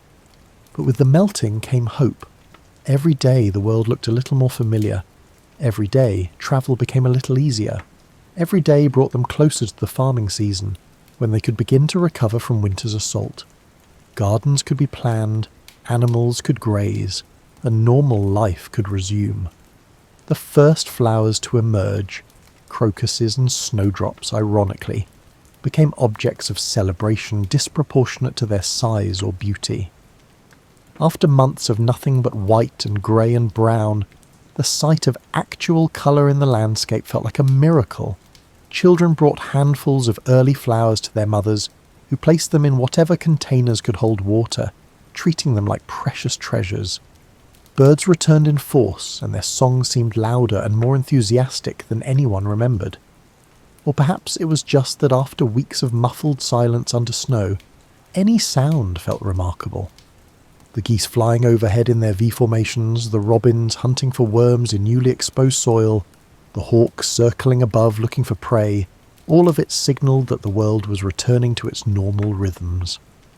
As spring truly arrived, and life returned to something approaching normal, New Englanders began to reckon with what the great snow had done to their world.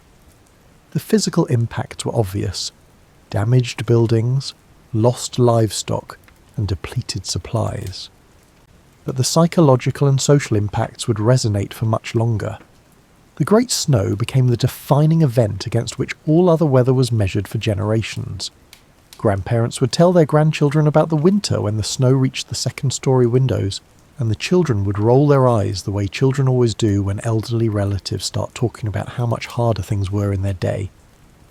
Except in this case, the elderly relatives were actually telling the truth, even if they embellished the details with each retelling. Diaries and letters from 1717 provide glimpses into how people processed their experience. Cotton Mather, the famous Puritan minister, wrote extensively about the storms, interpreting them through a religious lens while also providing detailed meteorological observations. His accounts describe snow depths, drift patterns, and the challenges of daily life with the precision of someone who understood this was historically significant. Other written records are more personal and immediate. One woman wrote about the strange intimacy of being confined with her family for weeks, how they learned things about each other that years of normal life had never revealed. Another described the terror of hearing the roof creak under the weight of snow, wondering if each creak might be the one that preceded collapse. A farmer catalogued his livestock losses with the resignation of someone who understood that survival sometimes meant accepting things you couldn't control. The economic impact of the Great Snow rippled through New England for months. Spring planting was delayed, which meant smaller harvests in the fall. Lost livestock had to be replaced, a significant expense for families whose margins were already thin. Buildings needed repairs. Gardens that had been carefully established over years were damaged or destroyed and needed to be started from scratch. The snow had essentially reset progress for many families, forcing them to rebuild what had been lost. But there were unexpected benefits as well. The deep snowpack meant exceptional water availability through the summer. Wells that sometimes ran low stayed full. Streams that occasionally dried up kept flowing. The moisture in the soil produced crops that, despite the late start, grew with unusual vigour. Nature, having delivered an unprecedented winter, apparently decided to compensate with an uncommonly productive growing season. The shared experience of surviving the Great Snow created social bonds that transcended previous divisions. Disputes between neighbours seemed petty in light of what everyone had endured together. Communities that had been fractious found new unity. People who had survived the same ordeal developed a kinship that came from understanding what it meant to face nature at its most imposing and come through the other side. Children who lived through the Great Snow would carry its memory for the rest of their lives. For them, it became the dividing line between before and after, the event that marked their transition from childhood innocence to an understanding that the world could be both beautiful and dangerous. Some would develop a lifelong wariness of winter, always preparing more than necessary, always worried that another such storm might arrive.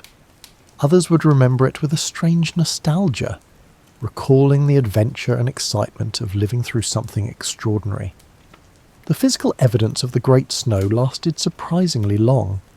Those massive piles of ploughed snow in Boston melted slowly through the summer, creating muddy pools that became unofficial swimming holes for children and nuisances for everyone else.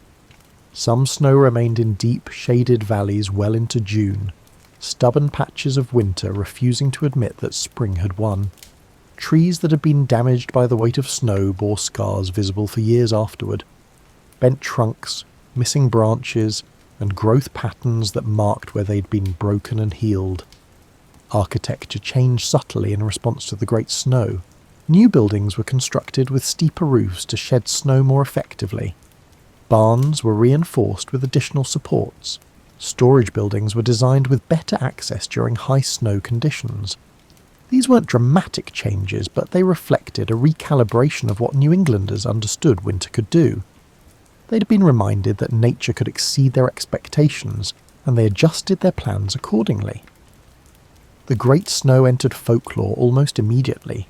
Stories began to circulate that probably had some basis in truth, but grew more elaborate with each telling. Tales of people walking over houses without realizing they were there, accounts of deer being found frozen in standing positions, preserved in ice like statues, stories of tunnels collapsing and miraculous rescues, of supplies running out just as a thaw allowed resupply, of providential interventions that saved families from disaster. Some stories focused on human ingenuity and creativity under pressure. The man who fashioned snowshoes from barrel staves and managed to walk across drifts that swallowed everyone else. The family that rationed their food so carefully they ended the ordeal with supplies to spare. The woman who kept her family's spirits up through the darkest days with nothing but stories and songs. These tales celebrated the resilience and resourcefulness that had allowed the community to survive. Other stories had a darker tone, acknowledging the losses and the moments of despair. The traveller was found frozen halfway between settlements, his final thoughts unknown. The elderly couple who simply didn't have the strength to endure another month of cold and hardship. The animals that died despite their owners' best efforts. These stories served as reminders that survival had come at a cost, and that luck played as much a role as preparation or strength. The Great Snow also entered religious discourse in ways that reflected the theological debates of the era. Some ministers used it as evidence of divine displeasure, pointing to specific sins they believed had triggered God's judgment. Others saw it as a test that the community had passed, evidence of their faith and righteousness. Still others argued it was simply weather, remarkable but natural, and that attributing moral significance to meteorology was perhaps missing the point. These debates probably mattered less to the average colonist than the practical question of whether their chickens would start laying again. Scientific observation in the early 18th century was informal and often mixed with folklore, but the Great Snow prompted some genuine attempts to understand what had happened. People compared experiences, trying to establish patterns in snowfall and drift formation. They noticed that certain areas consistently received more or less snow, that wind patterns created predictable drift locations, and that temperature fluctuations influenced snow quality. This informal meteorology wouldn't impress modern scientists, but it represented colonists trying to make sense of their world through observation and reason. The Great Snow's legacy extended beyond New England. News of the extraordinary winter spread to other colonies, and eventually to England, where it was received with a mixture of sympathy and scepticism. English readers, accustomed to milder winters, struggled to imagine 20 feet of snow. Some assumed the accounts were exaggerated. Surely the colonists were embellishing for effect. This scepticism frustrated New Englanders, who knew exactly how extraordinary their experience had been and resented having it questioned by people who'd never seen snow that deep. In the decades that followed, the Great Snow became a benchmark. Other harsh winters were compared to it and found wanting. Bad, but not 1717 bad, became a common refrain. The event established a ceiling for what winter could do, a worst-case scenario that seemed unlikely to be repeated. And indeed, while New England has experienced many harsh winters since 1717, none have quite matched that remarkable season when the sky opened and didn't close for nearly a month. As you sit here in your climate-controlled comfort, perhaps with a warm drink and a soft blanket, it's worth reflecting on what the Great Snow can teach us about resilience, community, and the human relationship with nature. We're separated from those colonial New Englanders by over 3 centuries, countless technological advances, and such dramatic changes in daily life that they'd barely recognise our world. Yet their experience speaks to something timeless about how people cope with circumstances beyond their control. The colonists of 1717 didn't have weather forecasting, climate control, instant communication, or any of the technologies we consider essential for dealing with harsh weather. What they had was knowledge passed down through generations, strong community bonds, a remarkable tolerance for discomfort, and an understanding that survival sometimes meant simply enduring. When faced with unprecedented circumstances, they adapted, improvised, and supported each other through the crisis. There's something almost enviable about the simplicity of their challenges. Not enviable in the sense that we'd want to experience what they did, spending weeks trapped in a cold house with inadequate food, while buried under 20 feet of snow sounds terrible no matter how you frame it, but enviable in its directness. The problems were clear: stay warm, stay fed, keep animals alive, and wait for spring. The solutions, while difficult, were equally clear. There was no ambiguity about what needed doing. Modern life rarely offers such clarity. Our challenges are often abstract, long-term, and difficult to define precisely. Climate change, economic uncertainty, social division — these are the storms we face now, and they don't have the simple directness of too much snow. We can't tunnel through them or wait for them to melt. The colonists who survived the Great Snow had the advantage of knowing their ordeal had a definite endpoint. Eventually spring would arrive and the snow would melt. They just had to last until then, but perhaps we can learn something from how they approached their crisis. They didn't waste energy complaining about the injustice of their situation, or debating whether the snow was really that deep, or speculating about whether better leadership could have prevented it. They accepted the reality they faced and focused on what they could control: their own actions, their family's welfare, and their neighbours' needs. There's wisdom in that acceptance, in choosing to work with reality rather than arguing with it. The community bonds strengthened by the Great Snow offer another lesson. Modern society often prioritises individual achievement and self-sufficiency in ways that colonial New Englanders would find both bizarre and dangerous. They understood that survival depended on community, on neighbours helping each other, and on sharing resources and knowledge and labour. The Great Snow reinforced these bonds by making their importance undeniable. You survived not just through your own efforts, but through the web of relationships that connected you to others. We've built a world where such interdependence is less visible. Your heat comes from distant power plants or gas lines. Your food comes from industrial farms hundreds or thousands of miles away. Your water arrives through underground pipes from treatment facilities you've never seen.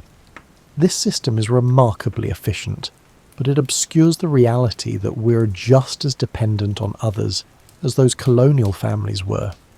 We've just outsourced that dependence to systems so large and complex that we forget they're there until they fail. The Great Snow also reminds us of nature's power and indifference.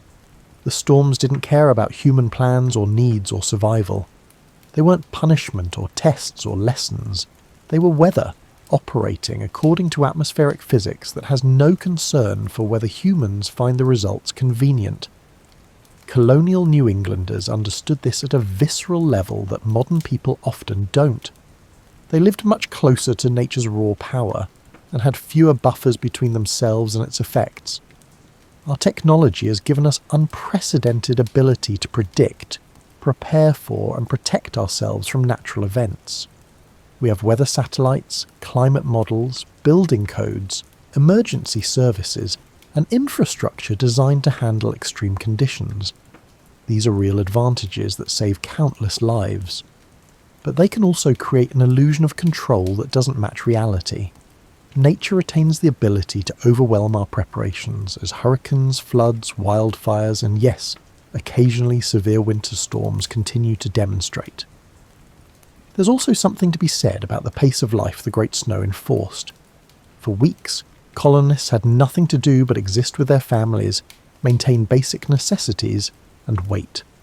No rushing to appointments, no checking devices, no consuming media, no busy work that creates the illusion of productivity. Just being in the most fundamental sense. Many people who've experienced similar forced slowing, whether through illness, isolation, or circumstance, report that while difficult, it provided unexpected insights and a recalibration of priorities. The stories that emerge from the Great Snow highlight humanity's need to make meaning from experience. People didn't just survive the storms, they needed to understand them, to fit them into narratives that made sense of their world. Some narratives were religious, others practical. and still others focused on human heroism or failure. What matters isn't which interpretation was correct, but that creating these stories helped people process their experience and pass its lessons to future generations. In our own era of rapid change and uncertainty, we're creating similar stories to make sense of our experiences. We argue about their meaning, their implications, and their lessons. Like those colonial New Englanders, we're trying to understand events that exceed our previous frameworks for comprehension. Their arguments about whether the Great Snow was divine judgment or natural weather mirror, our debates about current challenges. We're all just trying to make sense of things that don't fit comfortably into our existing understanding. The Great Snow's eventual end offers perhaps the most important lesson. Hard times do end. Spring did arrive. The snow did melt. Life did return to normal, or at least to a new normal shaped by the experience. For people in the midst of crisis, this can be hard to believe. When you're trapped under 20 feet of snow with dwindling supplies and no certain end date, it's difficult to maintain faith that better days are coming. But they came anyway, as they generally do. This isn't empty optimism or toxic positivity. It's simply an observation based on history. Humans are remarkably good at surviving difficult circumstances, adapting to new realities, and rebuilding after disasters. We've done it countless times, in countless places, facing challenges that seemed insurmountable until they were surmounted. The colonists who survived the Great Snow didn't have any special abilities we lack. They were ordinary people who found themselves in extraordinary circumstances and did what needed doing until the circumstances changed. As we come to the end of our journey through that remarkable winter, it's time to settle deeper into your comfortable spot and let the story find its resting place in your mind. The Great Snow of 1717 happened over 3 centuries ago, but its lessons remain as relevant as fresh snowfall. Those colonial families, living through week after week of isolation and uncertainty, probably didn't feel particularly heroic. They felt cold, tired, worried, and thoroughly sick of being trapped indoors with the same people eating the same food and having the same conversations. Heroism, like most important human qualities, is usually just ordinary people doing what needs doing without much thought about how it looks to others or history. The physical evidence of the Great Snow has long since melted away.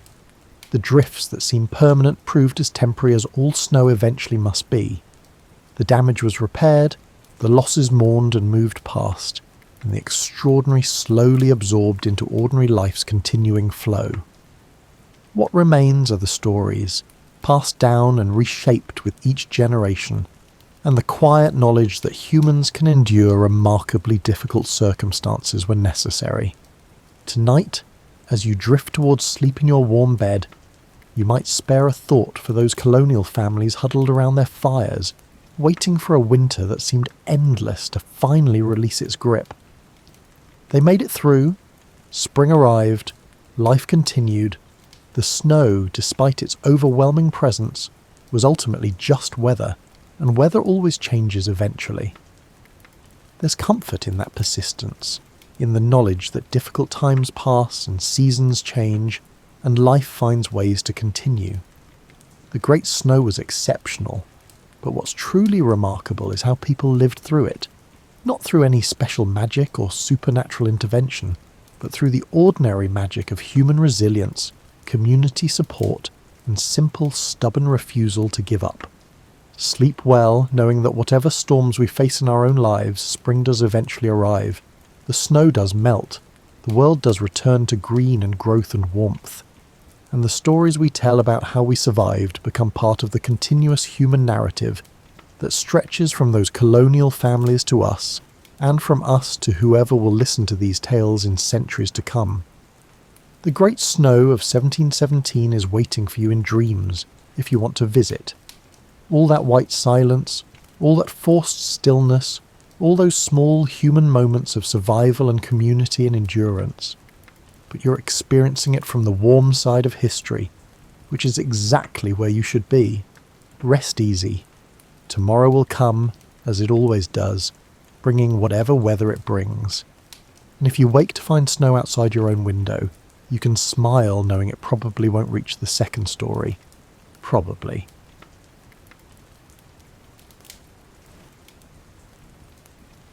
Welcome back, my tired friends. Settle in, get comfy.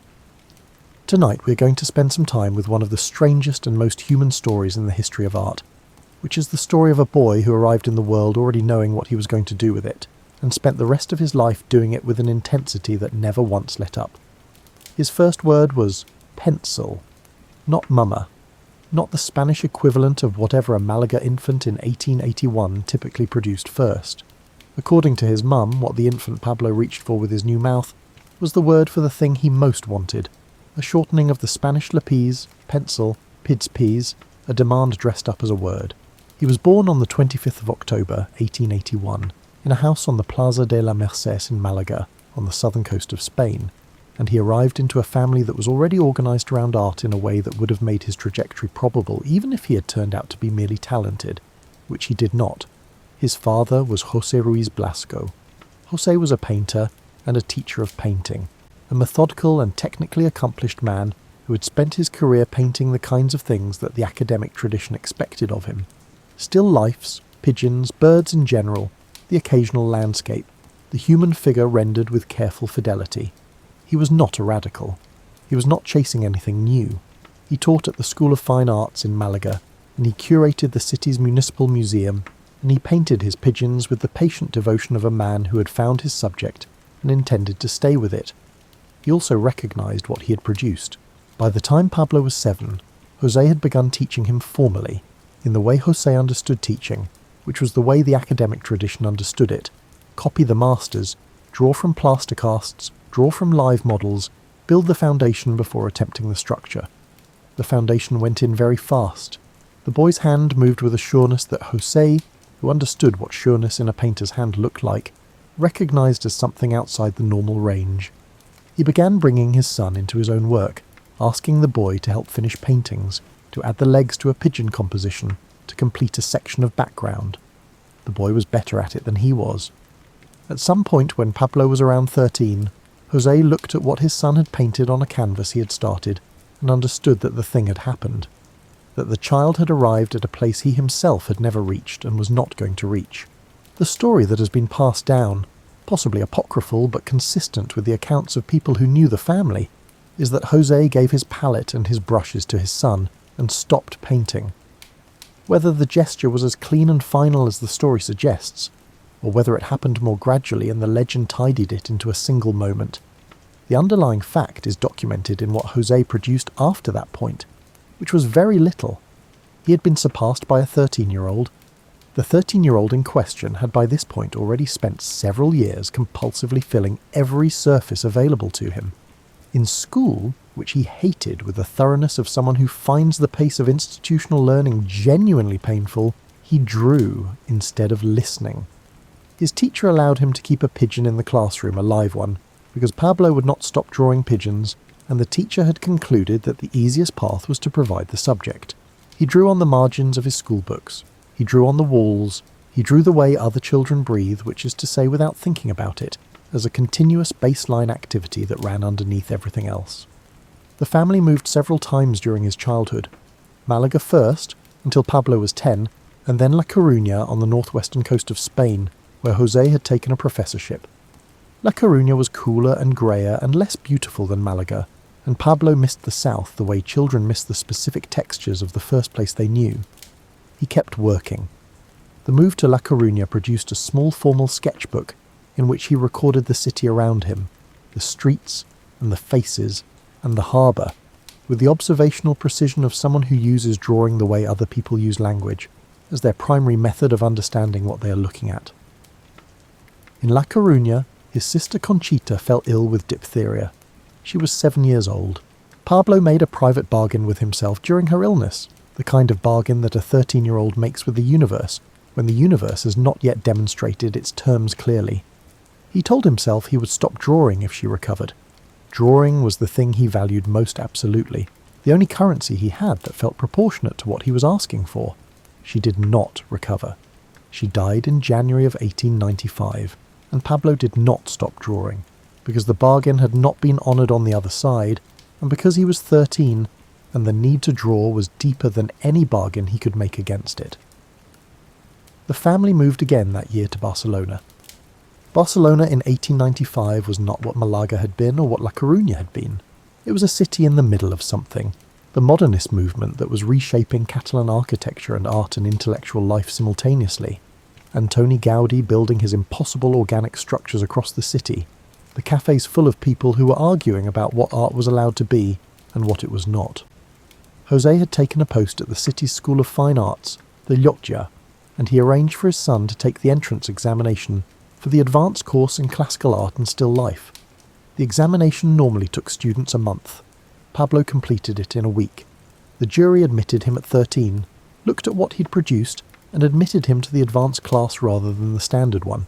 The examiners were astonished, according to the accounts that survive, in the particular way that professionals are astonished when someone young does the thing they have spent their careers building toward, and does it without apparent effort, and is 13. Picasso said later, looking back at these years, that he had never drawn like a child. When he was 12, he said he drew like Raphael. It was a statement about what childhood had actually been for him, which was not a period of gradual development toward competence, but a period of refining something that had arrived essentially complete.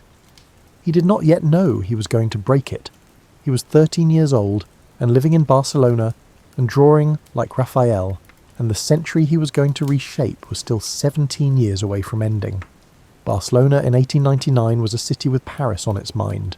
The modernist movement that had been reshaping its architecture and intellectual life for the better part of a decade was explicitly oriented toward what was happening in France, toward the painters and poets and musicians of Montmartre, toward the particular electricity of a city that had decided it was at the centre of everything and was conducting itself accordingly. The artists in Barcelona's bohemian circles spoke Catalan rather than Spanish, and called themselves nationalists, but their hearts, as one contemporary observer noted, were set on Paris.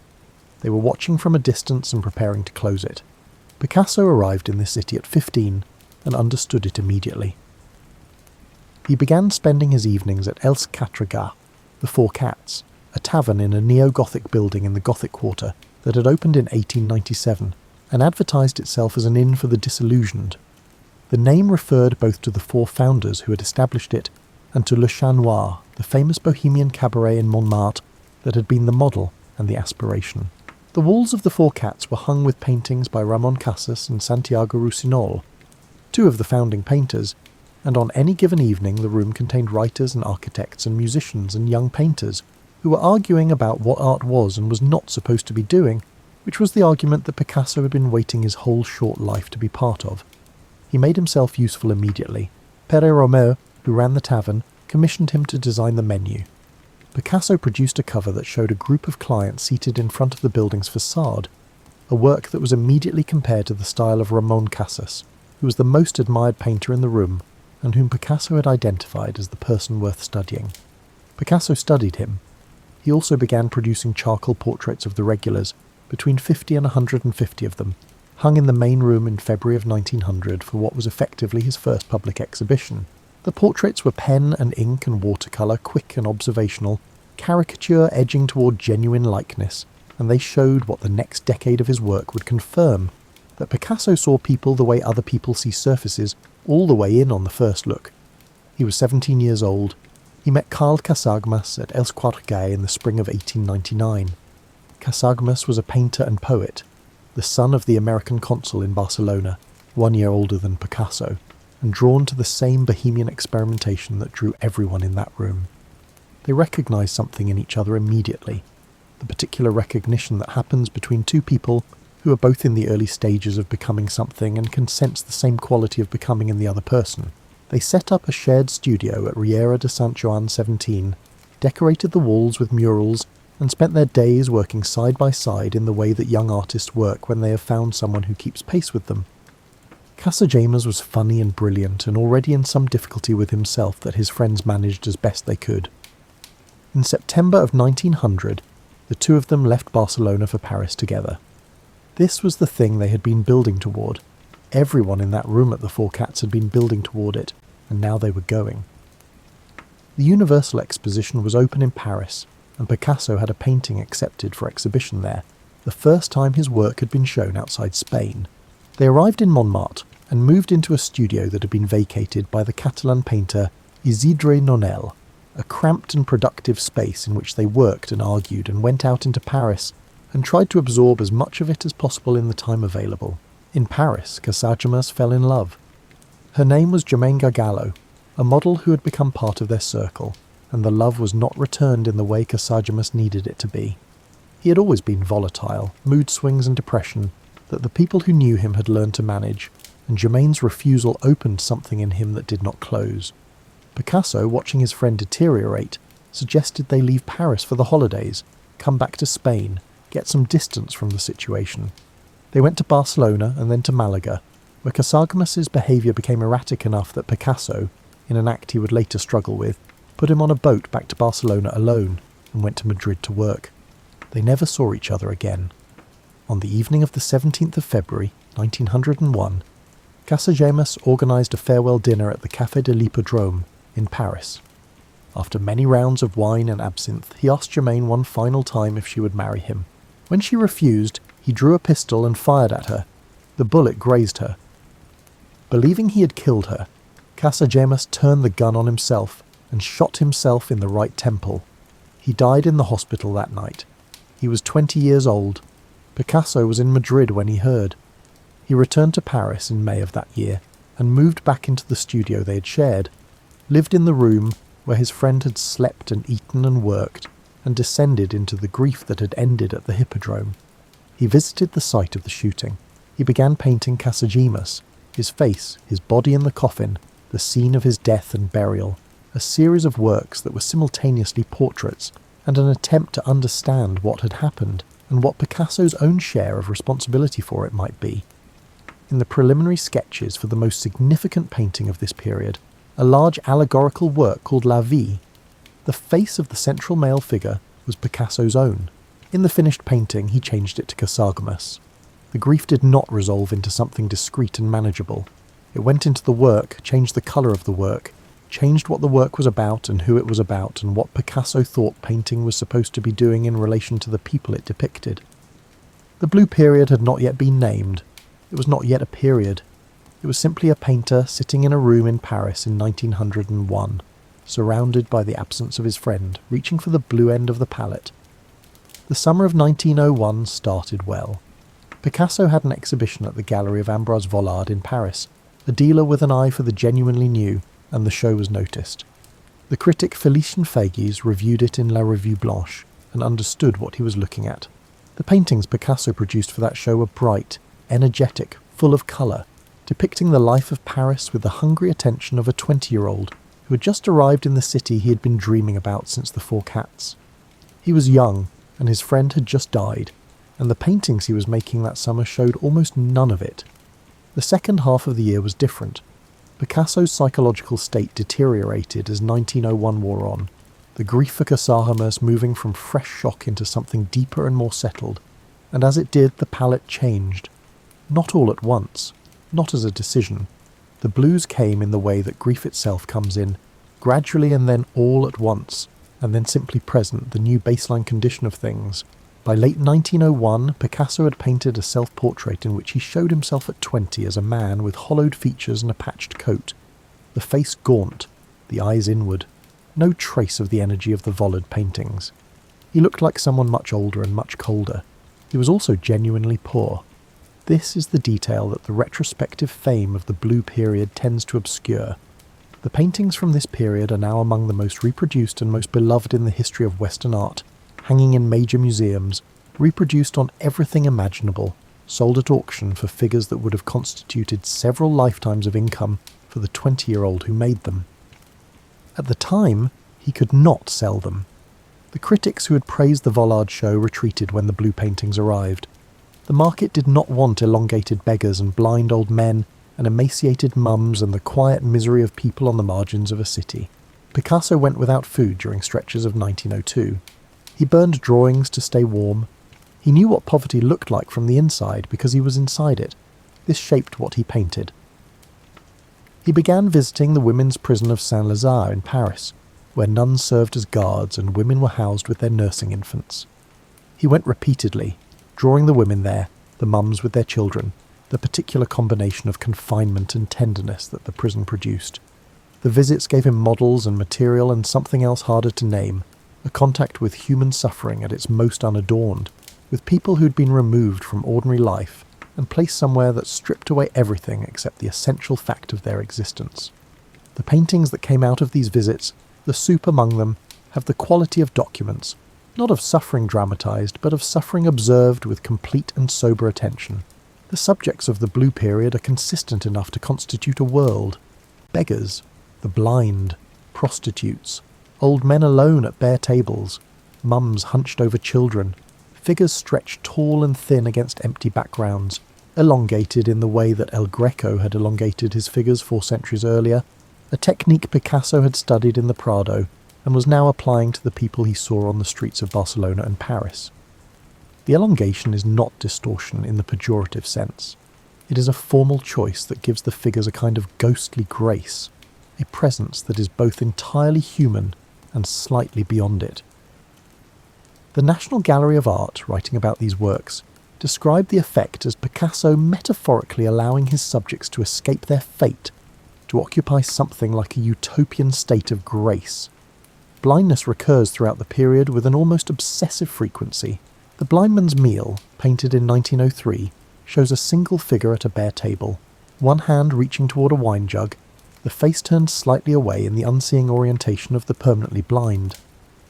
The Old Guitarist, also 1903, is the most famous of these works, a hunched old man cradling an enormous instrument, the body angular and compressed, the guitar taking up most of the space around him, the man himself reduced to the bare minimum of presence required to hold the thing and play it. The guitar is brown, the single warm note in a painting otherwise built entirely from blue-grey cold.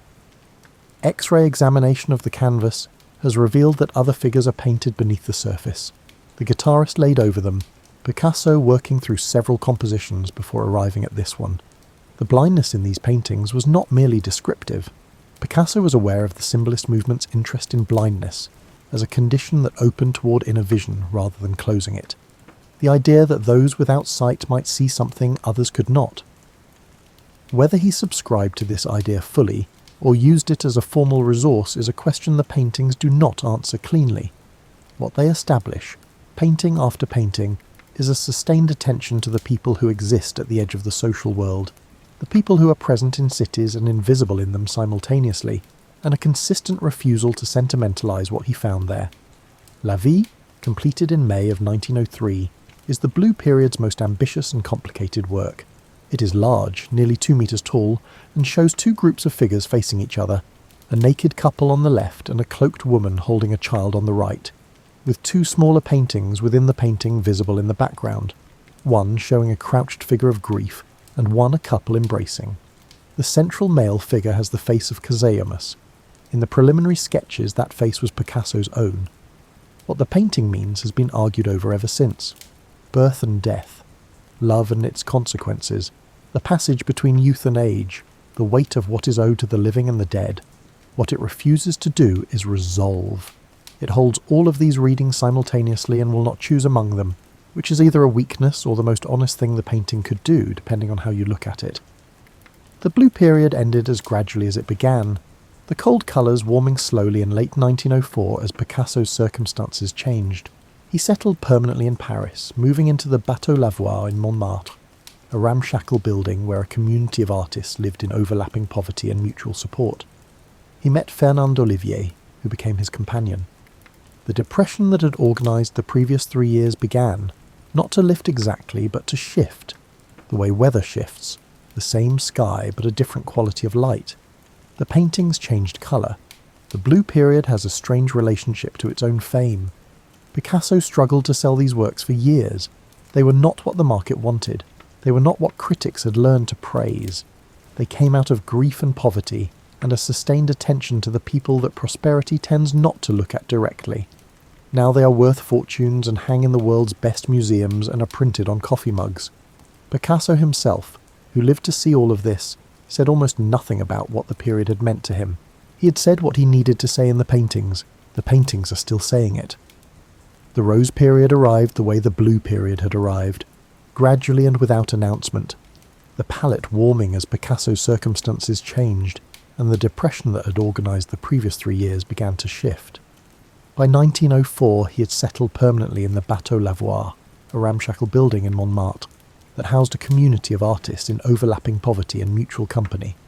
Fernande Olivier arrived in his life and became his companion, and the subjects of his paintings changed with her presence, the emaciated beggars giving way to acrobats and circus performers, the cold blue replaced by earth tones and rose and the particular warm grey of a Paris afternoon. He was painting the world as a place worth inhabiting, rather than a place worth documenting at its margins. He was also looking at things very carefully. Cézanne died in October of 1906 and was honoured the following year with a major retrospective at the Salon d'Automne. Picasso studied it with the attention he brought to everything he wanted to understand, which was total and patient and ultimately transformative. What Cézanne had been doing with form, the way he had broken apart the convention that a painting should show you an object from a single fixed point of view, the way he had allowed multiple angles and multiple moments to coexist in a single image, was something Picasso recognised as a door and walked through. He was also looking at the ancient Iberian sculptures on display in the Louvre, recently excavated from Osuna in Spain, their faces simplified and archaic, the features reduced to essential forms with an authority that had nothing to do with the academic tradition he had been trained in. He started incorporating what he saw in these faces into his own figures. The 3 central women in the painting that was building in his studio across the first half of 1907 owe their faces to these sculptures. The other 2 women are something else entirely. In the spring or early summer of 1907, Picasso visited the Ethnographic Museum at the Palais du Trocadero in Paris. He described the experience himself, years later, to the writer André Malraux. "The smell reached him first," he said. "Mould and rot and the flea market quality of a place that housed objects brought from very far away by people who did not understand what they were handling. He wanted to leave. He stayed. The masks, he said, were not like any other pieces of sculpture. Not at all. They were magic things. They were against everything, he said, against unknown threatening spirits. He understood what they were for, what they were doing. He understood, standing there alone in that awful museum, why he was a painter. He went back to his studio and changed 2 of the faces in the painting he had been working on for months. The painting was called, at that point, Le Bordel d'Avignon, the brothel of Avignon, a reference to the Carré d'Avingo in Barcelona, where Picasso had spent time as a young man. Later it would be given a more polite name. It shows 5 nude women, confrontational, staring directly out of the canvas at whoever is looking at them, the conventional passivity of the female nude entirely abandoned. The 3 on the left have faces derived from Iberian sculpture, simplified and flat. The 2 on the right have faces that were changed after the Trocadero visit, angular and fractured, wearing something very close to African masks, the planes of the face broken apart and reassembled in a way that is simultaneously familiar and wrong, or rather wrong by the standards of what Western painting had been doing with faces for several centuries, and right by some other standard that the painting was in the process of establishing. X-ray analysis of the canvas has confirmed what this looked like before the changes. Originally, all 5 figures shared similar facial features, the same almond eyes, and simplified profile that characterised the Iberian influence. The Trocadero visit produced the rupture that split the painting in 2, the left side and the right side operating by different visual logics. The whole canvas held together by the confrontational directness of the women's gaze rather than by any conventional compositional unity. Picasso had created hundreds of preparatory sketches and studies across the previous 9 months. The early versions of the composition included a male figure on the left, a medical student entering the brothel holding a skull, a narrative element he eventually removed because the story it implied would have contained the image rather than releasing it. He also removed a sailor on the right. What remained when both men were gone was pure confrontation, 5 women and whoever was looking at them, nothing between the image and the viewer to absorb or mediate the encounter. The painting's immediate reception was damaging. Picasso showed it to his circle at the Bateau Lavoir, and they did not know what to do with it. Georges Braque, who had become his closest collaborator within a year, said at first viewing that it was like eating rope or drinking petroleum. Henri Matisse, his great rival, was appalled. The poet Guillaume Apollinaire, who was among Picasso's most devoted supporters, was shaken. The dealer Daniel Henry Kahnweiler, who visited the studio in July of 1907 and saw the canvas, was at a loss. The painting did not go on public display until 1916. In the years between its completion and its first public exhibition, Picasso kept it rolled up in his studio. What the painting had done to him, and what it would eventually do to the history of painting, was not immediately legible to anyone standing in front of it in 1907, including Picasso himself. He had produced something that did not fit any existing category, that had broken the expectation of what a painting was supposed to do when it depicted a human figure, that had made the question of how to show a body in space into an open problem rather than a settled convention. The problem, once opened, could not be closed. The collaboration with Braque that began almost immediately after Les Demoiselles, the two men working in such proximity that they sometimes could not tell which paintings were whose, would push that open problem into what became Cubism, and Cubism would change what painting was allowed to attempt for the rest of the century. But that is the next chapter. At this moment, in 1907, there is only the canvas, still damp, too large to hang easily in the studio, showing 5 women who will not look away from you, their faces assembled from Iberian stone and African wood, and Picasso's own particular way of refusing to show you things the way you expect them to look. He understood, he said later, that it was his first exorcism painting. He had given form to the spirits. He had become independent of them. The question that Les Demoiselles had opened was this: if a painting does not have to show you what a thing looks like from a fixed point of view, then what is it allowed to do instead? Picasso did not have the answer when he finished the painting in 1907. He had the question, which is a different thing and in some respects a more valuable one. The question needed another person to help develop it, and that person arrived in November of 1907, when the poet Guillaume Apollinaire arranged a meeting between Picasso and a young French painter named Georges Braque. Braque had already seen Les Demoiselles, and his initial response had been the rope and petroleum remark, the opinion that the painting was as unwelcome to him as eating rough fibre or drinking kerosene. But it haunted him through the winter of 1907 and into 1908, in the way that genuinely new things haunt the people who are capable of understanding them, not pleasantly and not easily, and not with any immediate sense of what to do about it. He went south to L'Estaque, where Cézanne had worked, and spent the summer shedding the colours of Fauvism and working through the structural problems that the older painter had left unresolved and that Picasso had now ripped wide open. When he came back to Paris, he came back with paintings that were doing something Picasso recognised. The collaboration began almost immediately after. Almost every evening, Picasso said later. Either he went to Braque's studio or Braque came to his. Each of us had to see what the other had done during the day. The statement, which Picasso made in a late interview, sounds almost domestic in its rhythm. The two painters checking in with each other daily like colleagues running a project together, which is precisely what they were.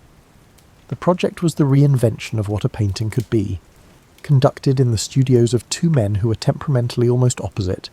Picasso intuitive and bold and restless, Braque methodical and reserved and committed to structural precision, and whose differences turned out to be exactly what the project required. Braque's own description of the collaboration was that they were like two mountaineers roped together. What they were building, across the years from 1908 to 1914, came to be called Cubism. The name was coined accidentally by a French art critic named Louis Vaucel, who described Braque's landscape paintings of L'Estaque as reducing everything to little cubes. Bizarreries cubiques, he wrote, geometrical peculiarities. He meant it as a dismissal. The artist used the word as a handle, and the handle stuck, which is how many of the most important movements in art history acquired their names from someone who thought they were insulting the work. The word does not quite describe what the work was doing, but it points at it. What Cubism actually did was refuse the convention that a painting occupies a single moment in time from a single fixed point in space. The academic tradition and the entire history of Western painting from the Renaissance forward had built itself on single-point perspective, the mathematical system that produces the illusion of depth on a flat surface by arranging everything in relation to a single vanishing point. It is a powerful system, and it produces beautiful work. It also requires a lie, the lie that the viewer is stationary, that the world is frozen, that the object being depicted exists in one moment from one angle. Cézanne had begun to question this without quite abandoning it. Picasso and Braque abandoned it. In the paintings of what came to be called analytic cubism, which developed from roughly 1909 through 1912. A figure or an object is shown from multiple angles simultaneously, the front and the side and sometimes the back all present in the same image, assembled into a composition that is recognisable without being illusionistic. A guitar becomes a collection of planes and curves that represent the guitar from every angle at once rather than from one. A woman's face shows you the profile and the frontal view in the same head, both truths present simultaneously rather than forced to choose. The palette during this phase narrows to greys and browns and ochres, the colour deliberately reduced so that the structural question stays central. The investigation of form kept clear of the distraction of chromatic beauty.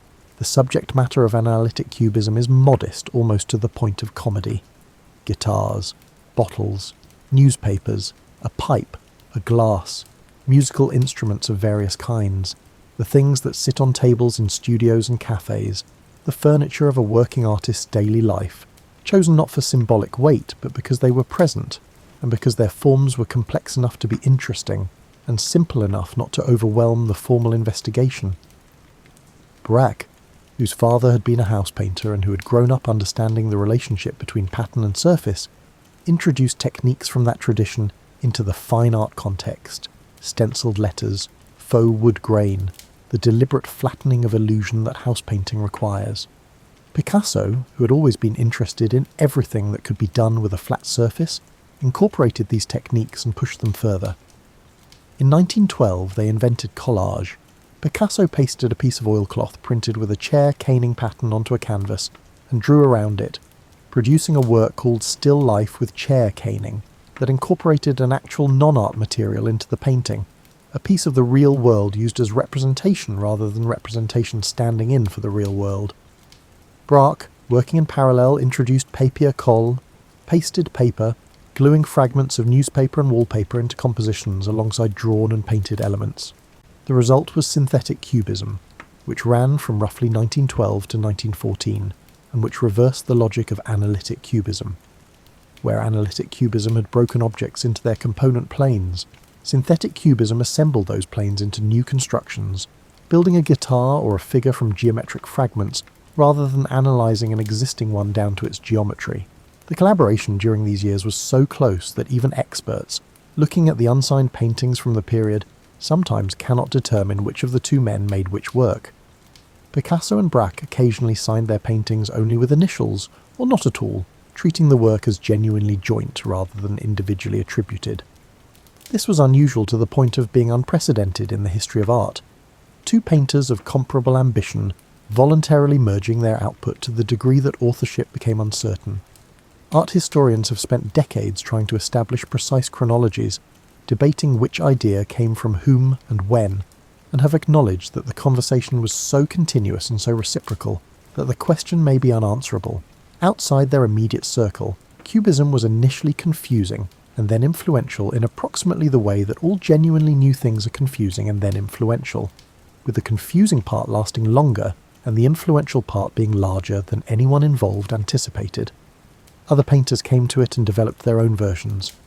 Juan Gris, Fernand Léger, Jean Metzinger, Francis Picabia, all working in Paris in the years before the war, each took the formal discoveries of Picasso and Braque and applied them to their own concerns and sensibilities. Unlike Picasso and Braque, who refused to exhibit their Cubist works publicly, through most of the collaboration, these painters showed their work at the major Paris salons, and it was through them that Cubism became visible to the broader public and to critics and to artists in other countries who had not been in the studios of the Bateau Lavoir. Then, August of 1914 arrived. Picasso saw Braque and their friend André Derain off at the train station in Avignon as they left for military service. Braque later recalled the moment. Picasso recalled it too, saying that after seeing Braque off that day he never saw him again, meaning that the Braque of the collaboration, the Braque who had been his other half in the most intense creative partnership in the history of modern art, was gone even if the man himself survived the war. Braque was wounded at the front and did not paint again until 1917. The partnership that had produced Cubism was over. Picasso, Spanish and therefore not conscripted, stayed in Paris. He continued to work. He always continued to work. But the particular quality of those 6 years, the daily studio visits, the constant conversation conducted through canvas, the two mountaineers roped together on a face that no one had climbed before, was finished. It had lasted long enough to change what painting was. In January of 1937, the Spanish Republican government approached Picasso with a commission. They were building a pavilion for the Paris World's Fair that summer, and they wanted a mural, something large and significant, something that would assert the legitimacy of the Republic at an international event in the city, where Picasso had lived for most of his adult life. Picasso accepted. Spain had been in civil war since July of 1936, when the nationalist general Francisco Franco had launched a military coup against the elected Republican government, and Picasso, who had not been back to his birthplace in years, and who rarely mixed politics and his art, understood that this was not a moment to stay out of it. For 3 months he stared at a blank canvas and produced nothing. The commission had not given him his subject. He had several preliminary ideas, none of them convincing, none of them finding the particular quality of necessity that Picasso required, before he could commit himself to a canvas of this scale. His personal life was in turmoil. The civil war was intensifying. He was working dispassionately on something he did not yet believe in, which was for Picasso the worst possible working condition. Then, on the 26th of April, 1937, the German Condor Legion bombed Guernica. The town sat 10 kilometres from the front lines in the Basque country in northern Spain, a quiet agricultural community that was also the ancient symbolic capital of the Basque people, the place where the traditional rights and liberties of the Basques were historically centred. It was a market day, Monday, which meant the town centre was full of people. The German aircraft arrived in the afternoon and bombed for approximately 2 hours. They dropped high explosives first to break the buildings open, then incendiaries to burn what was exposed. The nearest military target, a factory on the town's outskirts, went through the attack untouched. What burned was the town. The journalist George Steer, a correspondent for the Times of London, was nearby and reached Guernica shortly after the bombing. His account appeared 2 days later on the front pages of the Times and the New York Times, and then in the French paper L'Humanité. It described the deliberate destruction of an open civilian town with no significant military value, the bodies in the streets, the animals running through the rubble, the particular completeness of the destruction, tile roofs and wooden porches burning long after the planes had left. Picasso read the account in the newspaper in Paris. He made his first sketch the next day, the 1st of May. He had found his subject. What followed across the next 35 days is one of the most documented creative processes in the history of art, because Picasso's companion and fellow artist Dora Maar photographed the canvas at multiple stages of its development, preserving a record of the painting's evolution from initial composition through successive revisions. There are over 40 preparatory sketches and studies in addition to Maar's photographs. The documentation shows a painting that changed substantially as it was made, not in its core emotional content, which was fixed from the first day, but in its compositional organisation, the arrangement of the bodies and the symbols and the spaces between them. The canvas Picasso was working on was enormous, 3.5 metres tall and nearly 8 metres wide, painted in his studio on the Rue des Grands Augustins. It required scaffolding to reach the upper sections. He chose to work in grey and black and white, stripping out all colour, a decision that gives the painting the quality of a news photograph, the documentary authority of something that is reporting rather than interpreting. He also ordered house paint rather than artist's paint, specifying a matte finish, the minimum amount of gloss, so that the surface would have no beauty of material to distract from what it was saying. The painting that emerged shows a collection of figures in extremis. A wounded horse occupies the centre, its mouth open in a scream, stumbling over a fallen soldier below it. A bull stands on the left, facing away from the chaos, intact where everything else is breaking. A woman with a dead infant holds the child up in a gesture that is simultaneously a cradling and a presentation, her face torn open in grief. Another woman drags a wounded leg across the bottom of the canvas. Another leans from a window holding an oil lamp into the scene. A dismembered soldier lies on the ground, a broken sword in his hand beside a flower. Flames rise on the right side. A light bulb shaped like an eye hangs at the top of the composition, its spiked rays a mechanical parody of illumination. The symbols have been argued over ever since. The horse, Picasso said, represented the people. The bull represented brutality and darkness. The lamp held by the woman in the window was the lamp of truth, or the lamp of the Republic. The broken sword was resistance that had not surrendered despite being broken. The baby in the mum's arms did not need explaining to anyone who looked at it. Picasso also added, at various points, that the painting meant exactly what it showed, no more and no less, which is the kind of statement artists make when they have been asked one too many times to reduce their work to a caption. The photographs Dora Maar took during the 35 days show a painting trying out different answers to the same question, which is how to contain this level of suffering in an organised image without reducing it, without making it bearable to look at, without allowing the viewer the comfort of aesthetic distance. The early stages show the bull and the horse in different positions, different proportions, different relationships to each other.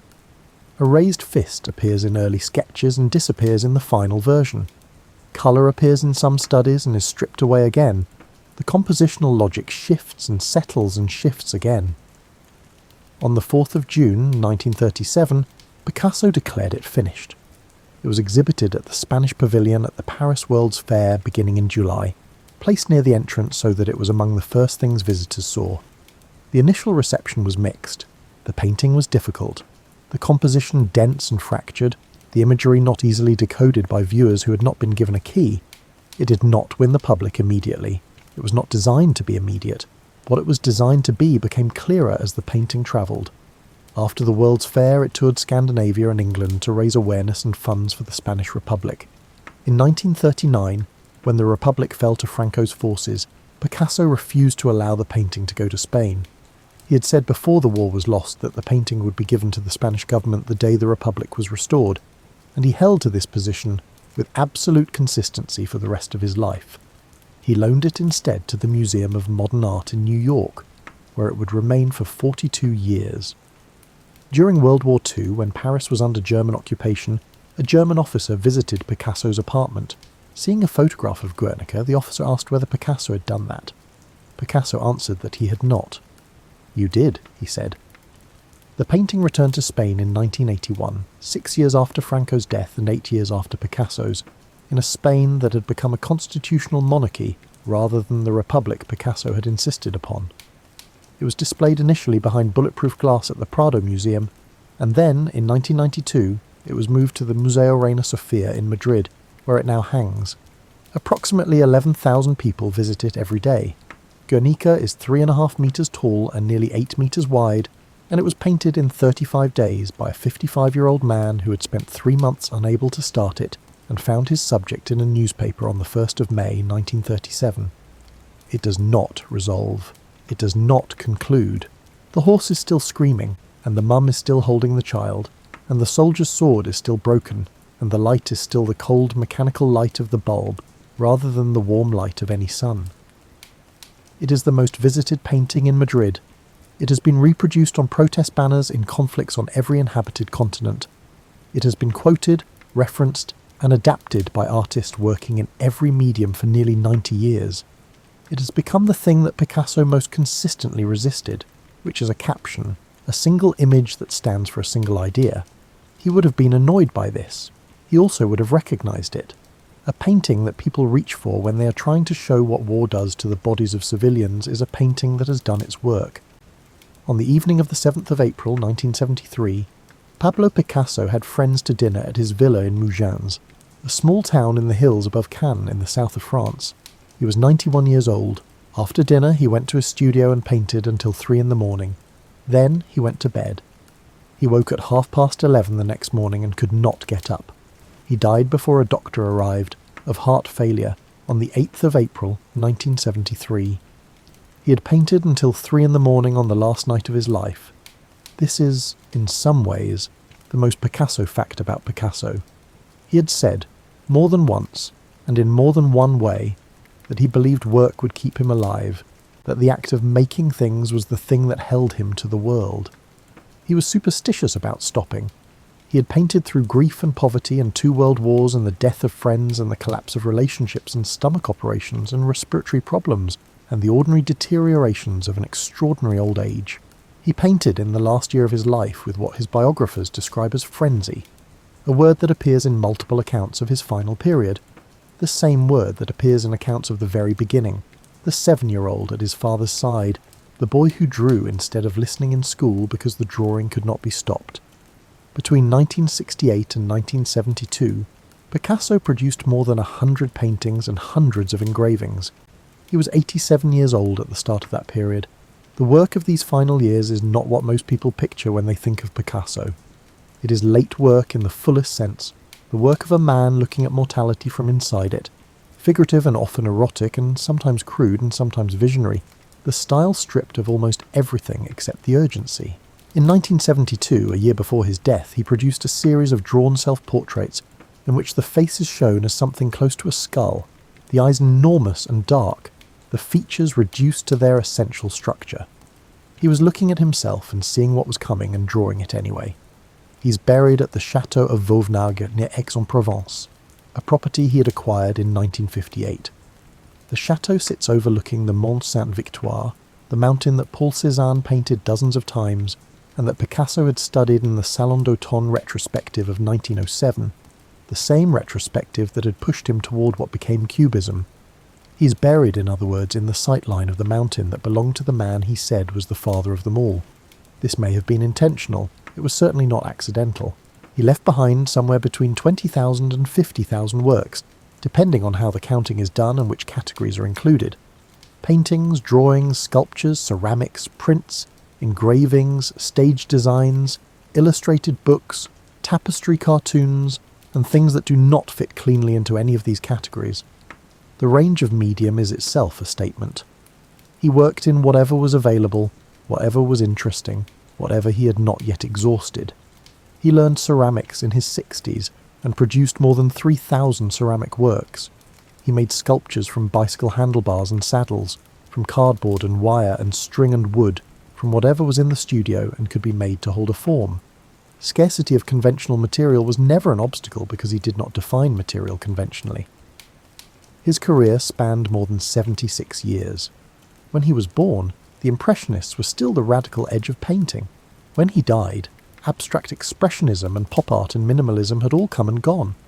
He had outlived most of the movements that had positioned themselves against him or alongside him, and had outlived several that he had helped create.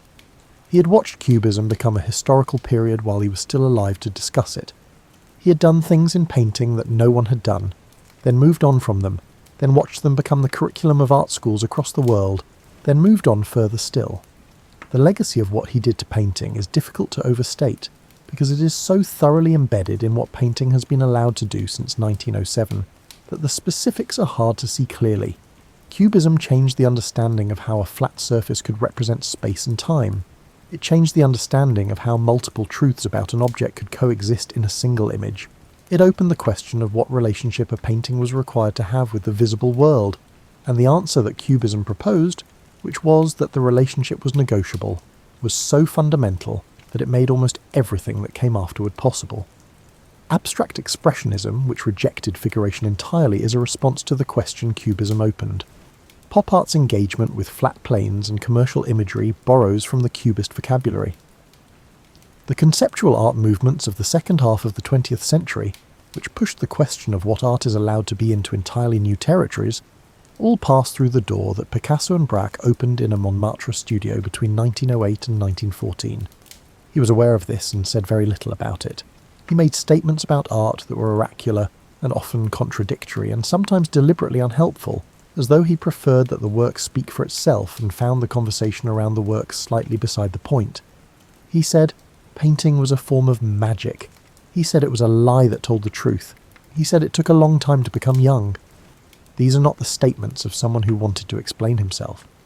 His face became one of the most photographed faces of the 20th century. He was the first living artist to have a retrospective at the Museum of Modern Art in New York in 1939. He joined the French Communist Party after the Second World War and was awarded the Lenin Peace Prize in 1962, and these affiliations generated controversy that followed him for the rest of his life, as did his treatment of the women he was involved with, which by the accounts of several of those women ranged from complicated to harmful. The biography is not simple, and has not been made simpler by the passage of time or the scale of the reputation. What remains when all of it is accounted for is the work itself. The Blue Period paintings, still in the museums where they have lived for decades, still doing what they were doing in 1902 when nobody wanted to buy them, which is looking at suffering without sentimentality and without distance. Les Demoiselles d'Avignon at the Museum of Modern Art, still stopping people in the gallery the way it stopped everyone who saw it in Picasso's studio in 1907, still refusing to show you what you expect to be shown. Guernica in Madrid, where 11,000 people a day come to stand in front of it and feel what it feels like to be in a room with a painting that will not let war be abstract. The Old Guitarist, in Chicago, a bent old man cradling an enormous instrument in a room full of cold blue, the guitar the only warm thing, playing music for no audience in a painting that was made in a period when Picasso could not sell paintings and was burning drawings to stay warm and had just lost his closest friend. He was a boy in Malaga who could draw before he could speak. His first word was the word for pencil. He drew pigeons for his father and then painted over his father's unfinished pigeon, and his father understood what he was looking at and gave him his brushes. He went to Barcelona at 14 and passed an entrance examination in a week that was supposed to take a month. He went to Paris at 20 and moved into a leaking building in Montmartre and began to work. He worked for the next 71 years without stopping, except when grief stopped him briefly and exhaustion slowed him for a year, and his body failed him in small ways that he ignored. He painted until 3 in the morning on the last night of his life. The work is still here, all of it. The pigeons and the beggars and the broken guitars and the fractured faces and the screaming horse and the skull-like self-portrait of a 90-year-old man looking at what was coming and drawing it anyway. If you are still awake, my tired dumplings, that is Pablo Picasso. If you fell asleep somewhere around the Blue Period or the Shed in Montmartre or the Blue Guitar in Chicago, which would be a very good place to fall asleep, that is exactly what this was for. If you have a hand free from wherever it is, a like and a subscribe cost you nothing and helps the channel more than you would think. It is the least baroque thing you can do with a finger, and Picasso would have approved of economy. Good night.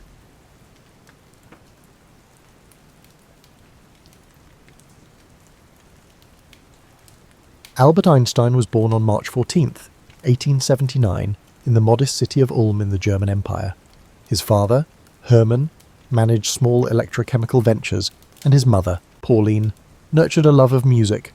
Contrary to later myths, he wasn't a poor student, rather, he disliked rote memorization and preferred exploring ideas on his own. At age 5, he received a simple compass. Its unwavering needle, guided by an unseen force, left him spellbound, hinting at hidden laws in nature. In school, he often seemed preoccupied, building intricate houses of cards or lost in thought. Though teachers labelled him indifferent, he was quietly constructing mental pictures that reached far beyond mundane lessons. Music also shaped his early life. Pauline insisted he learn violin, and though reluctant at first, he found a kinship with Mozart's compositions. This link between artistic harmony and orderly principles of the universe captivated him. Even as a child, he sensed that creativity and logic could coexist productively. His family's moves, first to Munich, then to Italy, created in him a sense of displacement. Rather than fitting snugly into any single cultural or academic mould, he became an observer, questioning everything around him. During a stint at a Catholic elementary school, he briefly embraced religious devotion. Yet he soon gravitated toward a more personal sense of wonder, one unbound by strict doctrine. Later, he would speak of a cosmic religious feeling, a reverence for the unfathomable mysteries of existence. The German educational system clashed with his inquisitive spirit. Teachers focused on memorization, while Einstein was enthralled by independent exploration. He pored over geometry and calculus texts in his free time, often outpacing his peers in conceptual understanding. One tutor noticed his knack for dissecting problems from multiple angles, an early sign of the thought experiments he would later make famous.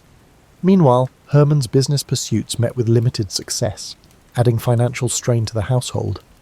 Yet in that uncertainty, Einstein found pockets of freedom. His parents rarely scolded him for daydreaming. Instead, they recognized his inclination to probe and analyze. When he built card towers, it was more than play. He studied balance, structure, and resilience, qualities he would apply to his theoretical work. Overlooked details of his youth further illustrate his distinctive perspective. He once spent hours trying to visualize how a beam of light might appear if one could race alongside it. These musings were embryonic glimpses of the relativity he would formalize years later. Far from mere fanciful flights, they were a training ground for a mind unafraid to question conventional frames of reference. Another seldom noted aspect was his relationship with language. Raised in a multilingual environment, German at home, occasionally Italian outside, he developed a nuanced appreciation for words. Later in life, he would craft carefully balanced scientific papers where clarity took precedence over flourish. But as a boy, he simply recognised that words were imperfect vessels for ideas, sparking a habit of visualising concepts to grasp them more deeply. By his early teens, Einstein grew increasingly restless with formal schooling. The Luitpold Gymnasium in Munich, with its strict regimen, clashed with his burgeoning interests. Feeling stifled, he began to defy conventional academic paths, in a decision that alarmed his teachers. He left school before graduation and followed his family to Italy. To some, it looked like a rash move, yet it was an act of self-determination, fueled by a longing to learn without constraint. During this period, he explored philosophy as well, delving into Kant's works and pondering the nature of reality. Such readings reinforced his conviction that genuine understanding required more than reciting facts. He craved first-hand encounters with the puzzles of the universe, from the motion of planets to the properties of light. Though his childhood did not revolve solely around science, he played violin, enjoyed walks, and showed flashes of humour. It was imbued with a special kind of curiosity. He was neither the hapless student nor the overnight prodigy that later narratives would portray. Instead, he was a reflective, somewhat solitary child who found meaning in probing life's deeper questions. His early experiences, compass in hand, cards neatly stacked, violin tucked under his chin, crystallised into the core of a worldview that would soon turn the scientific world on its head. Ultimately, the disparate strands of his youth would unite in a bold questioning of the established order. Few recognised how far his curiosity would carry him. Einstein's choice to abandon the Luitpold Gymnasium before graduating startled his teachers, but he felt stifled by rote drills. He rejoined his family in Milan, where Hermann hoped to save his faltering business. Finally freed from rigid school routines, Einstein studied math and philosophy on his own. Devouring Kant's works and nurturing an obsession with the universe's hidden structure. Still, the need for formal credentials loomed. In 1895, he applied to the Swiss Federal Polytechnic in Zurich, known for its forward-thinking curriculum. Although he excelled in math and physics, he flunked the entrance exam's other parts. Undeterred, he spent a transformative year at the Cantonal School in Aarau, Switzerland. This school's progressive ethos welcomed curiosity and debate, an environment in which Einstein thrived. Living with the Winterler family, he formed close bonds. He briefly romanced their daughter, Marie, but also made lifelong friendships. Armed with improved preparation, he passed the Polytechnic entrance exam in 1896 and pursued a teaching diploma in math and physics. Zurich's intellectual pulse invigorated him. By day, he endured lectures. By night, he wrestled with scientific texts or debated theory in cafes. Less enthralled with rote note-taking, he favoured independent study. Though he admired some professors, others saw him as dismissive and unruly, a reputation that would later cost him solid references. During this period, Einstein met Mileva Maric, the only woman in their physics cohort. She was bright and tenacious, undeterred by an academic world largely unwelcoming to women. Their bond intertwined intellectual exchange and romantic attraction. Letters between them reveal lively dialogues about abstract science and the deeper questions of existence. Critics sometimes question the extent of Mileva's contributions to Einstein's early work, but it's certain she engaged in stimulating discussions at a formative time in his career. Einstein graduated in 1900. Despite his clear gift for physics, job prospects were scarce. Dismissed by some professors as headstrong, he received only lukewarm recommendations. Over the next 2 years, he subsisted on tutoring gigs and part-time teaching roles, struggling to pay rent. Meanwhile, his relationship with Mileva grew more serious. They had a daughter, Liesel, whose fate remains one of the murkiest aspects of Einstein's life. Records suggest she may have been adopted, but details are sparse. Financial anxiety gnawed at him, and paternal disapproval of Mileva added stress. Yet his scientific passion never dimmed. Whenever he found a spare hour, Einstein tackled research problems in thermodynamics or statistical mechanics. Despite their lack of widespread attention, these small papers demonstrated Einstein's capacity to critically examine conventional assumptions. A modest beacon of stability arrived in 1902. Einstein secured a post as a technical expert. third class at the Swiss Patent Office in Bern. While many might view patent reviewing as mundane, the job offered a predictable schedule and a steady wage, precisely what he needed. Crucially, it also left him mental space for independent thought. Far from being a lull, this period set the stage for his most significant breakthroughs. Bern itself was unassuming, but it possessed an understated cultural vitality. Einstein, ever sociable in an understated way, found a small circle of like-minded acquaintances. They shared books, debated philosophical ideas, and sometimes playfully referred to themselves as the Olympia Academy. The group's informal spirit aligned perfectly with Einstein's own approach, freewheeling, yet anchored by a deep respect for rational inquiry. Meanwhile, his personal life moved forward. He and Mileva married in 1903, hoping to create a steel home.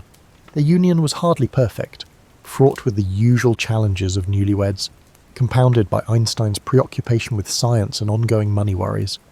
Still, having a supportive partner with a keen interest in physics likely encouraged his intellectual wanderings during these formative years. Between 1902 and 1904, Einstein churned through patent applications by day, evaluating new inventions for novelty and feasibility. At night, he scribbled equations and chased the big questions that had haunted him since childhood: the nature of light, the structure of time, and whether the cosmos had fundamental certainties. Little did anyone suspect that his quiet hours in Bern would yield a series of scientific papers that would upend centuries of accepted physics and elevate a once-errant student to the front ranks of modern science. In a few years, he would unleash a torrent of revolutionary ideas, proving that unorthodox paths can lead to remarkable destinations. Settled at the Swiss Patent Office in Bern, Einstein was officially a clerk, reviewing applications for new inventions. Unofficially, he was a theorist probing the bedrock of physics. The job's predictable routine left him time to explore the mysteries of light, motion, and energy, questions that had haunted him since childhood. His personal life had stabilized somewhat. He and Mileva, now married, lived modestly, mindful of every expense. Their son, Hans Albert, born in 1904, added new responsibilities. Yet Mileva's own physics background made her a supportive confidant for Einstein's musings, though the precise scope of her influence remains debated. In 1905, Einstein unleashed 4 seminal papers in Annalen der Physik. The first explained the photoelectric effect by treating light as particles, helping seed the future field of quantum mechanics. Next came his work on Brownian motion, using statistics to confirm the existence of atoms and molecules. Then, in his special theory of relativity, he shattered the old notion of absolute time, proposing that simultaneity depends on an observer's motion. Finally, in a spare but dazzling note, he offered E equals mc squared, revealing the profound equivalence of mass and energy. At first, these radical ideas met mixed responses. Some scholars found them too speculative, others grasped their seismic potential. Over time, the consensus grew. Einstein had transformed physics from the inside out. His reputation slowly spread, though he remained a patent clerk until 1909. He yearned for an academic post but faced challenges.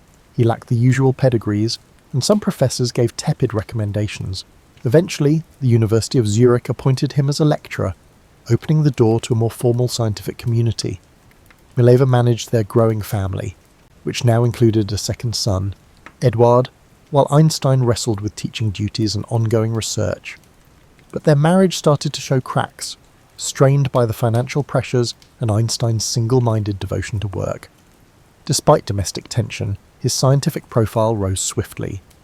Younger physicists marvelled at his knack for taking earlier insights, such as those from Hendrik Lorentz and Henri Poincaré, and unifying them into a cohesive vision. The outcome was more than a patchwork of theories.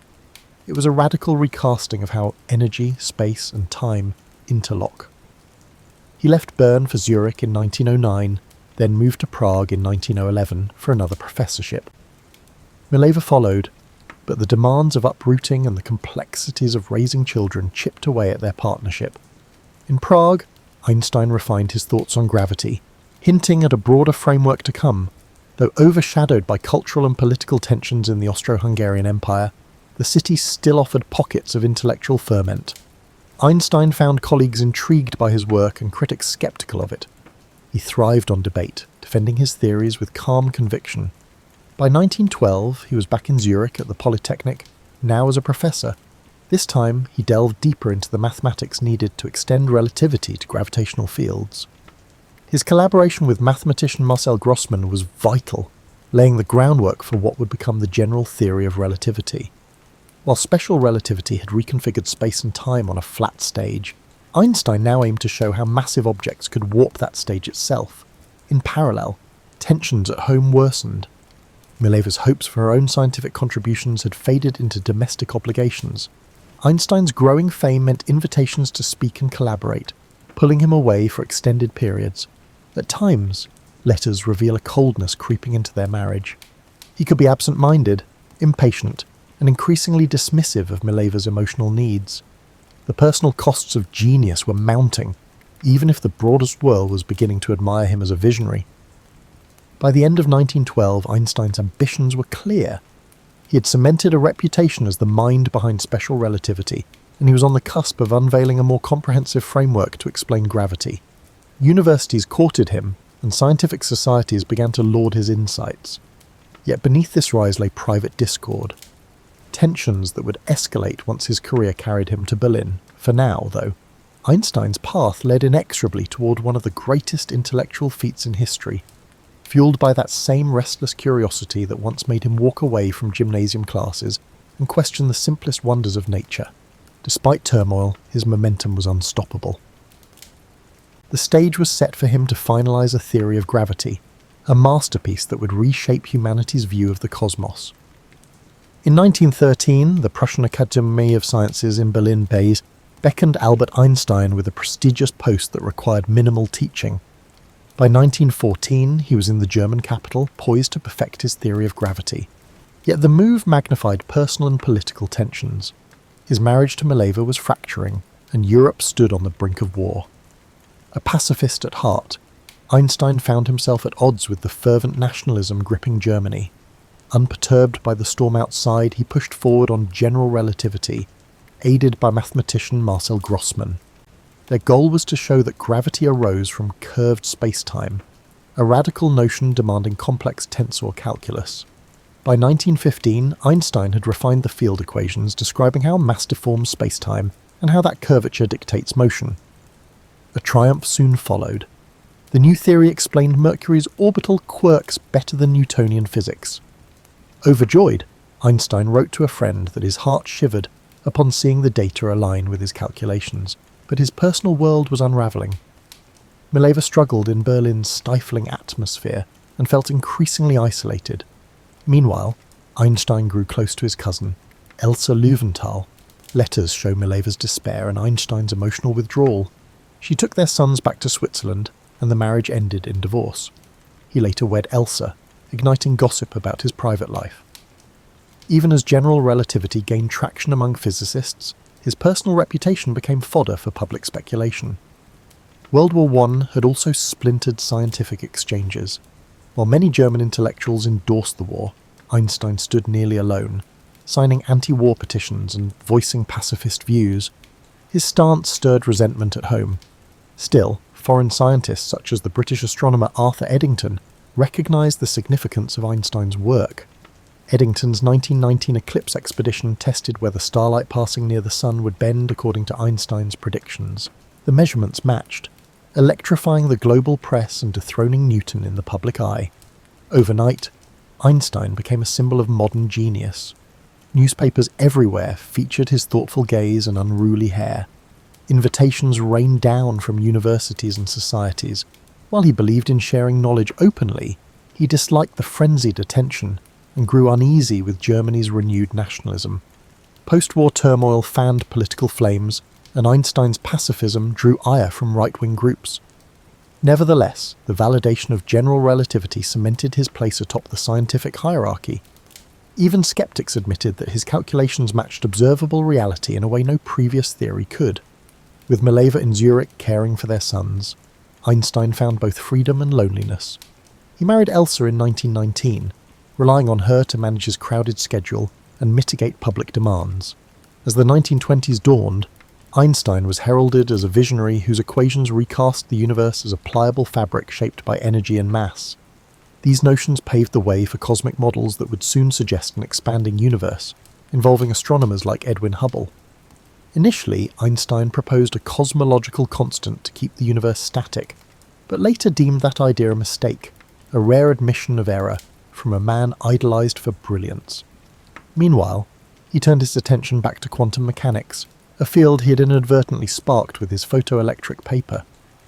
Newcomers like Werner Heisenberg and Erwin Schrödinger advanced ideas that clashed with Einstein's comfort zone. He balked at the probabilistic nature they proposed, insisting there must be a deeper deterministic layer. Thus began the famed series of debates with Niels Bohr, with Einstein challenging the notion that reality might hinge on randomness.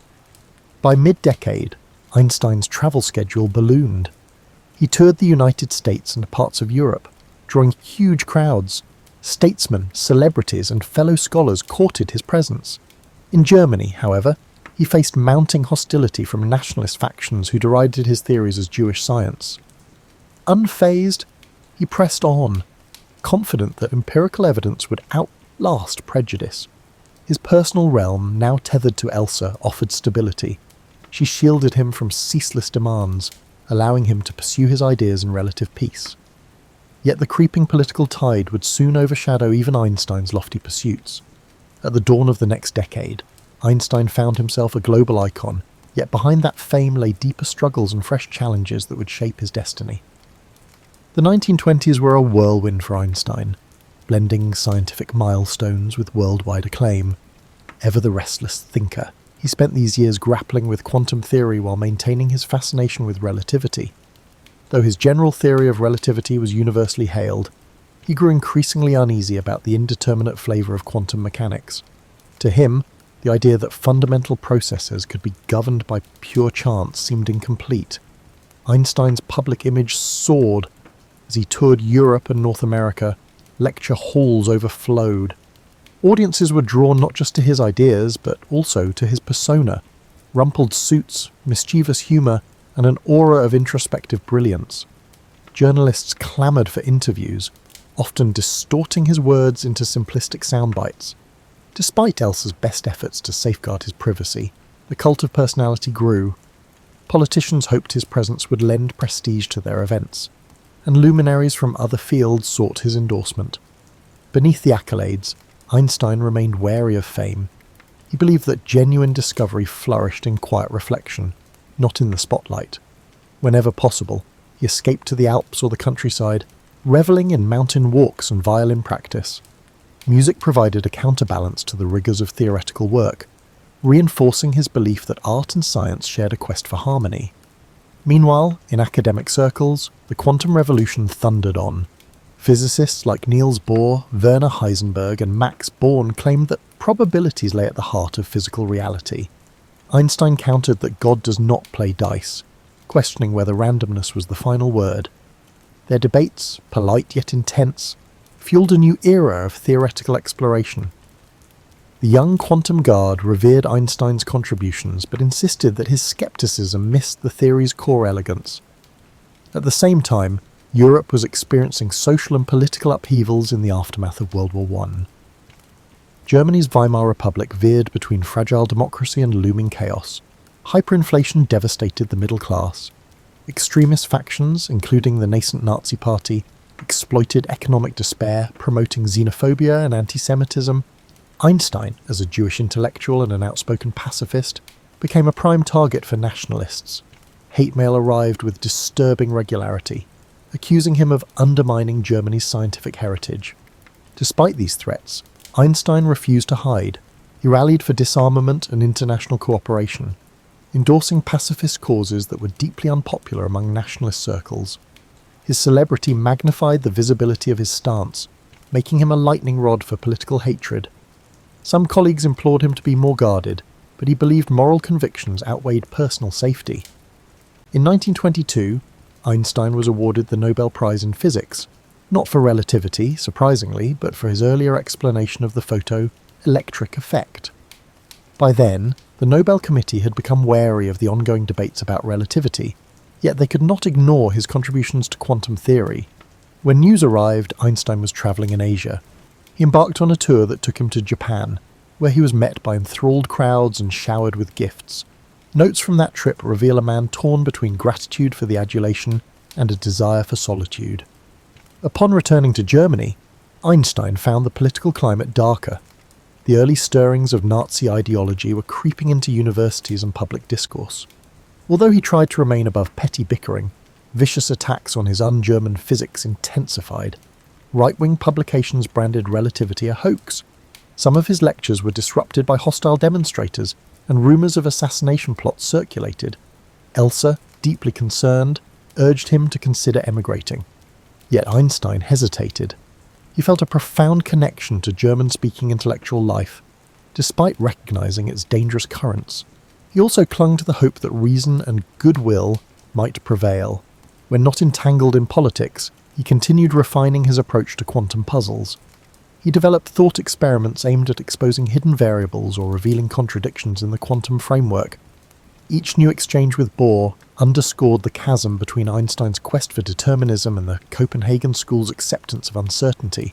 By the late 1920s, Einstein's stature had grown colossal, but so had his disillusionment with Europe's volatile mood. Whispers of an eventual departure grew louder. In public, he spoke calmly about the spiritual crisis afflicting the continent. Privately, he pondered where his future lay. The man who had once roamed Italy in his youth, yearning for free thought, again stood at a crossroads. When Adolf Hitler rose to power in 1933, Einstein's predicament crystallized. The Nazis targeted Jewish scientists as scapegoats, accusing them of corrupting German culture. For Einstein, an internationally admired thinker yet domestic pariah, remaining in Germany became untenable. Acting on Elsa's urgings and his own sense of imminent danger, he left Berlin for what would become a permanent exile. Stopping briefly in Europe, he announced his resignation from the Prussian Academy. The move was both symbolic and pragmatic. He refused to serve an institution bent on persecuting him.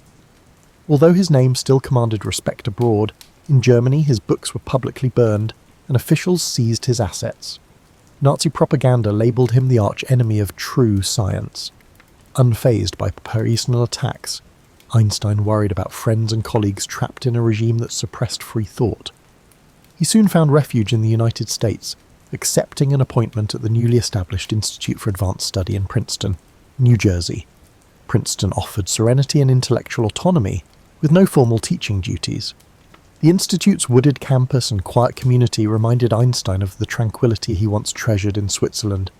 He took up residence in a modest house on Mercer Street, where curious townsfolk would spot him on daily walks, unruly hair, pipe in hand, lost in reflection.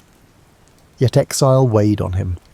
Though grateful for safety, he missed the vibrant cafes of Europe and lamented the plight of Jewish refugees barred from many countries. He became an outspoken advocate for civil rights and international cooperation, determined to counter the Nazi threat. He supported various relief organizations assisting displaced scholars. Letters from this period reflect a mix of relief, sorrow, and moral urgency. Scientifically, Einstein continued to question the underpinnings of quantum mechanics.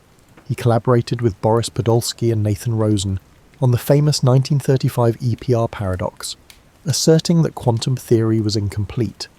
This paper challenged the Copenhagen interpretation by suggesting that spooky action at a distance conflicted with the principles of locality and realism.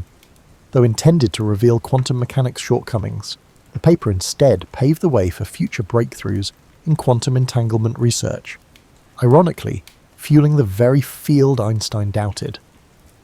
Meanwhile, global tensions escalated. As Nazi Germany expanded its militaristic ambitions, Einstein was drawn into geopolitical concerns he had tried to avoid. Friends cautioned him about the possibility of an atomic bomb, highlighting the dire consequences if Hitler's regime managed to harness nuclear fission first.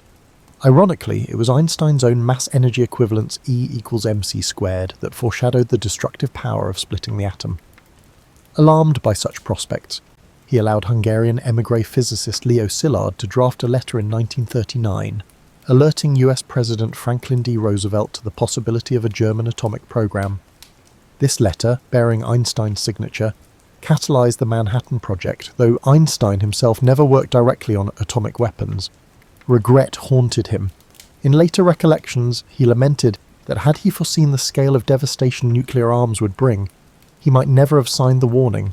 Yet at the time, Einstein's pacifist leanings clashed with realpolitik, a painful contradiction he carried to the end of his life. Princeton gradually became home. Einstein strolled its streets in tattered sweaters, occasionally offering an impromptu violin performance for friends. He fielded letters from admirers worldwide, often replying with brief but thoughtful notes. Photos from the era show a gentle-faced figure, equal parts grandfatherly and inscrutable. He advised younger scientists, although his own research shifted away from mainstream physics. Fixated on unifying gravity with electromagnetic forces, he pursued a theory of everything that increasingly isolated him from the cutting-edge work on quantum fields. Outside the academic sphere, Einstein gained a voice in public debates. He spoke out against racism in America, comparing it to the anti-Jewish sentiments he had witnessed in Europe. He supported civil rights activists and forged friendships with prominent black leaders, despite the era's pervasive discrimination. Occasionally, he faced criticism for meddling in social issues rather than sticking to science. But Einstein considered moral responsibility inseparable from intellectual freedom. As World War II raged, Einstein's heartbreak was twofold. Germany, once his intellectual cradle, had become a synonym for barbarity, while the Allies were forced to develop weapons of unprecedented lethality. He could only watch from afar, offering moral support and condemnation of fascist ideologies. In the aftermath of World War II, Albert Einstein's status as a global icon solidified. Yet his latter years were marked by reflection and a sense of unresolved questions. Despite pushing physics towards quantum theory, he remained resistant to its probabilistic core. Though the Manhattan Project had validated the destructive potential of E equals mc squared, it also weighed heavily on his conscience. He loathed the arms race that followed and spoke openly against nuclear proliferation. Living in Princeton, he continued his quest for a unified field theory, an ambitious bid to reconcile electromagnetism and gravity under one framework. He toiled over complex equations, convinced that nature possessed an underlying simplicity. Critics, meanwhile, argued that he was out of touch with emerging quantum field theories. Undeterred, Einstein pursued his unification program almost in solitude, likening himself to a lone traveller on a winding road. Younger physicists acknowledged his genius, but often parted ways with his methods, embracing instead the quantum approach he had always found unsettling. Beyond science, Einstein's voice resonated in global debates. He championed a supranational government to curb the risk of nuclear war, advocating collective security over nationalism. Despite controversies, many admired his stance, seeing in him a moral compass shaped by first-hand experience of authoritarianism. He wrote letters to world leaders, sometimes scoring partial victories, often meeting polite indifference. Yet he pressed on, believing that scientific insight conferred a duty to safeguard humanity from its inventions. His private life in Princeton had a gentle routine. Each morning brought a steady stream of letters seeking his opinion on everything from cosmic theories to personal woes. He obliged when he could, but dismissed frivolous requests. Afternoons often involved slow walks or reading classical literature. Evenings might find him improvising on the violin, seeking solace in music's structured freedom. Friends found him warm but occasionally aloof, an introvert who valued genuine conversation yet disdained small talk. Elsa's death in 1936 had left an emotional gap that he filled through companionship with his stepdaughter, Margot, and a circle of close confidants. His older son, Hans Albert, pursued an engineering career, while younger son Eduard battled health challenges that Einstein struggled to comprehend, but he remained steadfast in providing financial and emotional support from afar. As the Cold War dawned, Einstein found himself in a complicated political environment. Paradoxically, the FBI kept files on him, viewing his pacifist leanings and global outlook as potentially subversive. Rumours circulated that he was sympathetic to communist causes, though he consistently denounced Stalinist oppression.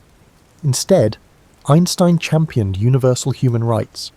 He grew vocally critical of McCarthyism, branding it an assault on intellectual freedom akin to the political witch hunts he had fled in Germany.